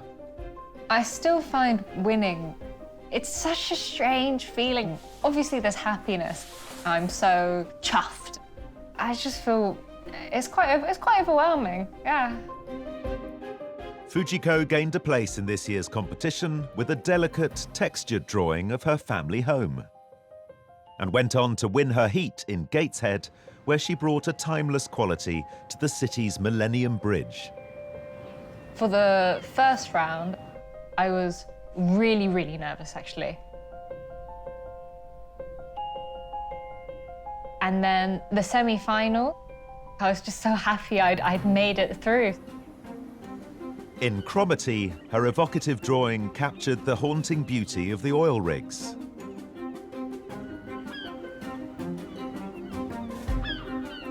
And then going into the finals, just the idea of winning made me feel like I really, really want this. After a long night in Battersea, her striking night view of the power station and a breathtaking commission drawing of Lanterney Priory ultimately won Fujiko the title of Landscape Artist of the Year. It's just really fitting that we've got an artist who's ready to go out and do it properly. I mean, you know, I think her and Venice are going to get on like a house on fire.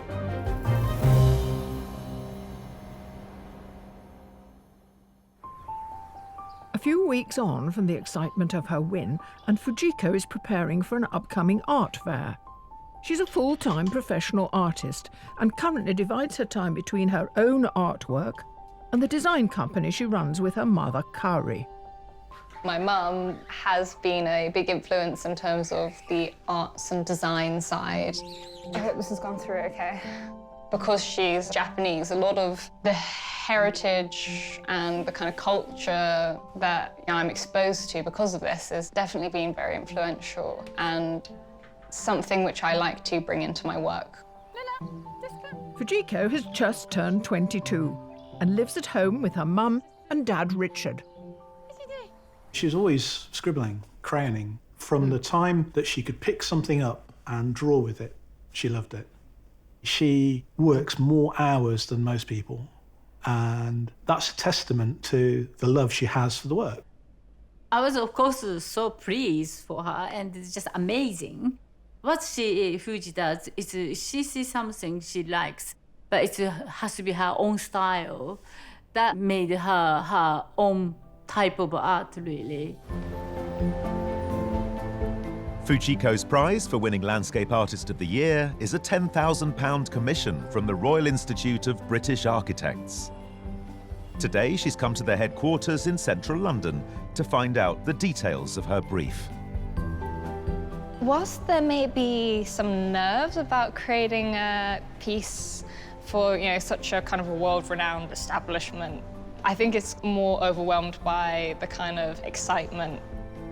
The RIBA was established in 1834 to promote excellence in architecture, both here and abroad. They've commissioned our winner to produce a work which captures some of the most celebrated architecture in the world. Fujiko's here to meet the Institute's president, Alan Jones. Welcome to the Royal Institute of British Architects. Fabulous to be here. Well, can I tell you a little bit about the commission? Yes, please, that'd be great to hear. Okay, you will be going to Venice because it is the bicentenary of the birth of John Ruskin.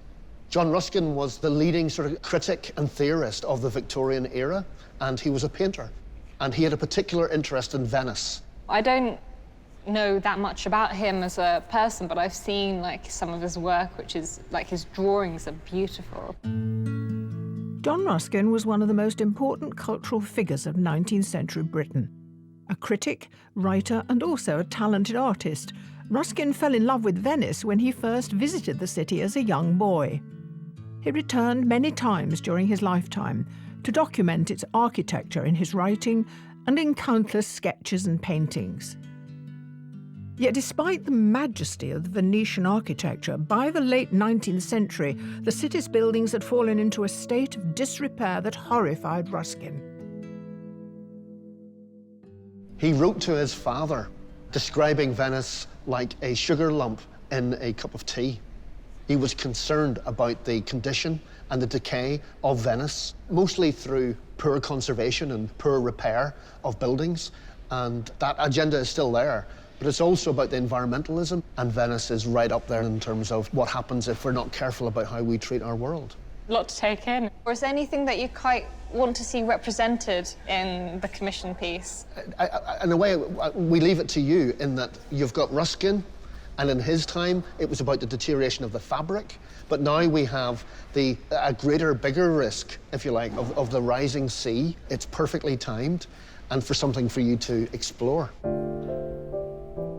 So, Fuji, can I show you where your work is going to hang? Right here. Front and center, huh? That's... No pressure. Yeah. Yeah, no pressure. With the scale and significance of her commission now becoming clear, it's time for Fujiko to turn her thoughts to Venice and the challenge ahead. Well, I mean, I can't really ask for a more glamorous spot, can I? This has made it more exciting for me. I'm really excited to go. It's like, I'm ready.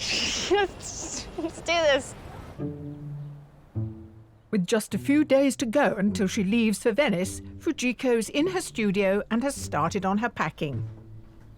There's boxes with labels, but the labels don't mean anything because you go in, it's like, oh, this is a box with pigments in. No, it's sellotape. During her trip, she'll be working on several preparatory drawings. I'm basically putting this whole pack in here, fit wherever I can in. Charcoal. Fujiko works mainly in Indian ink, using a dipping pen and brushes on handmade paper. I don't plan on working on white. With the coloured papers or textured papers, they kind of give us like a romantic feel to it. There is a bit of that kind of romantic sense to Venice. Also, you know, if I'm looking back at having an eye on the past as well, it's quite nice. I'll try and fit the paper into this. So if it's this, and essentially a pencil case, then I'm pretty much set to go, yeah.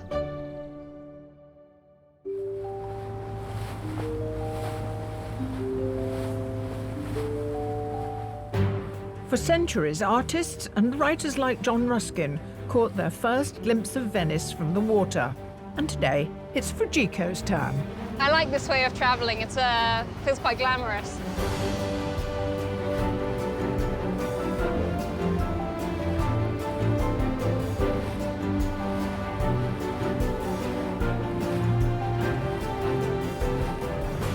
Just got out of the airport, straight onto the taxi boat, which is very cool. It's so different. I've not been anywhere like this, so it's exciting.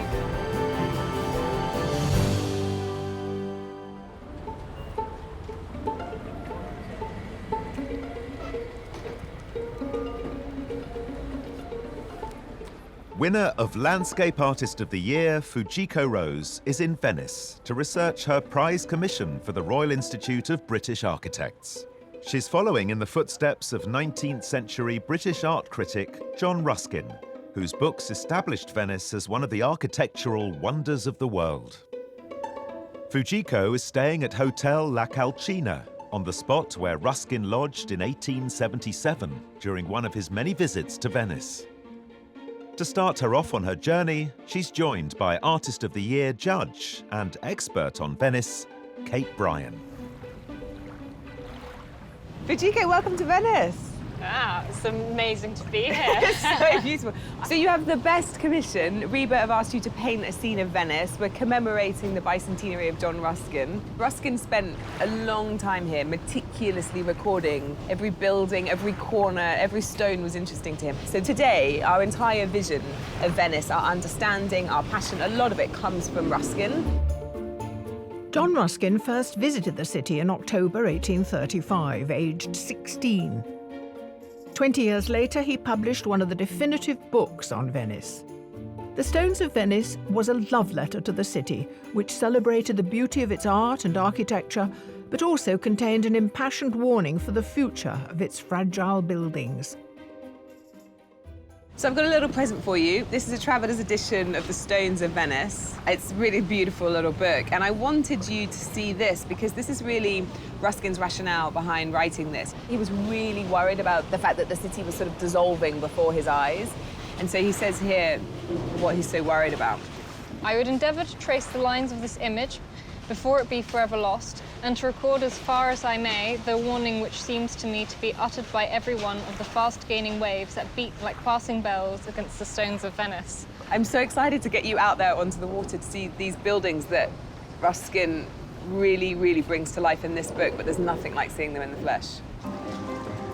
Fujiko's here in what John Ruskin called the paradise of cities. He saw its architecture as the closest that human ingenuity would ever get to God's own act of creation.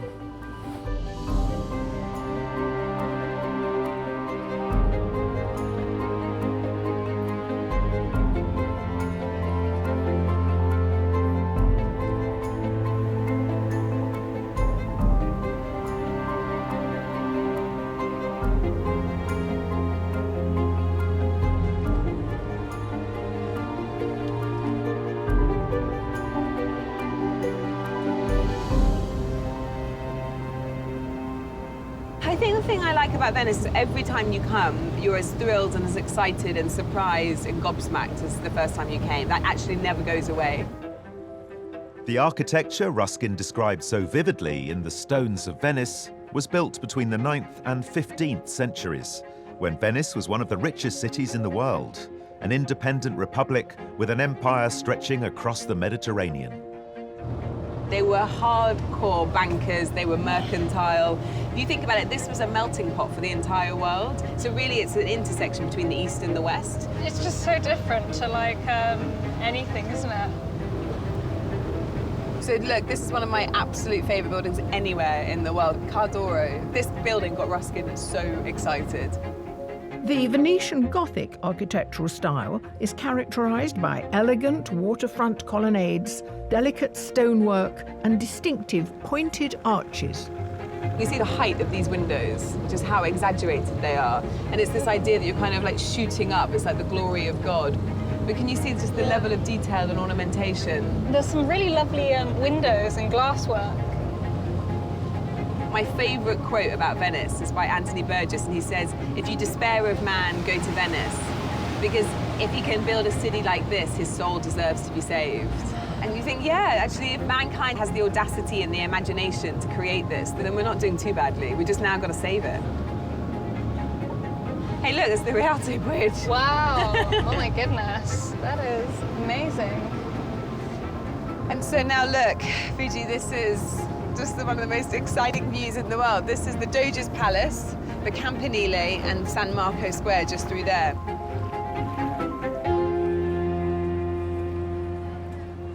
St Mark's Square and its famous basilica were, for John Ruskin, the most beautiful buildings in the world. But he was increasingly dismayed at how little was being done to protect them from the ravages of time. You've got your sea legs. Nearly 2 centuries later, this fragile city is more vulnerable than ever. So this is where you can see the flooding problems. Rising sea levels due to climate change and the pressure of 30 million tourists each year are damaging the fabric of the city. Now Ruskin's fears seem more like a prophecy. Wow, it's packed, isn't it? I know, we're slightly constricted by the water. St. Mark, the patron saint of Venice, this is his church. It's like nothing else on earth. It's completely covered with the spoils of their amazing republic. It is the most sort of magnificent building. It's showing off and saying, we're doing really good. I mean, you don't know where to look, do you? There's so much to see. So you can see all the different tracery, the stonework, the marbles, the columns, the amazing arches, the horsemen. I mean, it's just endlessly interesting. There's so much to look at. Fujiko will have the next 4 days to explore Venice. She'll be looking for a view that suits her style and captures the spirit of this extraordinary city. Fuji, we need to spend a lifetime together in Venice to really see every little detail that Ruskin wanted us to see, but I think already you're getting a bit of a sense of this very special, very complex city. I have to wish you good luck. You're following in the footsteps of loads of artists. You've got to avoid all the cliches, and you've got to do something which is very distinctly Fujiko, and I cannot wait to see it. It's going to be a challenge, but it's a welcome challenge for sure. Yeah. Very welcome challenge. During his time in Venice, John Ruskin spent many hours sketching the buildings he wrote about in The Stones of Venice. To try her own hand at capturing the details of Venetian Gothic, Fujiko's returned to the palace of Cardoro on the Grand Canal.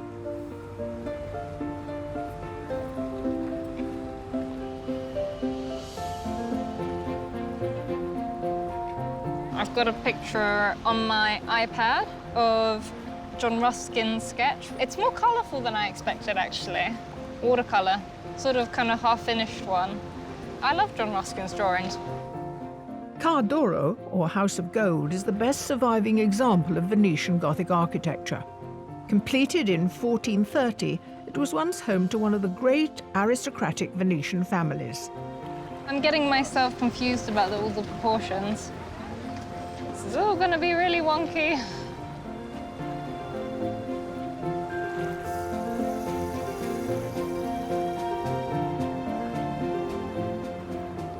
At first, I did a very simple pencil sketch just to get a rough sense of what I'm planning on including. And then I've just moved on to this brown ink. And it's a mix of using the brush and the dipping pen and using some water washes. I'm just going bit by bit. As much as I like the structure, they are something I usually would avoid sketching just because there's so many things and I sort of struggle to get it all in there. Suddenly I'm missing half of the columns. I think I chose too much of it, like I should have just taken a smaller part of it to sketch. Go with it now. It's gonna be some moody building, slightly evening view.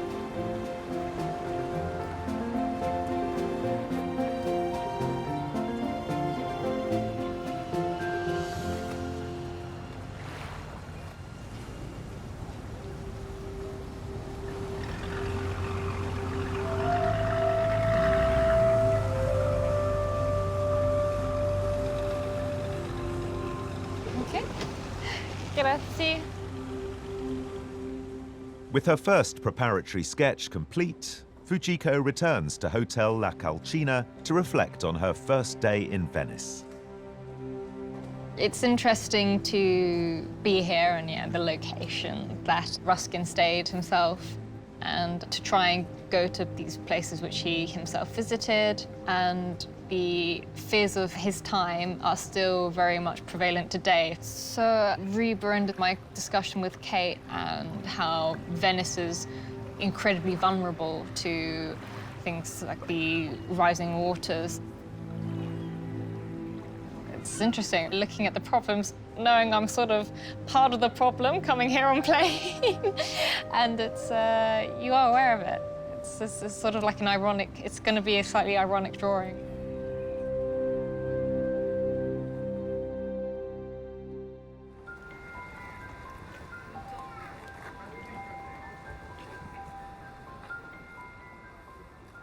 Landscape Artist of the Year, Fujiko Rose, is in Venice, researching her winning commission for the Royal Institute of British Architects.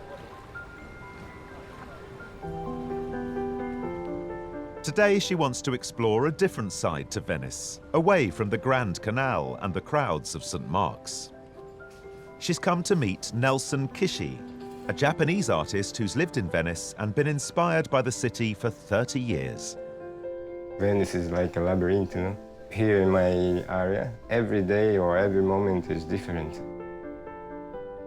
Kishi's studio is in the residential district of Cannaregio. He's offered to take Fujiko out sketching in the day-to-day world of ordinary Venetians.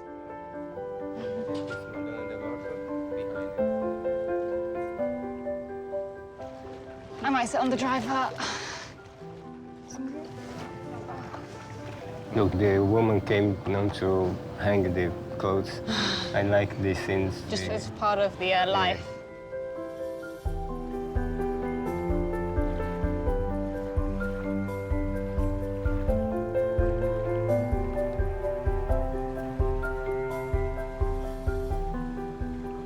You're capturing more all the daily life, and you've got the people. I always just ignore all the people. So I think it's nice. There's different approaches. I like.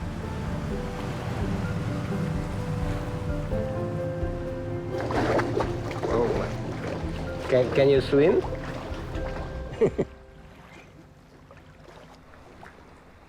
As Kishi returns home to dry off, Fujiko chooses to stay in quiet Cannaregio, where she's found a view that's caught her imagination. One of the interesting things with meeting Kishi today was walking through some less postcard areas in a sense. They're not what you would normally see in the photos. The view that I found is sort of peeking through this rather open rail, and it has all the different sort of components which I think you can find in Venice, of the boat and the water and the posts. And there's this sort of weathered wall and the Gothic arches. It has that sort of romantic vibe, but I think you can see the effects that you have being next to the water and how much that kind of damages the structures. Today's a bit calmer because, in a way, I'm not trying to recreate something like a Ruskin drawing or thinking about the different kind of masterful pieces of Venice. So with ink drawing, whatever's in the foreground I'll do first. Then the second layer is the foliage. And then the third layer is going to be the building behind with the Gothic arches. Because if I draw the arches first, if I want to do a wash or anything, it just becomes a whole big mess. You've got to work the opposite way around to paint.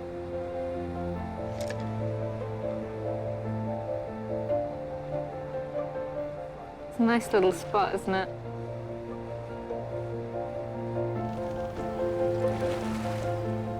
Back in the centre of the city, the environmental issues facing Venice are unmistakable. But there are campaigns to limit the number of tourists, and flood barriers are being constructed to protect the city from the rising tides. John Ruskin was one of the very first to argue that the great buildings of the world, like those in Venice, must be preserved for future generations, an idea that was to become the foundation of today's attitudes to conservation. Fujiko's come back to St. Mark's Square to meet up with historian and Ruskin expert Emma Stenyo. One of the things that was mentioned to me as well was Ruskin's concern about the damage that was being done to Venice, how to deal with that. You find in Ruskin a perspective which has to do with buildings, but can be easily translated into a lesson about life. He says that buildings are like old people, and we should take care of them. The sense of this was that we have to preserve them, to be healthy, to be well, to be happy, and so on. In metaphorical terms. As long as possible. Exactly, exactly. And taking care was not to damage, of course, but also to know the story of it. Because when you start knowing the story, it's an act of love. Love is a very strong word for Ruskin. The sense of loving, of taking care, of sympathizing, and all this. As I'm learning more, when you know those kind of extra details, when you look at them, you do appreciate them more and you see more of it and you enjoy it more. And I think you care more as well when you know. This is what Ruskin meant. It was this great love for the city of Venice that made it so hard for Ruskin to witness the neglect he saw before his eyes. But he wasn't the first artist or the last to fall for the Venetian dream.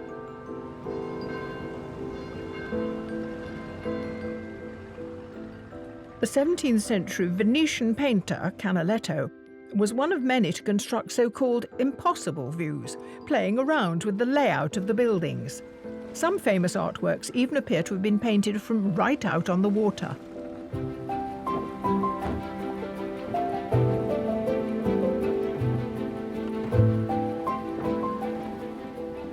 Ruskin also tried sketching in a gondola, and he struggled with it.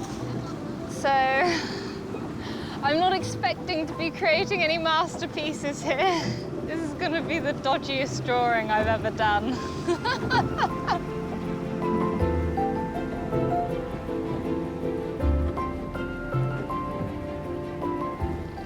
Is it hard? Is it very hard? You have a lot of movement, you know, left to right, something like this. But for today's artists, there's a slightly easier way of capturing the view. I think one of the benefits of photography is that later on, when you go back and you work on the piece, is you always find bits that you've missed in person.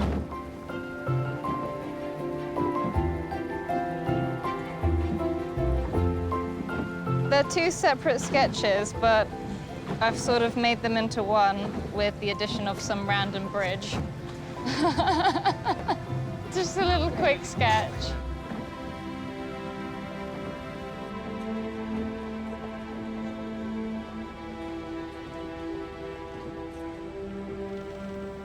Thank you. Thank you.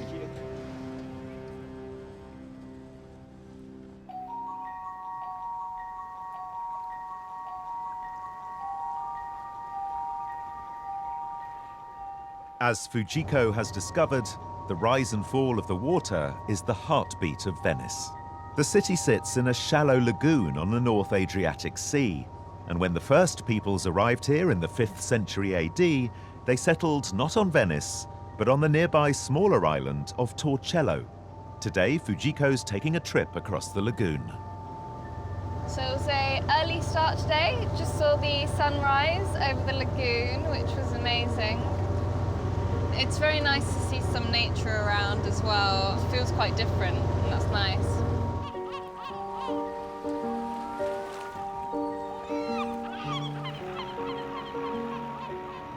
This is the next Ruskin stop, as he also visited Torcello and wrote about it in the Stones of Venice. John Ruskin called Torcello the mother of Venice. Its first inhabitants were refugees fleeing the barbarian forces of Attila the Hun. Fujiko's come to their cathedral, Santa Maria Assunta. In the Stones of Venice, Ruskin praises the beautiful simplicity of its architecture, in contrast to the buildings of its more flamboyant neighbour. It has evidently been built by men in flight and distress, who sought in the hurried erection of their island church such a shelter for their earnest and sorrowful worship, as, on the one hand, could not attract the eyes of their enemies by its splendour, and yet, on the other, might not awaken too bitter feelings by its contrast with the churches which they had seen destroyed. Torcello's ancient cathedral stands on a stretch of low marshland overlooking the lagoon. Taking advantage of the tranquility, Fujiko's found a quiet spot down by the water. Coming to Torcello, you do really feel the difference. It's a very calming, quite serene place. There's a lot more like open space. So the view that I'm drawing is very simple little jetty, but there's a couple little posts and there's a little red gate. What I find really appealing with drawing like an intimate view, and it's this feeling of taking away the kind of distance between yourself and the painting and the scenery inside it, and that feeling of being able to go through and almost touch it. You can walk through or walk into it. I'm just taking my camera out. I'm just going to grab a quick photo as it's starting to rain. With water a continuing theme, Fujiko returns to her room at La Calcina to finish her drawing.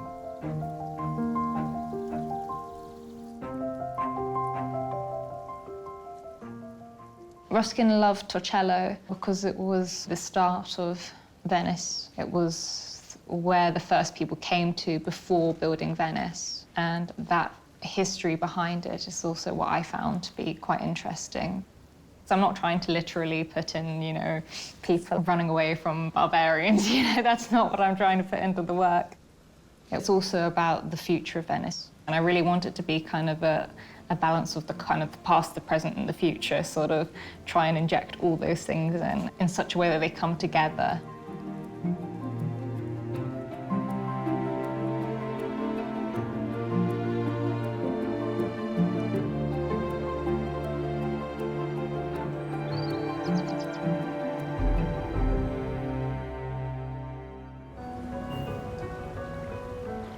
Landscape Artist of the Year, Fujiko Rose, has spent 5 days exploring Venice, from small canals and shaded alleyways to magnificent palazzos. She's spending her last day sketching the famous Grand Canal, the artery of the city, and a view that John Ruskin drew many times.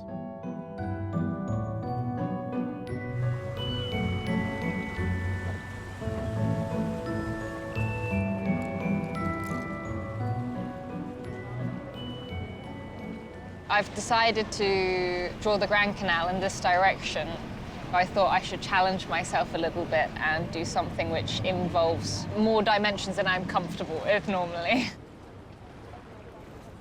The composition I've chosen is about 60% foreground, and the reason for that is, in a way, if I was only drawing the Grand Canal, I feel like I'd have to pay more attention to the details on like all the windows, and then there's too much.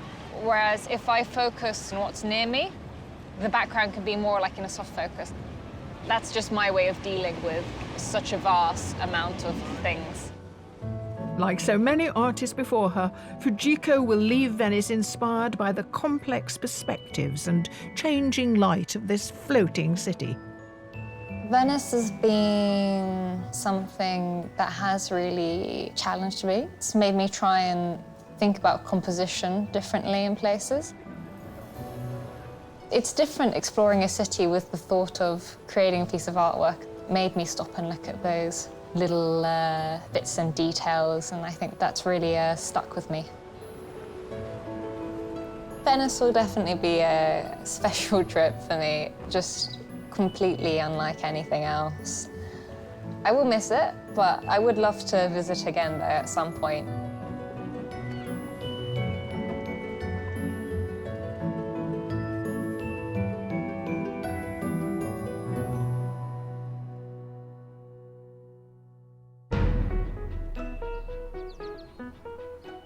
Back home in Welwyn Garden City, Fujiko is working hard on her commission.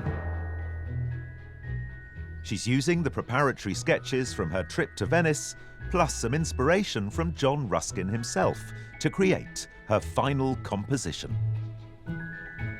I chose this building which is sitting on the water, and it has the Gothic arches, and it has these beautiful details, and it also has that sort of wear and tear that you get from being so exposed to the water. All of the drawings I did, it's quite funny when I look at it, actually, there's little elements of each one. So in a way, actually, in some ways, the balance is more similar to the one that I did on the first day. But I think I've tried to take the feel of the kind of more out-of-the-way places. I'm just starting to draw what's actually the most detailed part of the picture at the moment, which is just around the door. I think the actual process of drawing, I've never found relaxing. I'm sure a lot of athletes, the actual process isn't exactly calming as such, but there's such satisfaction from it. I like coming up with the ideas in the first place and, you know, climb up the mountain when you're drawing it, and then you're at the top at the end.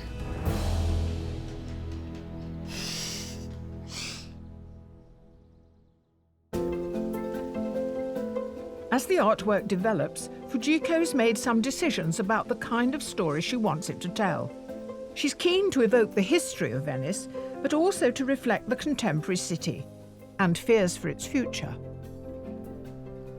I'd say between like a third to a half of the picture that I am drawing will be water.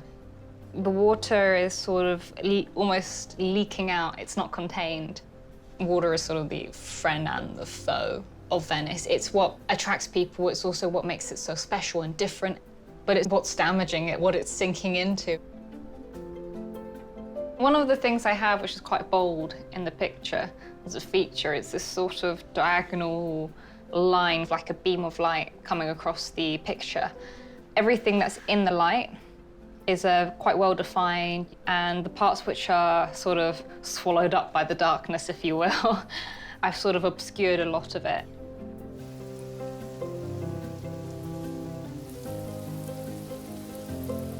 The really scary part is just how it all sits together. I think commissions can be scarier, and you really want to please the people you're giving it to. That's quite intimidating, actually.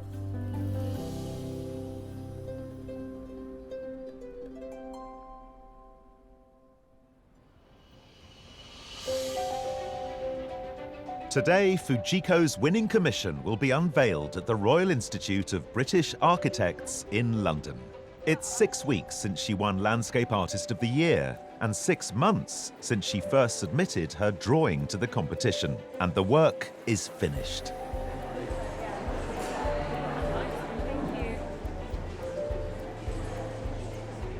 Today's definitely a milestone. This is my first sort of proper commission. Definitely a big event. I think when the red cloth comes off, I'll be staring at my shoes.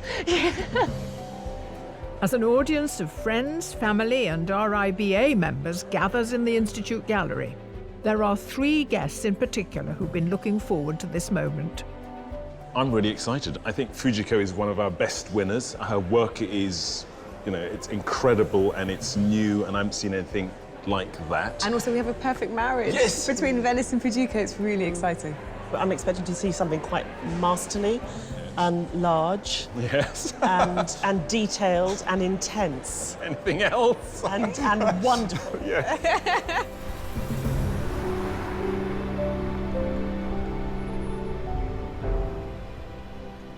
Welcome everyone to this very special occasion. We're here to celebrate the winner of the Landscape Artist of the Year 2019, who's going to unveil her work. Here she is, Fujiko Rose.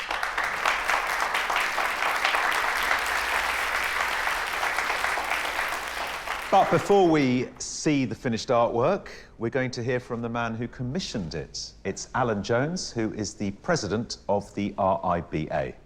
Welcome everybody to the RIBA for this very special event. The RIBA has over 4 million pieces in its collection that are shown here publicly in this building and also around the world. So Fuji's piece of work will be in very good company. So I'm very, very interested to see what Fuji has created for us. Are you ready? It's a great moment for you and for us all.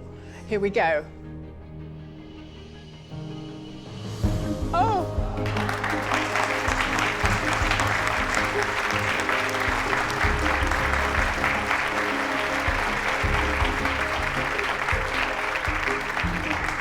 I think Ruskin would be pleased. Very, very much so. Very impressive, and I'd like to look at it in much more detail. This is a really wonderful work of art, and you're to be congratulated. Well done, well done.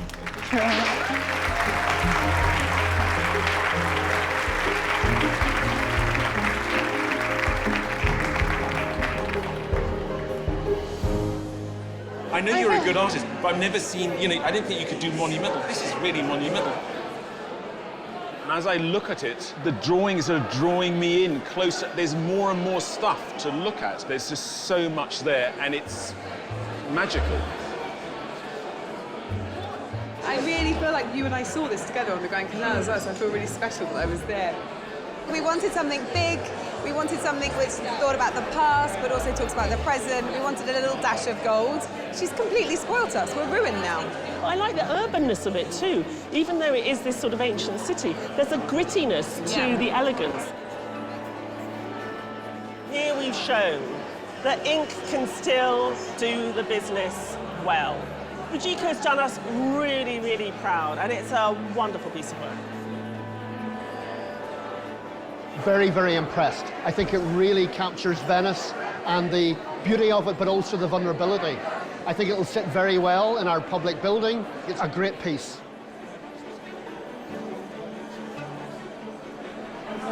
What exactly I won didn't really sink in. And being here, I just feel the scale of it, and it's amazing. Getting such a positive response is definitely something that's going to stay with me. It makes me want to push myself more and try more and do more, and so I'm looking forward to that.